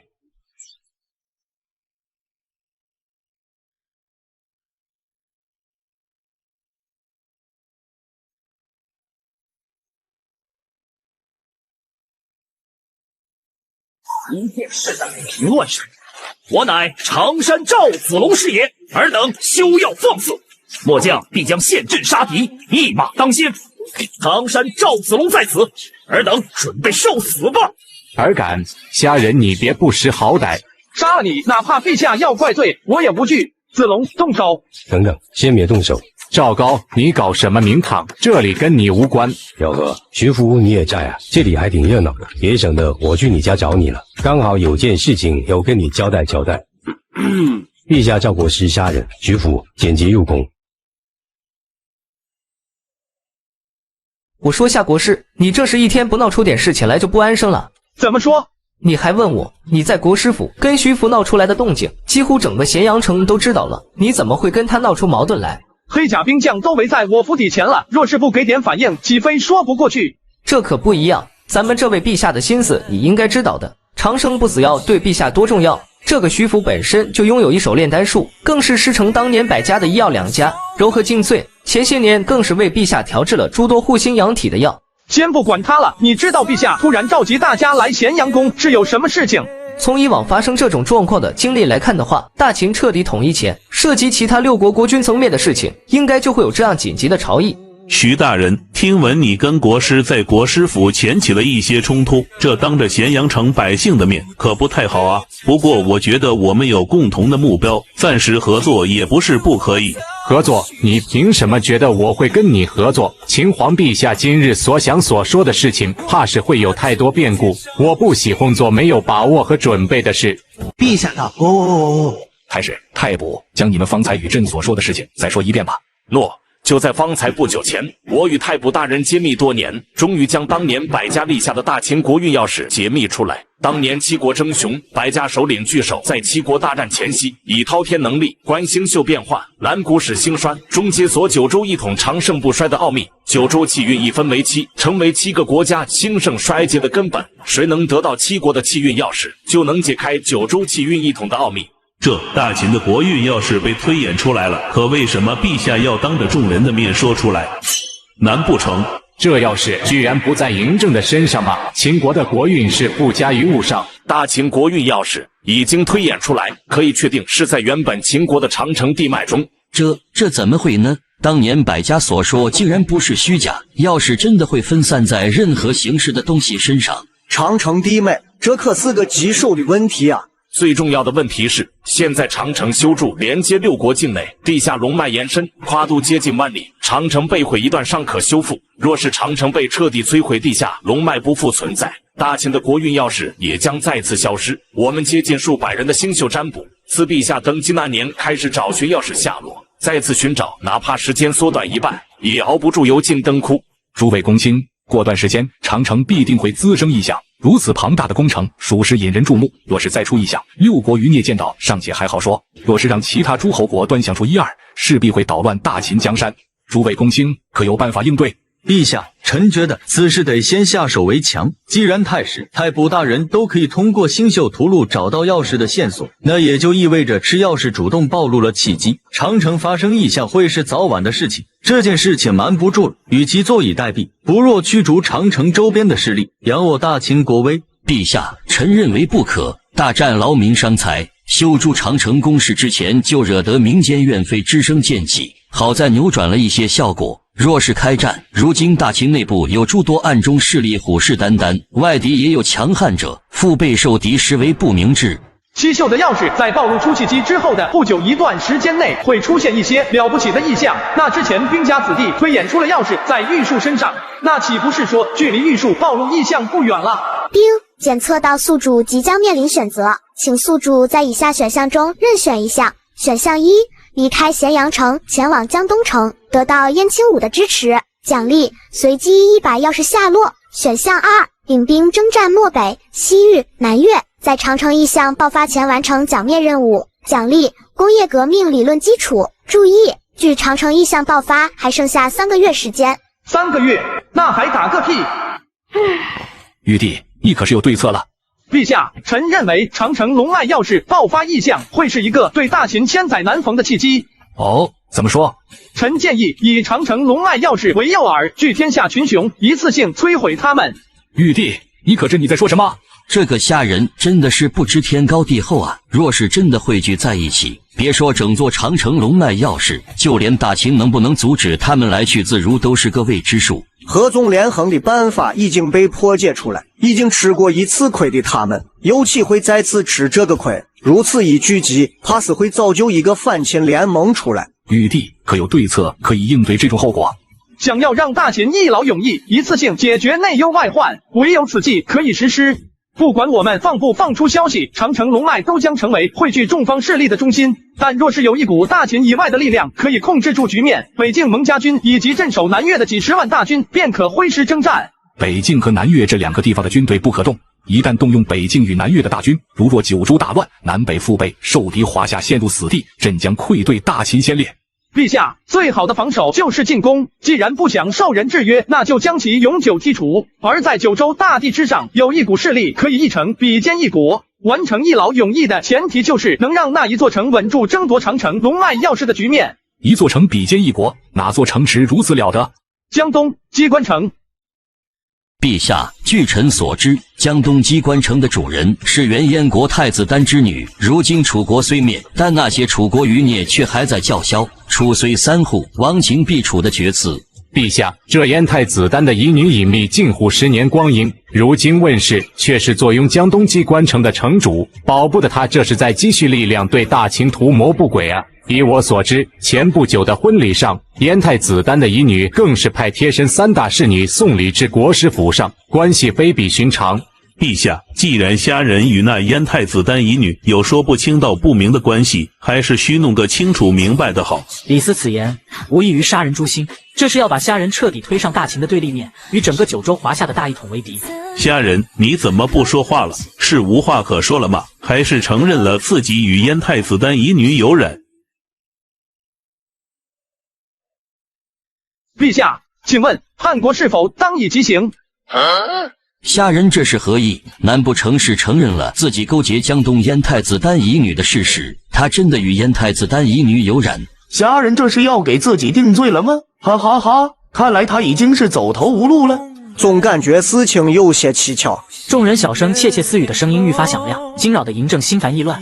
玉帝，你此话何意？陛下，按大秦律例，叛国者当处以极刑。既已证实九州长城地下乃大秦龙脉，而且拥有一国气运钥匙藏在其中，毁长城者便是破灭大秦气运之举，可否当叛国？自然。既然如此，陛下今日赐臣的一道旨意名单，那便趁此科举名单出来之际，清洗朝堂。整个麒麟大殿之内的所有人纷纷露出惊骇之色，看向虾人手中的第3道旨意。众人知道，一旦虾人祭出这道旨意，若是没有一方败亡，是绝无可能罢休的。换句话说，这是要将大秦的3公9卿士大夫们集体清洗一遍。虾人，你此举是想要造反吗？虾人，你这是狗急跳墙了吗？先前才说过你与江东燕女有染，我们还没说出怎么给你定罪，你就想要先借助陛下对你的信任，将我们置于死地吗？你心肠歹毒至极，天理难容。你倒是说的好，一出贼喊捉贼，自己以艳女想谋图，我大秦江山竟然妄想倒打一耙，这大秦留你不得。长城一死早有定论，那是天下时势所趋。你居然妄想借此大秦龙脉之地来为自己的狼子野心做嫁妆，真是歹毒至极。杀了夏人，请陛下杀了夏人。丞相李斯勾连廷尉司，放逐死囚，捣毁长城，窃大秦九州龙脉之基。死！只见虾人那高亢的声音传遍了整座麒麟殿的每一个角落，传到了在场每一位人的耳畔，回荡悠久。陛下，臣冤枉。场中的众大臣也没想到事情变化如此之快，他们看向虾人手中那道圣旨，一个个瞬间晋升，不再言语，谁也不敢在此刻站出去质疑，谁有名，谁无名，此时都在虾人一言之中。旨意既然已下，便依旨执行，朕罚了。有事启奏，无事退朝。妖师，你别得意，你今日被我等激怒，用了陛下旨意，但你必将被朝堂所有人忌惮。你如此目中无人，早晚会步我后尘。李斯妄自想毁大秦龙脉，论叛国罪，论处，腰斩诛三族。虾人，你好狠！压下去。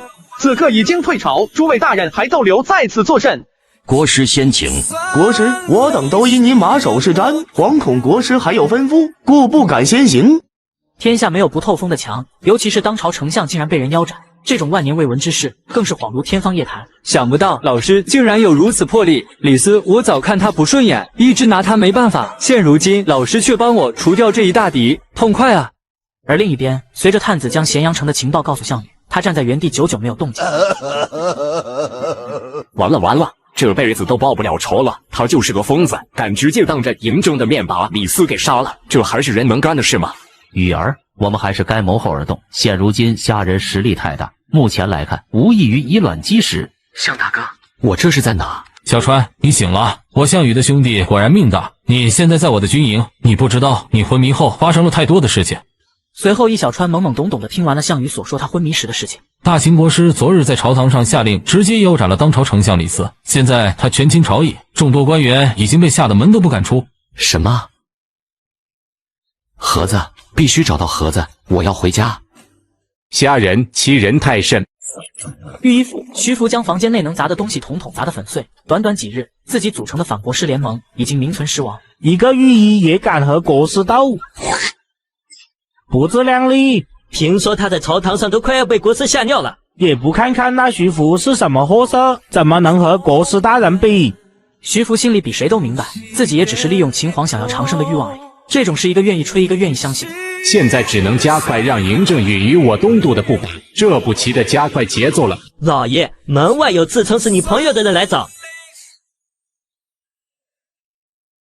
阁下是谁？我好像并没有阁下这个朋友。在下易小川，大人的确并不认识我，但是不知道大人有没有听说过敌人的敌人就是朋友这句话。敌人？你是说虾人？正是大秦妖师，我想我们可以合作。就凭你，当日大殿上我和李斯联手，也无法伤那虾人分毫。现在你一个无名小卒就敢和我说合作，不知所谓。我有一计，可让那虾人死无葬身之地。说来听听。那日在麒麟殿，看似虾人取得了最终胜利，斩杀李斯，重创徐大人，但是也并非没有隐患。半个时辰后，易小川从徐福的御医府出来，坐上了早已等待在此项羽的马车。怎么样，小川，有没有答应我们的条件？按计划进行。那可太好了。项羽听到计划进行得很顺利，心里很是高兴，反倒是刘邦显得心事重重。大哥有何心事？贤弟，大哥这几日奔波劳累，有些偶感风寒罢了，不用担心。对于易小川，他可是恨得要命，要不是他，自己也不会变成如今残废之人。大哥，你不舒服吗？我从老家知道一些土方子，或许可以帮到你。土方子？土方子能帮我治好我的残疾吗？好你个易小川，现在来故意嘲笑我的吗？刘邦暗恨不已，干脆压根不搭理易小川。好你个刘邦，你知道小川这几天醒过来后，除了每日想办法向妖师虾人复仇，就是每天做好菜给你吃。小川是真心把你当兄弟，你现在是什么态度？向大哥，我和刘大哥之间的事就不劳你费心了，我们之间自有安排。对于易小川来说，刘邦那可是今后历史中的汉高祖，而另一个只是乌江自刎，最后毫无建树。此时该先讨好谁，他心里可门清。小川这厮不知好歹，为何你还如此关心他？别说了，向大哥，我去给刘大哥抓点治伤寒的药。你个痞子，的确是我义兄弟，现在看重情义，但你也不能每次都一副小川欠你的样子。要不有小川兄弟在中间，就凭你小小一个泗水亭长，也配和我项羽坐在一起？哼，谁要他那样假仁假义，骗得了你这个傻帽，可骗不了我。你说什么？易小川见到这样的场景，差点尿不湿都尿湿了。你干什么？为什么要打我大哥？小川，他刚刚竟然当着我的面骂你，亏你还那样待他，他纯粹是白眼狼。那又如何？刘邦一辈子是我大哥，我是该骂，骂得好。项羽本以为易小川会向着自己，却没想到易小川竟然会冲着他大喝：“小川，你清醒点！这个卑鄙小人到底给你灌了什么迷药？”我大哥并没有给我灌什么迷药，我是真心把他当成大哥。向大哥，你刚刚无缘无故打了刘大哥，你现在要给他道歉。什么？项羽万万没想到这种话会从自己视为同胞兄弟的口中说出。项羽还想说什么，却看见易小川眼中那道冷漠的目光。自己明明如此尽心尽力地帮助易小川，却没想到换来的却是疏远。自己在他心目中的位置还不如一个混子出身的刘邦，这让项羽大受打击。他何时受过此等卑微对待？小川，他是你大哥，那我是什么？你只要给刘大哥道歉，那你就还是我大哥。这话项羽听清楚了，但就是因为听得清清楚楚，反而不敢相信自己听到的是什么。自己在他心目中的地位，居然还不如小小的刘邦，这让他的骄傲的自尊心如何撑得住？如果我不愿，那又该如何？那么你我二人的兄弟情分就到此为止了。对于此时的易小川来说，为了能快速的拿到盒子，找虾人复仇，此时能成为汉高祖的刘邦，无疑是他能接触到最大的筹码。但他恐怕万万没想到，刘邦身上的大汉气运早就被虾人给夺了过去。有事启奏，无事退朝。陛下，最近属下偶得一神器，想要献于陛下。哦，神器，那呈上来吧。热。只见麒麟殿外走进二人，一个年轻高挑，相貌硬朗，另一个则佝偻身体，尖嘴猴腮。陛下，我在民间有幸见到这二人，其中这位义兄弟拥有神器，并能操纵神器，下官见后异常惊奇，本想将他买下献给陛下。按这位易小川兄弟说，全天下只有他能操控，故请来正殿。哦，那就展示一下吧。易小川打开录像功能，朝着百官摄像后呈交到了嬴政手中。只是一个比较清晰的镜子而已，不过相比宫中铜镜来说，的确是十分好用，但也谈不上神器吧。陛下，请你用手指在黑色的镜面上轻轻滑动即可。这是什么妖法？秦始皇吓得不轻，突然黑漆漆的镜面中出现百官的身影，这对于古代人来说简直就是天方夜谭般的事情。回陛下，这物件名叫手机，刚刚只是录像功能而已。虾人突然站了出来，捡起掉落在台下的手机。陛下，此乃徐福联合萧巧想要陷害陛下的证据。你别胡说，你应该是最清楚这个东西作用的人，少血口喷人。没错，我正是了解这个东西的坏处，才说你故意谋害陛下。玉帝，此物有何害处？陛下，此物名叫摄魂镜，会专门收取人的魂魄。刚才就是易小川使用邪法，将众位大臣的魂魄给摄了进来。众多大臣看到果真里卖有自己的样子，果真如虾人所说，在里面看到了自己的身影，个个惊恐不已。这分明就是魂魄，而且还是立体状态呀！不是的，不是的，这只是录像，没有任何伤害的。超越一个时代是天才，超越了几个世纪，那你就是蠢材。这道理你都不懂。来人，这妖人意图谋害陛下，将他关进大牢，给我拿下！徐福万万没想到局势一下就被虾人控制在手里，但他也不能眼睁睁地看着易小川二人被关入大牢，因为他二人可是自己引荐而来的，要是被诬陷刺客身份，那么自己也会落得一个同谋罪，同样也吃不了兜着走。陛下，这二人并非刺客，只是神器远超大多数人理解。等易小川将此物功能一一讲解，陛下就知道它的妙处了。大多数人不被理解，陛下可是大秦天子，一统天下的千古一帝。如果他都不能理解，那你是说这世上还有比陛下更厉害的人？徐福，你好大的胆子！属下并未有这个想法，请陛下明察。这个逼也太能说了，几句话就把自己往死路上逼呀！徐福，让你去找长生仙药，倒是委屈你了。臣只是想多寻一些稀奇物件给陛下，万万没想到好心却出错，望陛下恕罪。算了，你也是无心之过。不过这二人擅自提供妖物，杖责30。刘邦此时也是惊惧的瞪目圆睁，他感觉自从和易小川在一起后，他就越来越倒霉了，不由得对易小川的怨恨又多了一些。退朝。徐大人，下次请找些有杀伤力的招数出来，别一天净找一堆垃圾。易小川，我恨你！自从和你在一起，我就一直倒霉。你个王八蛋！易小川此时也是万念俱灰，听到刘邦的辱骂，心中也是一阵委屈，但是又想到刘邦是他自己唯一的靠山了，他可不敢得罪。大哥，我也没想到会这样，你放心，他嚣张不了多久的，我敢保证，总有一天你会站得比他更高，到时候他就是任你拿捏的泥人。我现在就想捏死你，你个混蛋！一次次的坑我，都是因为你。我刘邦一世英名，全毁在你身上。次日，天子围场，今日是皇家秋猎，此刻其中一名可爱的少女正靠在公子扶苏身边。哥哥，再给我讲一讲国师下人的事情吧。姨妈，哥哥现在要去父皇那里，等下回来再跟你讲。多马不马，我要下人，我要听造纸术，我要听他如何做到瘟疫防控的，还有他的医术是否有那么高明呢？小妹，你那么喜欢虾仁，我带你去见他好不好？好呀好呀，我要见虾人，哥哥快带我去。扶苏，你知道山的那头是什么吗？儿臣目力所及，只能看到群山，山头后方却是看不清了。这个问题，寡人也曾问过国师，你知道他是怎么回答的吗？还请父皇赐教。他说，山的那头是一个世界，你可知国师这句话的深意？老师的意思是，秦国如今虽然看起来如日中天，天下诸侯无不称臣，但这个世界还是很大，秦国不过一隅而已，千万不能有所成就而骄傲不满，那样只会止步不前。世界很大，需居危思安，不断提升国家实力。你能明白其中道理，寡人很是欣慰。国师是有大才之人，大秦有他就永远不会倒，始终都会屹立在世界之巅。好的，父皇，等我一会回宫就去试试。陛下，国师大人到围场了。哦，来得正好，走，我们去见一见国师。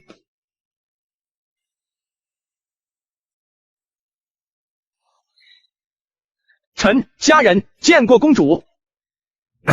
殷曼，还不快快回礼？哦，殷曼见过国师，国师安康。哈哈哈哈，玉帝见笑了。不多时，几人来到一座小山上，嬴政一脸惆怅，面朝东北方向，目光远眺。陛下若有心事，臣愿分担一二。玉帝不妨猜一猜。丁，恭喜宿主触发支线选择任务，请在以下选项中选择任务：一、主动请缨，征服旧燕全境，奖励大渊马1000匹；二、任务追加，主动请缨，征服旧燕棒子国全境，奖励大渊马1万匹，华夏东北万事永固。救燕于地。好，天下之真者唯玉帝一人。陛下勿忧，臣愿领军讨平蛮夷，与救燕于孽，助大秦万事将愈。玉帝与朕真是同心同德，为了大秦的万事太平，这回就劳烦玉帝前往那救燕的苦寒之地了。来，玉帝随寡人不醉不归。次日，麒麟殿内，半月后由国师挂帅前往救燕之地重筑边境，各位爱卿可有什么谏言吗？现在的朝堂已经形成了一种惯例，但凡是跟国师下人相干的事，他们都不会多嘴。国师出征在外，即代表朕各地将官民如有不遵，立斩。兄弟，我感觉又出事了。出什么事了？嬴政的身体好像出问题了，这些天他都是靠喝酒才能入睡。我找了负责指示的太医，说是一种头疾，犯得很重，时不时还会昏过去，有些日子了。兄弟，那我们接下来怎么办啊？这嬴政要死了，这天下大局必定会震动，我们得未雨绸缪啊。那你就跟我一起去燕地吧。高要凭借与嬴政相识的关系，好不容易一路平步青云，在宫中混出了点势力，也不会再受人欺负了。突然一听到要离开皇宫，多少还是有些不舍。怎么舍不得咸阳的繁华，不愿意走？开什么玩笑啊，兄弟，我当然跟你走啊！你是不知道，天天装耐剑，我都憋死了。那你刚才还愁着个脸干嘛？兄弟，你别误会，我是在求我那几座院基底下摆的那些金子，数量有点多，半个月后就走，时间挺紧的，马车得多准备点。好，那就这么定了。兄弟，谢谢，真的，我这人没啥文化，你也不嫌弃我。想到刚刚转院来受的哪些苦，才有机会认识你，值了，值了。一切准备就绪，转眼就到了出征之日。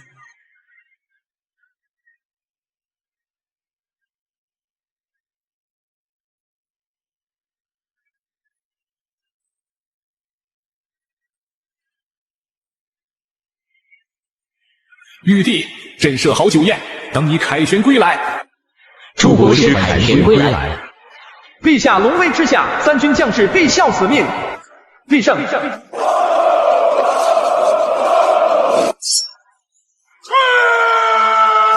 此刻，夹杂在人群中的易小川、项羽、刘邦也都静静地看着虾仁这风光的一幕。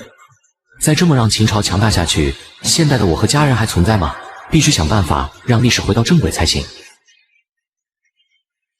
大丈夫当如是也。皇宫，嬴政请殿。徐父，都这么长时间了，长生药可有头绪了？陛下勿忧，臣已经有了更多的进展。现在带来的丹药虽还不能长生，但一定可以缓解陛下头疾之症。内监接过丹药后，嬴政立刻便服下了。片刻后，嬴政眉间舒展，果然头疾缓解大半。好，有徐爱卿为朕分忧，乃是大秦之福。也不能总让天下人认为朕只能靠国师分忧啊。这句话的分量相当足，或者说是嬴政在故意传递某种不能明说的信息。徐福心中暗爽，他有种预感，在虾仁不在咸阳的日子里，他将是嬴政依仗的对象。回到自家府邸后，徐福立即让人唤来了项羽、易小川、刘邦。今日有大事与三位相商，如今陛下龙体欠安，相信在不久就会委于我不少重视，要扳倒虾仁也好，要权倾天下也好。总之，现在该轮到我们来布置了。这些话犹如惊雷一般震慑着三人。项羽表现得有些兴奋，他知道大秦的命脉在嬴政身上，嬴政要是死了，那么复楚大业指日可待。刘邦则眼珠乱转，一言不发，不知道在想什么阴谋诡计。哎，刘老三都变成太监了，就算嬴政死，大秦灭，这后世的大汉又该如何开创？脑壳疼，走一步看一步吧。我知道三位与在下都是心怀大志的人，若能辅佐我完成日月交替，日后荣华富贵，留名青史，岂不是张手就来吗？在下愿意辅助徐公根除暴秦。诛灭暴秦，光复楚国，是在下毕生心愿，项羽在所不辞。若徐公能保我富贵，有何不可？要不咱们4人结拜吧，共享荣华。我操！这句话让徐福有些反感。再怎么说，他也是当今皇帝看重的臣子，怎么能跟一个除根之人结拜？几人默契地无视了刘邦这句话。徐公，现在嬴政是什么情况？今日我已替嬴政把脉，他这头疾难以根治。我的那些丹药，除了缓解疼痛以外，其实对病情毫无益处。让他再多服用些日子后，定会依赖上此丹药，而剂量越大，对他性命影响亦越大。徐公，接下来我们要步步为营，至于如何行事，给在下一些时间，定会替徐公谋划清楚。在下也一样。他们都没有注意到的是，自从说到丹药之事后，项羽就一直黑着脸。男子汉大丈夫，建功立业，匡扶天下，应在战场之上堂堂正正与敌人决一胜负，岂能在这玩弄阴谋诡计，用毒药暗害人命？告辞。来人，拦住他！事情到这个份上了，现在你要下船，传出去怎么办？出事了算谁的？你到底想干什么？徐公不要生气，我向大哥乃天下英雄，只是不喜欢阴谋计策罢了。他反秦意志是最为坚定的，但凡是对暴秦不利的，他断不会出卖。对，我家兄弟说的是。我现在回江东等待机会，若有什么消息，告诉我就是。言罢，项羽大步流星离开了徐府。徐福心中怒意依旧，眼下没人是项羽的对手，他也不想找死。徐公还请消气，我的想法是，现在需要一人进宫与徐公配合，皇宫的消息我们需要第一时间知晓。我以后定会常出入皇宫，朝堂之事我自然是清楚的。不过细细想来，后宫及嬴政寝殿倒是需要人去监视。说罢，二人不约而同地看向了刘邦。干什么？刘大哥，这件事恐怕只有你有条件干了。易小川的话难以令人反驳，想在后宫和皇帝寝宫自由走动的必要条件就是除根之人。所言甚是，我会找机会送你入宫。反正赵高已经被虾仁带走了，我一定助你混到他的位置。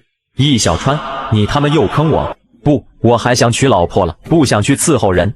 刘大哥，你别这样，女人对你来说毫无意义啊，还不如去宫中磨练，帮徐公策应内功。再说了，赵高的荣华富贵天下皆知，这不正是你现在所需要的吗？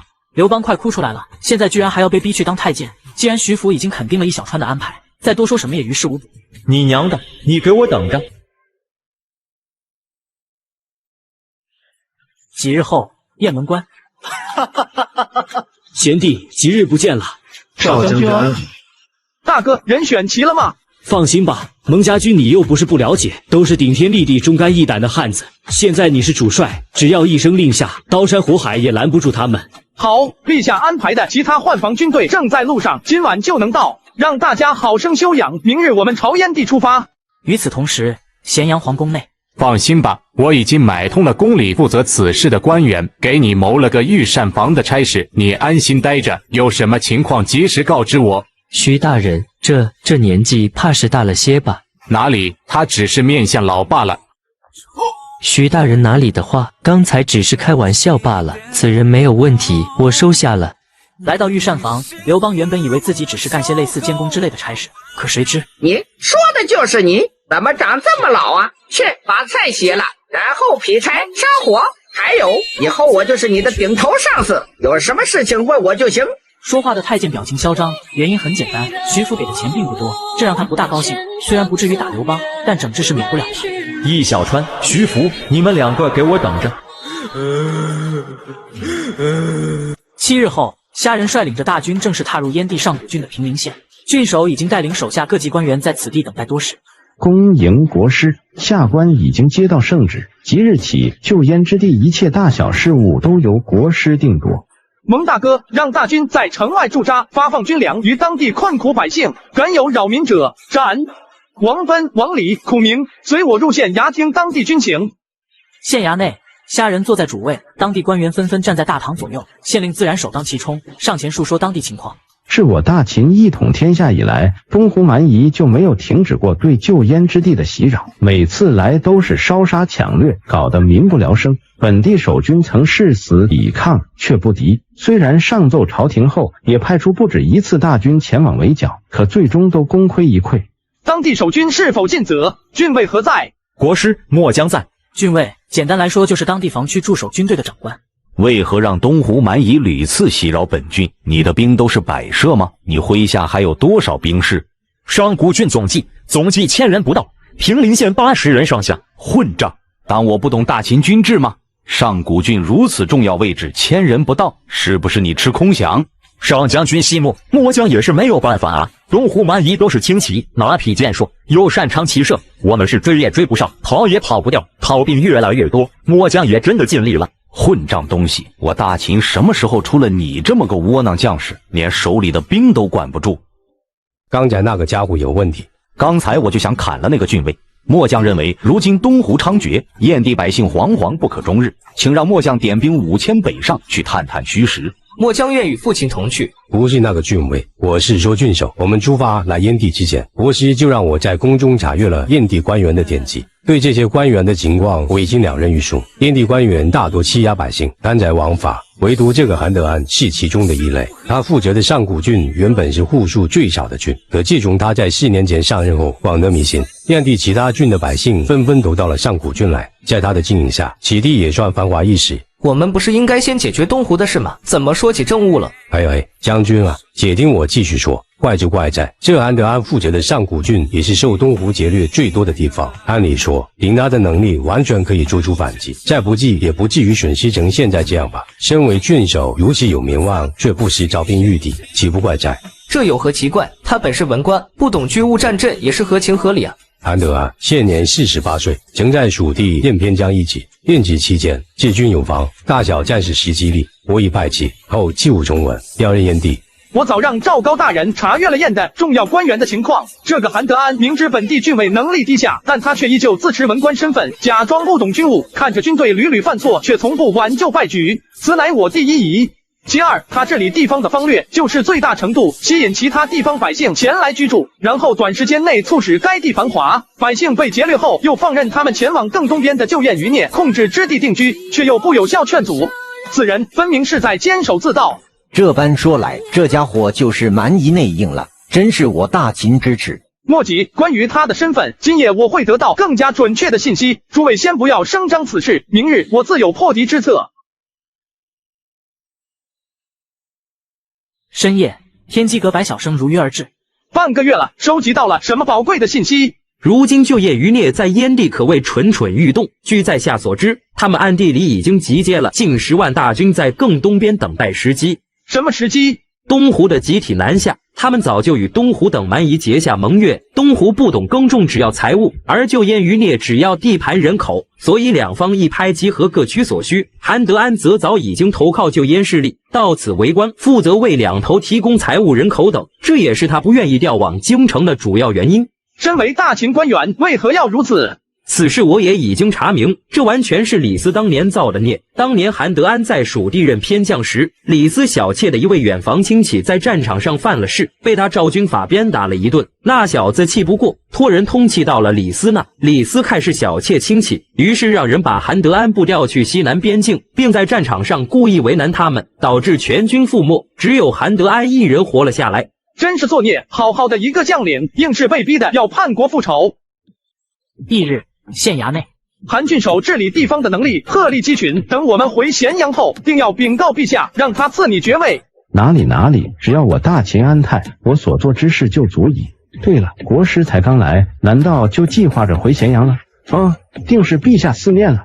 国师这人太过年轻，如今能身居高位，除了一些小聪明，估计就靠拍马屁了吧。出征都带着美酒女人的家伙，怎么可能待得住了？又有什么能力可言？话到此处，他心生一计。告别了家人后，他回到家中。你让探子在今夜北上，通知东湖王，就说朝廷这次派来的军队统帅是个纨绔子弟，这家伙随行的名贵器物无数，他们只需略微出手，就能满载而归。诺。我倒要试试你有几斤几两。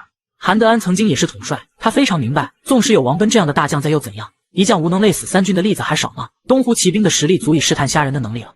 与此同时，城外蒙家军军营内，刚才对韩德安的麻痹应该有所效果，不出5日，东湖骑兵必定来袭。来了，看我怎么收拾他们。明日，王家父子领军3000至北水县外驻防，蒙恬和赵云领军3000至黄漠县外驻防。此言一出，几个将军全懵了。这北水和黄漠是最接近东湖荒漠的县城，最合理的做法是先派出哨探探查，再针对性的备军前往。这突然大军开拔，多少有些欠妥。若遇到东湖骑兵，只许败，不许胜。几位将军，且听我一言。今日主上与韩德安见得主要目的，就是为了麻痹对方，好让那家伙认为主上纨绔，方能引东湖骑兵南下。当然，对方也曾是指挥战阵之人，不会完全麻痹大意，定会让东湖骑兵小股试探。而此时便要留个破绽，此交敌之计，只为来日更大谋划。细细想来，之前朝廷多次派大军围剿，也是无功而返。这东湖骑兵早已不怕秦军，若用此办法，贤弟莫非是想要一口气解决骑兵？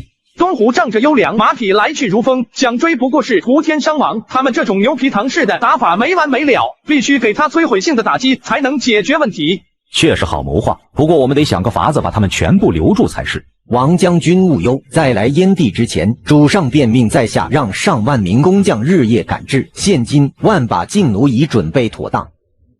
告诉你啊，老韩，我让王贲这些人北上驻守去了，临走他们还和我吵了一架，说我不知兵事，是让他们去送死。我不知兵事怎么了？我可是堂堂国师，看我回去后怎么参他们。不过你放心，你的爵位我已经答应了，保你富贵。就是国师乃是陛下跟前第一红人，这王家父子也是不长眼，敢与国师呛嘴。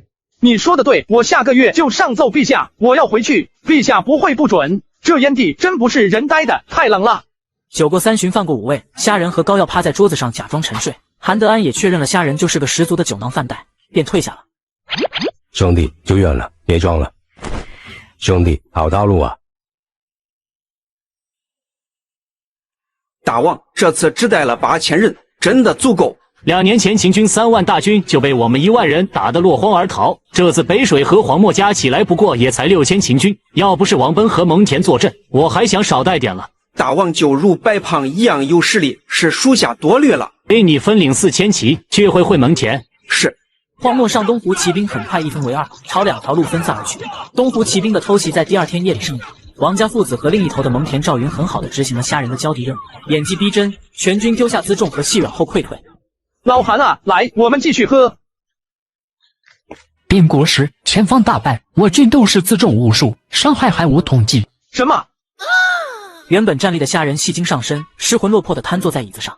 快，让大军分散在平陵县更远的地方，不可让敌军靠近。完了，我们快回咸阳吧。韩德安面露焦色，看似是在担忧，实则心里乐开了花。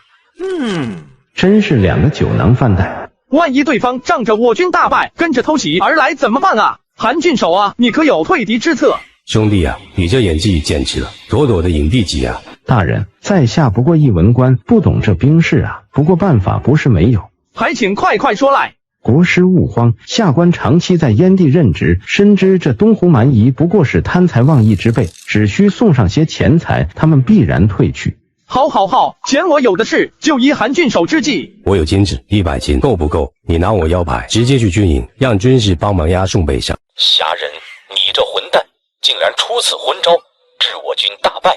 我要参你！真是一将无能累死三军，我蒙家军何时有过如此耻辱？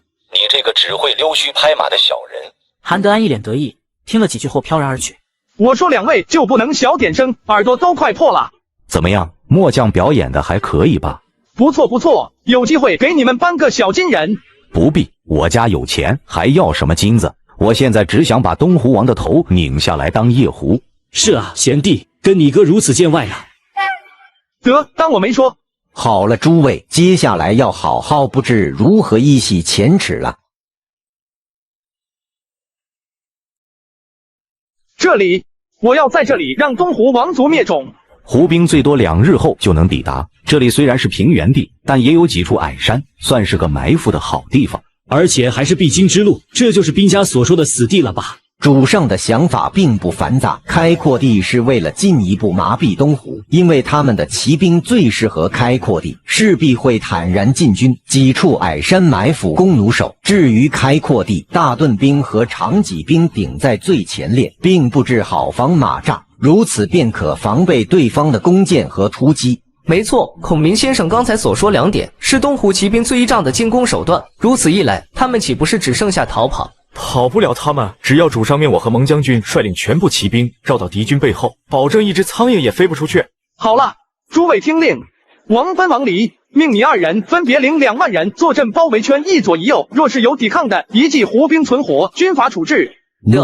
蒙恬赵云，命你2人统领全军所有骑兵，负责绕后突击所有胡骑，跑脱一计，我拿你2人试问。孔明，你与我统领剩余3万人正面迎敌，你负责阵型变化。此次如若不能全歼敌军，我2人自裁，以谢罪燕地百姓。哎，那我干啥呀？面对高要的发问，将领们都有些头疼。这家伙搞人脉、拉关系、做饭都是一流，可眼下的局面确实用不上他。100飞虎队交给你，你去把县城的几个重要位置控制起来，还有那些官吏，特别是韩德安，别让他们溜了。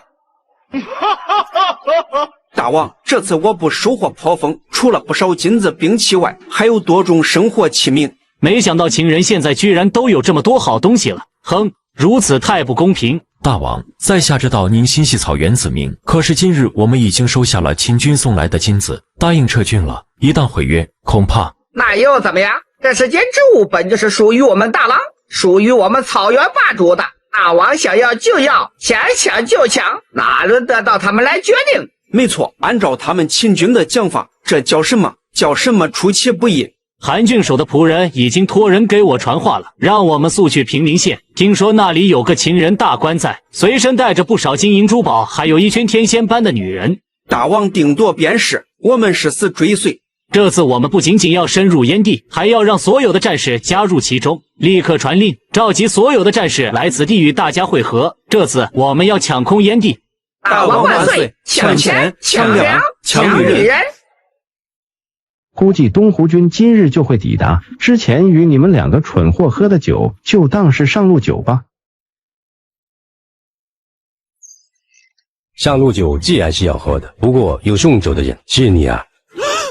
韩郡守这是去哪呀？不陪我再喝几碗？下官准备回郡处理公务了，不知赵大人带着兵是要去哪？不会是我大秦的好官员，我来是邀请韩郡守看戏的。至于公务，我已经安排其他人去接任了，接下来就委屈韩郡守再陪陪我了。忘了，让你当汉奸。而他娘的上路酒，待会我给你多灌几碗。为什么绑我们的韩郡守？朝廷来的大官就这么不遵王法吗？韩郡守可是父母官啊，快放了韩郡守！你们这些笨蛋，知道这口东西是怎么坑害你们的吗？现在还帮他说话，我看你们是猪油蒙心了。百姓们，你看看我，我看看你，不知道台上这位大人到底要干什么？这个家伙就是东湖蛮夷和旧燕余孽的奸细，他负责将你们的财物和女人送给东湖，再放任你们去跟东边的反贼种地。这么久以来，你们就没有一点察觉吗？你凭什么这么说？可有凭证？呵呵，凭证大伙看好了。说罢，一个飞虎队兵像捏小鸡仔似的将一个满身血污的人提到了台上。这好像是韩郡守的仆人，我之前在街道上见过他。什么我都说，只求大人放过我性命。混蛋，你敢出卖我，我杀了你！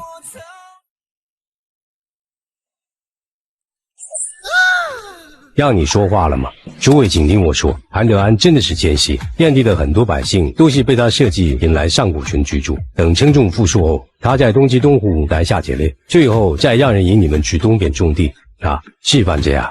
一时间，在场的百姓鸦雀无声，他们不敢相信，平日里温文尔雅、一切为百姓生计考虑的韩德安，居然是这样的人。韩郡守，我来上古郡寻找失散的7女士，你说他们到东边去找我了，我昨天都在准备行李，难道？你叫王小七是吧？我告诉你吧，你的妻儿早就被东湖掳走了。韩德安是想骗你去东边的旧燕余孽那里。我的弟弟还有我的侄子，你也说他们在东边。完了，我的那美貌动人的女儿肯定被你这狗官送与东湖了。请朝廷还我们一个公道，杀了他！你们这群蝼蚁，要不是我让你们迁到上古郡，恐怕早就饿死了。要你们几个女人儿子怎么了？赵高，成王败寇，你这个死阉人，有种现在就杀了我，我就可以到地下跟我那群弟兄们见面了。一时间，台下的喊杀声和哭泣声连成一片。赵高，别以为你们可以独善其身，你和虾仁这个酒囊饭袋很快也会下来陪我的。还有你们这群蝼蚁，给我听着，东湖大军马上就到，你们统统要给我陪葬。等他们席卷燕地后，就会继续南下，到时整个大秦天下都将被胡人占领。呵呵，你想死，我偏不让，我要让你看着你引来的东湖大军是如何被国师剿灭的。诸位请听我说，国师早已经察觉韩德安不臣之心，是故意让他引东湖前来。我军早已经在城外设下埋伏，这事定要他们有来无回。上古郡以后不会再受到东湖蛮夷的袭扰。赵大人威武，秦军威武，秦军威武。与此同时，平陵县外，负责左右两军的王离父子正在积极准备，蒙恬、赵云也已经领着12000余骑在平陵县周围的密林里伺机而动。主上在下料定，东湖一炷香内必到此地。大王，前方好像有敌军列阵，但都是步兵，至少3万人。找死！居然敢出城迎战我的飞骑，前面可是平原啊！按老规矩，给我一轮冲散他们。随着进攻号角响起，一时间，平原上6万东湖飞骑马蹄声轰隆而起。大盾上前，长戟兵。片刻间，东湖中军已经冲到了离虾仁正面军阵几10里。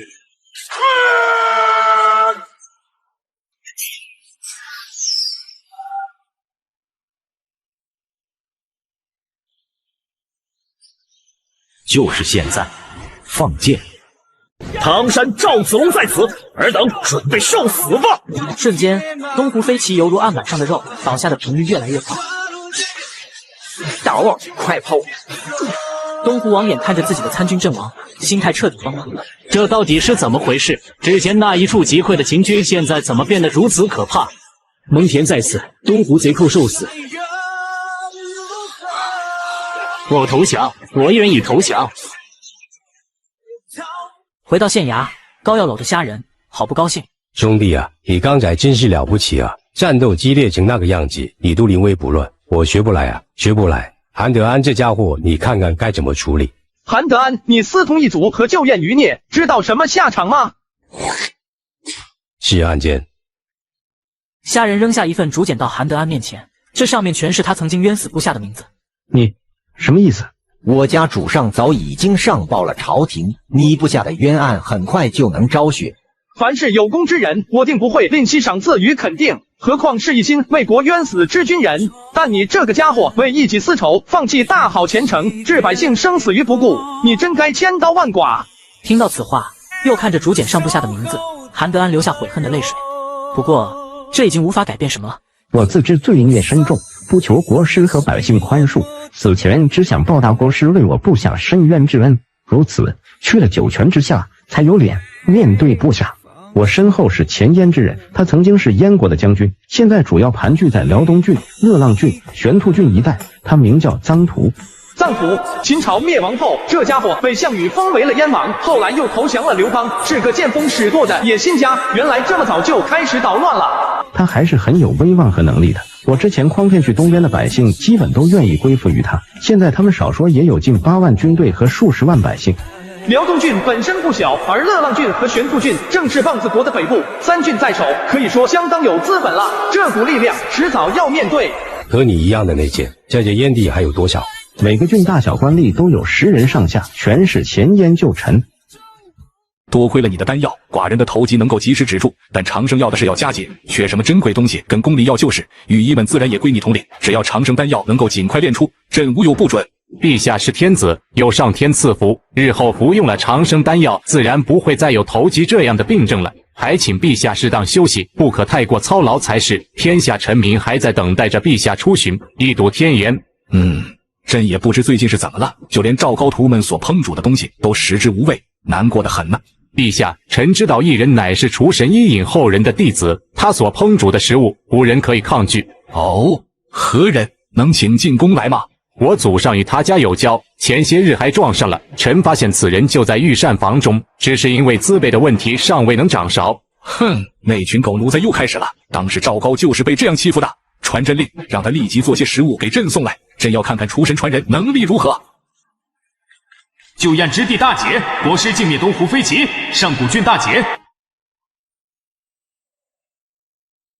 东湖猖獗多年，如今被玉帝连根拔起，此真乃万世之功。来人，拟旨，国师驱逐蛮夷，保我大秦边境太平，朕甚慰。赏万金，宝物10车，地狱1000人，还望国师勿忘家国，继续稳定燕地。确认了圣旨后，嬴政又看向殿下的徐福。爱卿为我送上良药，可谓鞠躬尽瘁。现在朕身体欠安，好些政务忙不过来，你就暂领一个太仆的头衔，帮朕料理一些事情吧。听到这句话，徐福欣喜若狂。他没有想到自己的升迁来得如此之快。太仆权力虽然有限，但也是9卿之一。明明是虾人立了大功，为何升官的却是这徐福啊？经过东湖一役，虾人在燕地的名望与日俱增。短短月余，上古郡已经成为了燕地的人口重镇。大哥，招兵之事如何了？贤弟安心，我军新增1万余人，10万雄军指日可待。操练方面有子龙兄弟在，我军的马术和枪戟之技也日渐成熟。王芬、王离命你2人即刻领5万人马进驻渔阳郡，好生安抚当地官吏民众，为我军东进铺平道路。1月后，我便领军来与你们会合。几人领命离去。高要看四下无人，缓缓开口：“兄弟啊，嬴政的赏赐虽然大方，可我总觉得哪里有问题，是不是朝廷出什么事了？”陛下如今对我已经是赏无可赏，所以只能赐下财物及婢女，不然还怎么样？哪还有官升啊？兄弟说的是，我们索性在燕地多待几年，等嬴政时候，谁知又是怎样一副光景。自从徐福得宠，他府上每日拜访之人络绎不绝，各种礼物也是塞满了院落。恭喜大人荣登太仆，日后我等定鞍前马后。虾人已经远离朝政，现在正是太仆大显身手的时候。只要是太仆之令，我等无有不遵。这些谄媚的官员大多有爵位在身，自从虾人的推恩令实施以来，双方可谓水火不容。可又忌惮于虾人的地位和嬴政的支持，一直敢怒不敢言。现在徐福的上位，让他们终于发现了一丝曙光。我深知诸位对那虾人的政令恨之入骨，在下不才，愿与诸位共进退。当然，日后也希望各位多多支持，我等同舟共济。谢太仆成全。送走这些人后，藏于暗处的易小川才从后堂走出。徐公，嬴政今日如何？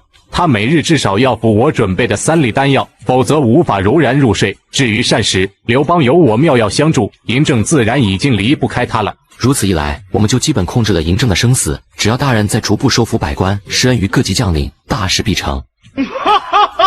有小川替我运筹帷幄，何愁大事不成？你知道吗？刚才负责咸阳戍卫的将领也来依附了。徐福得意地述说着刚才到场的官员家事，然而易小川只是笑而不语。他的想法依然没变，希望历史能回到正轨。所谓徐福不过是跳板而已，只要时机一到，他就怂恿徐福毒死嬴政，让天下提前大乱。幕僚清查了上古郡的民籍，发现很多丧夫之女，生计无以为靠，而我军中不少也是光棍，你们就当个媒人，给他们在此立个家吧。主上为蒙家军的将士拉媒，这便是让他们在此处安家了。而上古郡又是燕地门户，如此一来，3郡将士无论出于公还是私，都会死守上古郡。往东则无后顾之忧，往西则是坚城堡垒，雄视天下。还有陛下赐予我的那1000婢女，也都让他们成家去吧，也不必当下人了。主上英明，属下立刻去办。数日后，上古郡里的婚事渐渐办完，新君在赵云调教下也终于有名有利。明日便是与王家父子约定前往渔阳郡的日子。上古郡就交给你镇守，所留兵将都是新婚之人，交给你了。诺，末将绝不让少将军失望，祝少将军凯旋而归。连坐之法虽然严厉，但眼下就验余孽未灭，尔等还需用心执行。发现有人不对，定要仔细甄别，更不可让敌人奸细混入其中。传令下去，明日大军开拔，前往渔阳。2日后，虾人所领大军正式进入渔阳郡。在少奇的通报下，王家父子也领着大小官吏出城迎接。国师安康，2位将军辛苦了。我与父亲备下了一礼，还请国师笑纳。即是2位将军心思，定不是什么黄金珠宝之类的庸俗之物。王家父子默不作声，一路带着虾人进入渔阳县衙，把那几个家伙带上来。不多时，几个被捆绑的落魄军士便被拉上了堂。我大秦国师在此，还不跪下？国师，这几个家伙可不是虾兵蟹将，手下士卒抓住他们时，发现这些家伙盔甲精良，马匹健壮，定是叛军的重要将领。要杀便杀！你们这些禽狗，休想从我口中得到半分情报。这份厚礼我收下了。2位将军才来，渔阳越余便俘虏了叛军的重要将领，如此大功，我必上奏陛下。这几个家伙真是宁死不屈，对他们又打又骂，又上了那么多刑。难受的是，为了情报还不能打死，这难受劲，还是用一刑吧，定叫这些贼兵痛不欲生。无非就是折磨肉体。来啊，老子要是哼一声，就不是娘生的，奈何不了老子，开始头疼了。来，把我腿砍去！你们秦人就喜欢用这些毫无人性、残忍的刑法控制天下人，老天迟早亡了你们那禽兽般的朝堂！哈哈哈！你刚才说大秦刑法毫无人性，似乎很是鄙夷啊！哼，正是此意。除了用这些对付敌人，你们这些禽狗还能有什么手段？和你打个赌如何？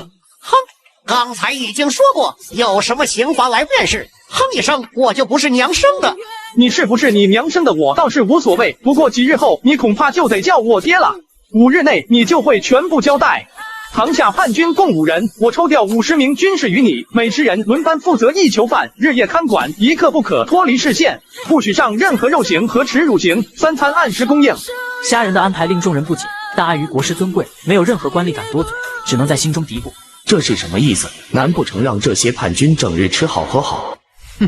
想要怀柔你家爷爷们吗？先说好，我们的饭量可是很大的。几个叛军的嚣张气焰更甚，在他们眼里，虾人不过就是个白面书生罢了，真是百无一用。既然你看不上秦法，那我换个时代，拉下去吧。蒙家军士卒即刻照办，叛军将士随即被架走行刑。给我听清楚了，从此刻起不准他们睡觉，一刻也不准，只需用尽手段叫醒就行。若是他们无法忍受而自尽，则立斩行刑官项上人头。啊！他自尽，干我鸟事啊！斩我！走去军营看看，顺便说说近来的军情。禀国师，我是在接近右北平郡的边境上遇到这股叛军的，但是他们并不像是来抢地盘人口的，而是护送商队的轻骑。商队？没错，他们好像是想护送商队到渔阳郡来售卖鹿皮换钱。我在当地打听了一下，东方3郡的鹿皮都是上乘之物，在燕地极受欢迎，只是数量不多，每次都被有钱的商贾重金抢购。看来那群家伙很是缺钱啊！在这个时代，上到一国之君，下到百姓黎民，都只认铸造的铜币。大秦横扫6国后，更是只用名为半两的货币。东3郡相比这天下不过沧海一粟，加上各种资源的限制，他们也不得不遵守这铁一般的规矩。要知道，即便是叛军也是发饷钱的啊！想到这，虾人笑颜逐开。不战而屈人之兵，善之善者也。王家父子一时间云里雾里，不知道虾人葫芦里卖的什么药。只有孔明嘴角浅笑，仿佛明白了虾人接下来要干什么。主上大才，叛军覆灭之日不远矣。求你们了，让我睡一会吧，不然杀了我也行，杀了我吧！居然还有人求别人杀了自己，这种要求我这辈子都没有见过。杀了我吧，求你们杀了我吧！这2日，只要他们一闭眼，不是被叫醒打醒，就是一盆刺骨的冷水奉上。终于，第3日的午时，在叛军将领的哀求下，他们终于被征服了。我都说，你们想知道什么我都说，让我睡会吧，大哥，只要让我睡会儿，一会在公堂上一定知无不言。叛贼已经就范，快去通知国师，可算是累死我了，我这想上人头算是稳住了。你让我很失望啊，还以为你会熬到第5日呢。爹，我错了，爷爷，让我们睡会吧。想睡也不难，说说你们的身份，隶属于何人？现在东三郡的情况如何？醉将隶属于桑土麾下的骑兵营，此番是奉命护送我军南队保佑北平郡和渔阳郡贩卖鹿皮以充军资的。而且不止我们这一支，算日子这些天还会有好些人前来贩卖。如今东方三郡非常太平，可是今年收成不高，只能勉强支撑到年末，所以出来卖货换钱。都算到未来可能缺粮了，都不去右北平郡掠夺百姓，你们那个韩广确实知道民心更为重要啊。是，韩大人向来爱民如子，桑图大人虽然粗暴些，但是军中法度也很公平，大家也是服气的。我还知道韩大人最近又纳了几个姬妾，据说他身体不好，还没有子嗣。通过这些话，虾仁好像捕捉到了什么了不得的信息，而他们好像也就知道这么多了。行了，让他们回牢继续睡吧，这些事情我会派人核实，若有假话，哼，你们懂的。爷，我们不敢撒谎，都是真的。快走！我以后再也不熬夜了，一定会认真对待每次睡眠。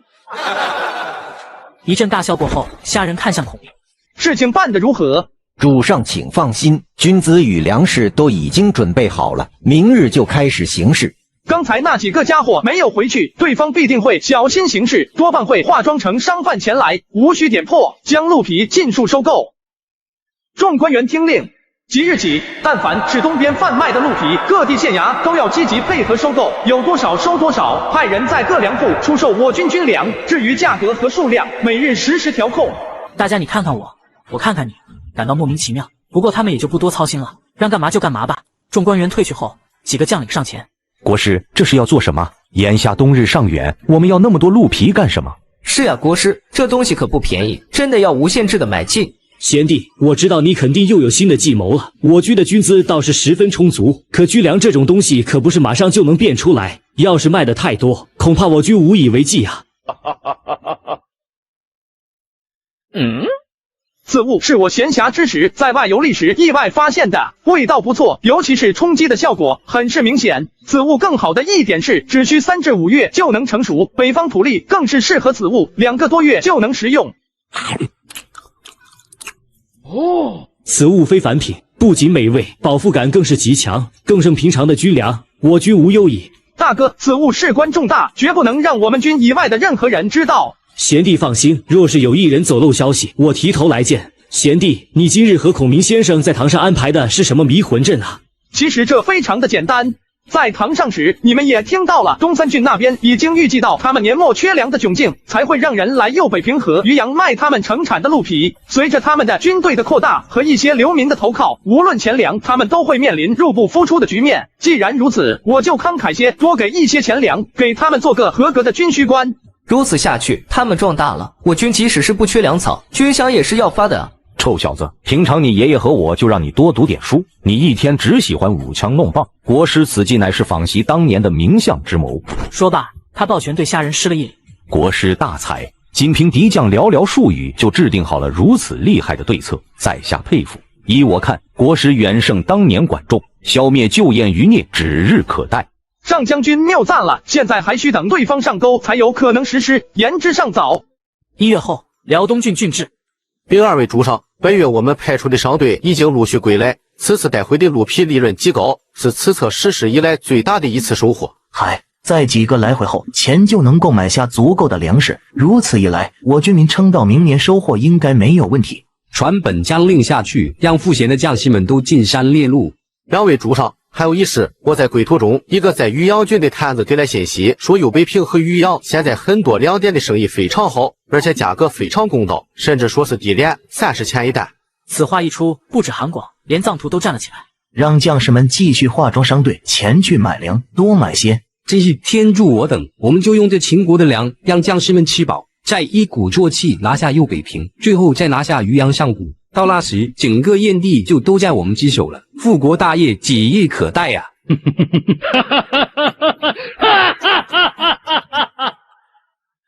我们的复国大业指日可待呀！不对呀，鹿皮好卖也就罢了，可这粮价怎么这么便宜？莫不是其中有诈吧？我说你们这些读书人真是麻烦，粮价为什么低？这还用说吗？说明今年秦国大丰收啊，卖不出去，因粮仓里烂掉啊。你总是这样。现在我们是在做大事，凡事都得三思而后行。你向来看不明白这天下的变幻。我听说你又征募了5000人是吧？如果没有好意见，你就去操练新军。作为一个大老粗，藏图最不能忍受的就是韩广这种读书人看向他的眼神，犹如看个智障。嗨，之前说好的军队由我来管，现在你又来多管闲事，操不操练新军，难道我会没有安排吗？粮食既然便宜，那还需要考虑什么？买来便是。现在投军的人越来越多，难道让大伙喝西北风吗？还有，要是没有我，这春春山河是怎么打下来的？我们能有今天吗？一天拿些破书摇头晃脑，就当自己有名气风范了？我，呸！你，呵，没理了吧？藏图昂着头看着远去的韩广，感觉自己好像又打赢了场仗似的。而门外的卫兵听着藏图的大嗓门，感觉心事重重。哎，两位主上现在吵架的时候是越来越多了。你管这么多干嘛？叫我们干什么就干什么，反正有粮了，肯定能顶过今年。你别一天抽着个脸，你又不是不知道，藏将军脾气不好，哪天他看着你这张脸一巴掌下来，不死也得掉2颗牙。虾仁和孔明站在渔阳县的城头上，看着一脸欢喜的商贾拉着满载粮食的大车离去。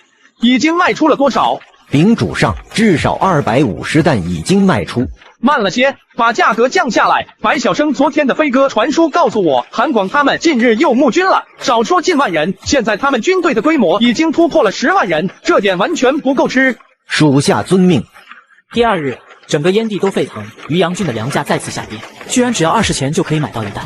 兄弟，你看这些粮食有多丰足，建议我又募了1500，正该加紧操练，干脆抢在冬天前拿下右北平吧。哎，难道之前真是我多虑了？有粮自然是好，刚才你的提议也甚合我心。1个月吧，用1个月操练新军，然后拿下右北平，以后买粮还能尽显。韩广这些天里已经被无数的钱币和堆积如山的粮食冲昏了头脑，虽然他没有想明白为什么现在秦国的粮价如此好，但还是和藏图达成了下月出兵的一致意见。半月后，叛军人数已至15万，预计月底前进攻右北平。通知两郡所有粮店和县衙：第一，不再购买鹿皮，再便宜也不买；第二，不再出售粮食，给的再多也不卖，违令者斩。通知王奔和蒙恬他们，明日全军向右北平郡进发。收网的时刻终于到来，虾仁也终于露出了他的獠牙。15万大军每天要消耗多少粮食，更别说还有数十万百姓们需要养活。这手突然断粮，可谓狠辣至极。按照孔明先生的筹算，现在卖出去的粮食最多能让韩广他们的军队省得吃食1日。在这种情况下，他们必将提前来犯，还得了着肚子打仗。国师真是厉害，一买一卖之间，居然就令敌人走投无路，在下真是佩服得起。小意思，谁让他们贪婪无知，急着扩充军队？在这个世上，并不是越多越好的，得知道自己口袋里有多少本钱。为什么买不到粮食？不是早跟你说过，钱不够去府库取便是。主上，不是钱不够，是根本买不到啊，有钱也买不到啊。右北平和渔阳的粮店突然全部停止售卖粮食，很多地方甚至连店铺都关了。韩广心中复盘了一下全部过程后，终于发现自己中计了。特么的，用鹿皮换了这么多钱币有什么用啊？埋土里也长不出粮食来啊！悔之晚矣，悔之晚矣啊！难道就是那个击破东湖飞起的虾仁？他思来想去，能想出如此巧计的，恐怕就只有此人了。糟了，大事不妙啊！你胡说什么？我们是凭什么走到今日的？不是你打下的领土，是我们对这些前燕救民的负过承诺啊！要是我们为了节约粮食，让士兵们回家，而任由他们去饿死的话，我有那个叫虾仁的打过来，我们很快会死于兵变民变之中啊！平日嚣张跋扈的藏图现在被吓得脸色发白，大脑也是一片空白。那我们现在怎么办？现在只有立刻领军向右北平挺进了，毕竟快速攻下城池才能得到粮食来缓解目前的情况。我现在就去军营，我和你同去，最迟明日一早我们就要出发。右北平的边境上，虾仁已经令全军开始挖沟扎营，连茅房都安排得有井有头，看样子是准备在这打一场耗时的拉锯战。巡视过军营各地的攻势情况后，虾仁领着众将来到了大帐之中，随后看向了王离。考你，现在我在干嘛？经过之前的不断购粮 ，C 军肯定会扩张军队数量，但是国师又突然不再卖粮，对方肯定会惊慌失措。为了缓解粮食快速耗尽的危机，他们只有一种选择，就是领军来攻占右北平。只有如此，才有可能得到新的粮食，好维持他们如今的规模。不错，基本正确。为将者可不光只有在战场上的打打杀杀，运筹帷幄才是制胜的根本之道。谢国师教诲。传令下去，全军继续加固深沟高垒，我等静等敌军到来，吉时到来，坚守便是。我定要先饿他几天。5日后，韩广和藏图终于到了右北平的边境，发现继续前进的必经之路已经被一座很大的军营占据。完了，我就知道可能会这样。依我看，先强攻一波，看看对方实力如何。我看左侧军营防守薄弱些，就先攻左门。说罢，藏图点了3000兵将，让他们去试试虾人实力。虾人所设大营的正中央铸造了一个高台，便于远眺敌情。来了，大约3000人朝左侧寨门来了。左侧有贼军来袭，大家准备布阵。命令一层层下达，赵云新练的3000枪骑兵也在各自上级引领下来到了左侧寨门坚守，身后高台之上的弓弩兵更是蓄势待发。放箭。后方的弓弩兵也是先放的迎替敌军，仅仅1刻钟不到，叛军就有点招架不住。杀！必须重进营寨。领军的将领更是亲手斩杀了几个逃跑的士兵，这前有狼后有虎，他们也只能硬着头皮。退回去是死，往前冲也是死。我们这第一波明显就是给对面刷经验包的。这些天，叛军士兵1日只有1顿饭可吃，军心崩溃近在眼前。不能再这样下去了，不如我们诈降如何？怎么诈？我这些役看他们军纪严明，继军机人定是大才，恐怕没有那么容易得手啊。这样，我亲自去谈判，探探虚实。对方是朝廷军队，应当不会斩杀使者的。兄弟啊，全靠你了。我的情况你是知道的，没读过几本书，还等你回来给我出谋划策。我去会会这个叫虾人的家伙。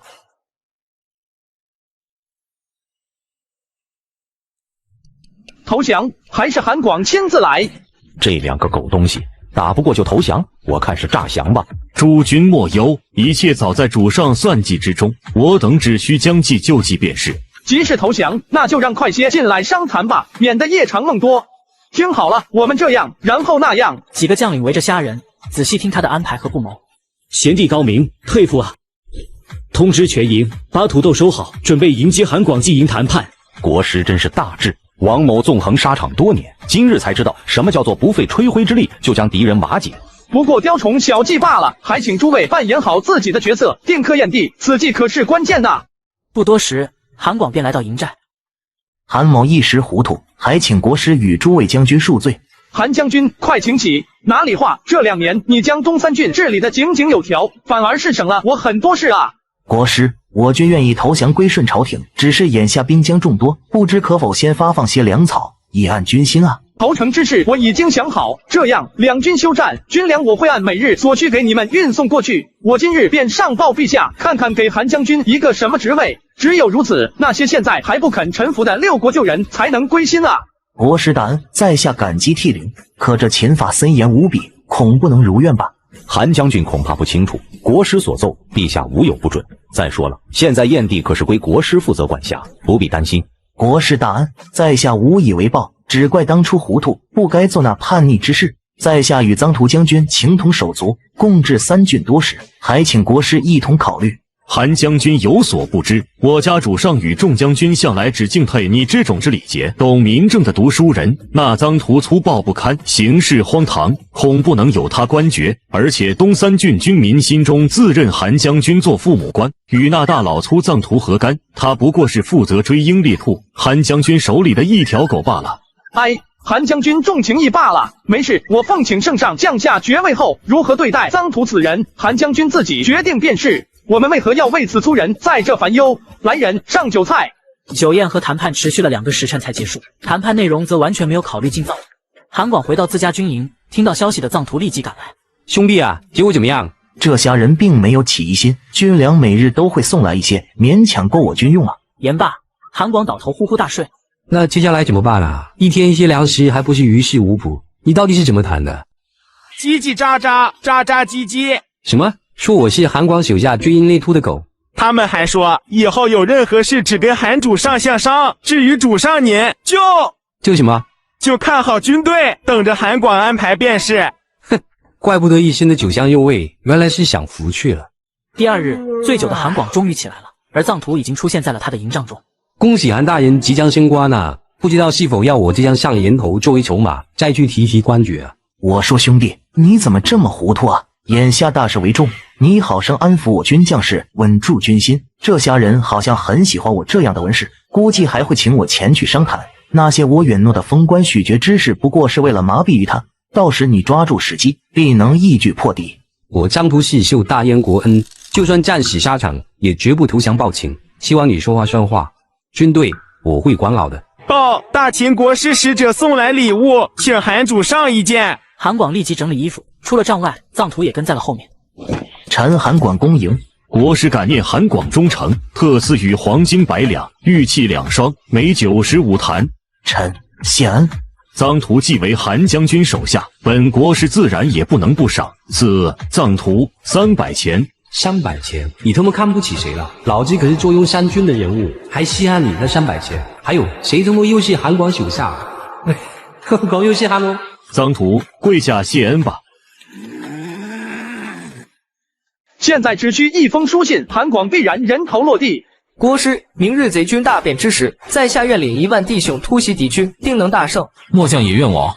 诸位将军胆气十足，愿意为国家立功灭贼，我岂能不知？不过韩广死后，还是放臧荼离去吧。现在还不是一举歼灭他们的时候。这是为何？如此败军，绝对可以来个乘胜追击啊！若只是放眼当下，我军的敌人似乎只是对面的叛军，但你可曾想过，我们这些日的离间，不仅是要置韩广于死地，更重要的是他死后会发生什么。韩广一死，我们也自然不可能再为他们提供粮草，臧荼必然领全军退却。此人只懂军阵之事，治理地方的能力远不如韩广，加上脾气急躁，为了维持手下军队的规模，一回到东三郡，肯定会放纵士兵抢粮，骚扰百姓。到那时，东三郡的军心也许能保住，但是民心必然崩溃。民心不在，何谈大业？到那时，我们再率军前往讨伐。如此，燕地大定。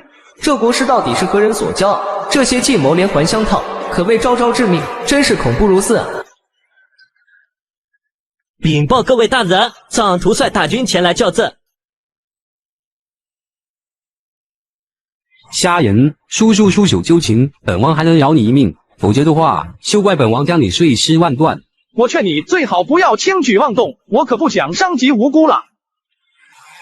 竟然藐视我，给我杀！顿时，数千骑兵从侧翼冲了过来，对虾人展开围攻。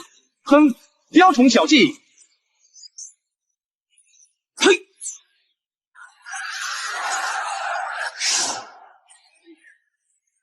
嘿！嘿！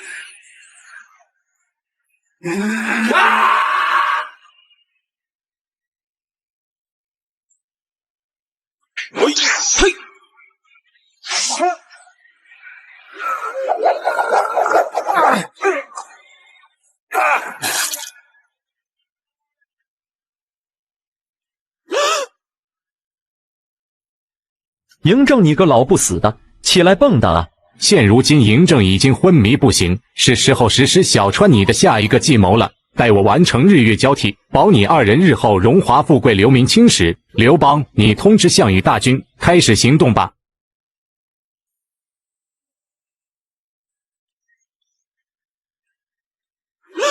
你竟然会万人敌！还有谁？众人看到虾人的表现，心中震撼不已，这完全就是一个杀神啊！蒙家军，随我杀入敌阵，破敌！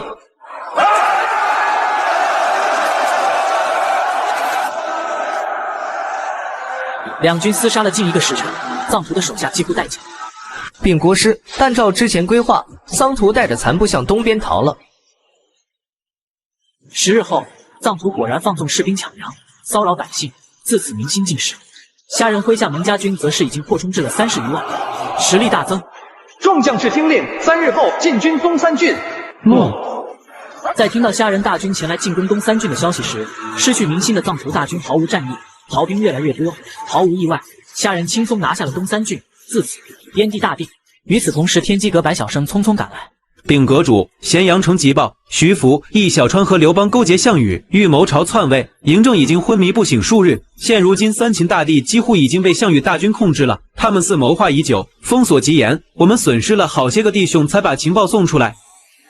萧然，我一定会让历史重回正轨。易小川，你凭什么说始皇是暴君？我协助始皇平天下，就是在助纣为虐，违背历史原有运行轨迹。可你看看你现在都在做什么？2日后，夏人率领30万大军，开始从燕地朝着咸阳进军。此行他也没有想历史上那些人搞什么秦王之类的虚伪口号，他的目的很明确，解救始皇，更为了华夏大地和芸芸众生，绝对不可能易小川、徐福继续这么祸害下去。大军一路浩浩荡荡开到了函谷关。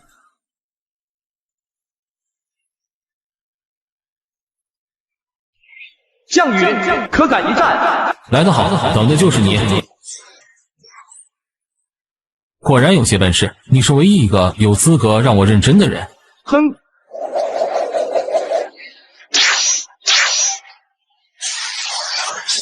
强大的力量震慑的周围无人可靠，无论是敌方还是敌人，他着便是。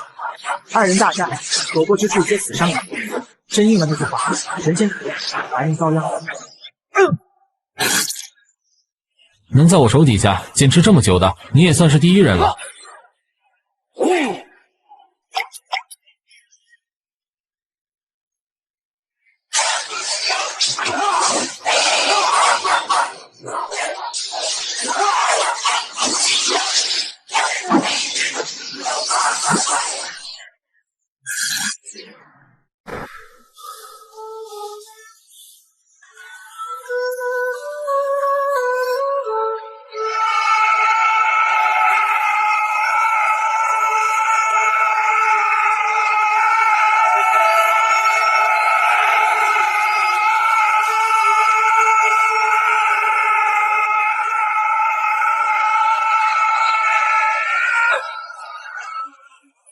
我虽死，却还是西楚霸王。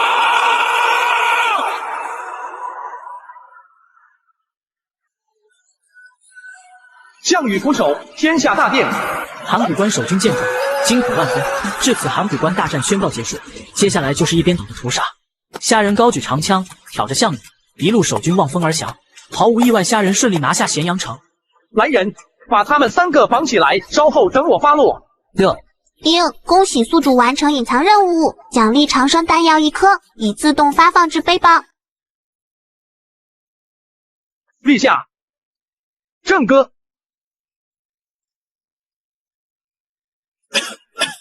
陛下，你醒了。玉帝，你终于回来了。现在宫里什么情况了？郑哥，你放心，叛军已经全部拿下了，反贼徐福等人已经绑在殿外了。朕一生纵横捭阖，灭6国，统天下，自认为功盖3皇5帝，这天下没有朕做不成之事。可唯独这长生不老，成了朕一生的执念与悔恨。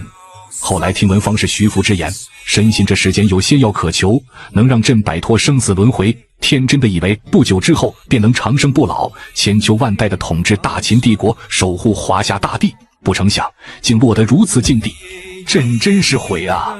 悔不该轻信那些虚无缥缈的传说，悔不该把希望寄托在这根本不存在的仙药之上。朕若能早些醒悟，把这些精力都放在治理国家上，或许大秦会更加繁荣昌盛。如今朕大限将至，可这大秦的江山社稷还能千秋万代吗？朕不甘心呐！对了，玉帝刚才给朕服下的是何丹药？怎么感觉身体忽然强壮不少？比之数年前感觉还年轻了。那便是世间唯一的1颗长生不死丹药，陛下的大秦一定可以千秋万代。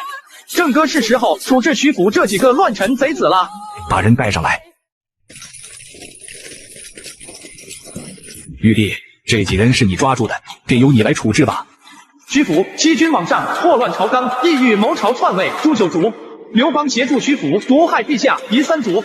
易小川圣母罪加绿茶罪，4斩立决。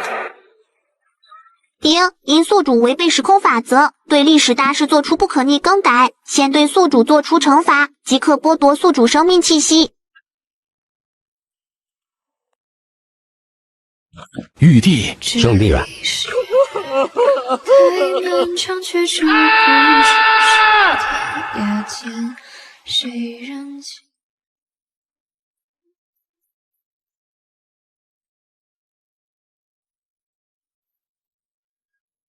其实明月乱世几风雨，尽管月冷照见离人魂，剑影刀光交错了红尘，谁在城楼守望那星辰？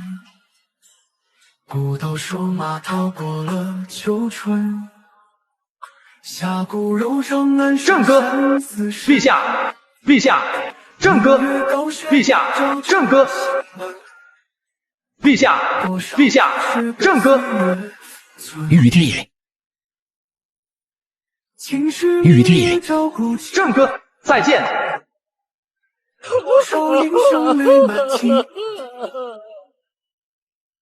朕统六国，天下归一。祝长城以镇九州龙脉，为我大秦，护我社稷。朕以始皇之名在此立誓，只要朕在位一天，便当首虎开疆，扫平四夷，定大秦万世之基，佑华夏永世不衰。此事日月为证，天地共鉴，仙魔鬼神共听之。玉帝，朕会等你归来，哪怕千年万年。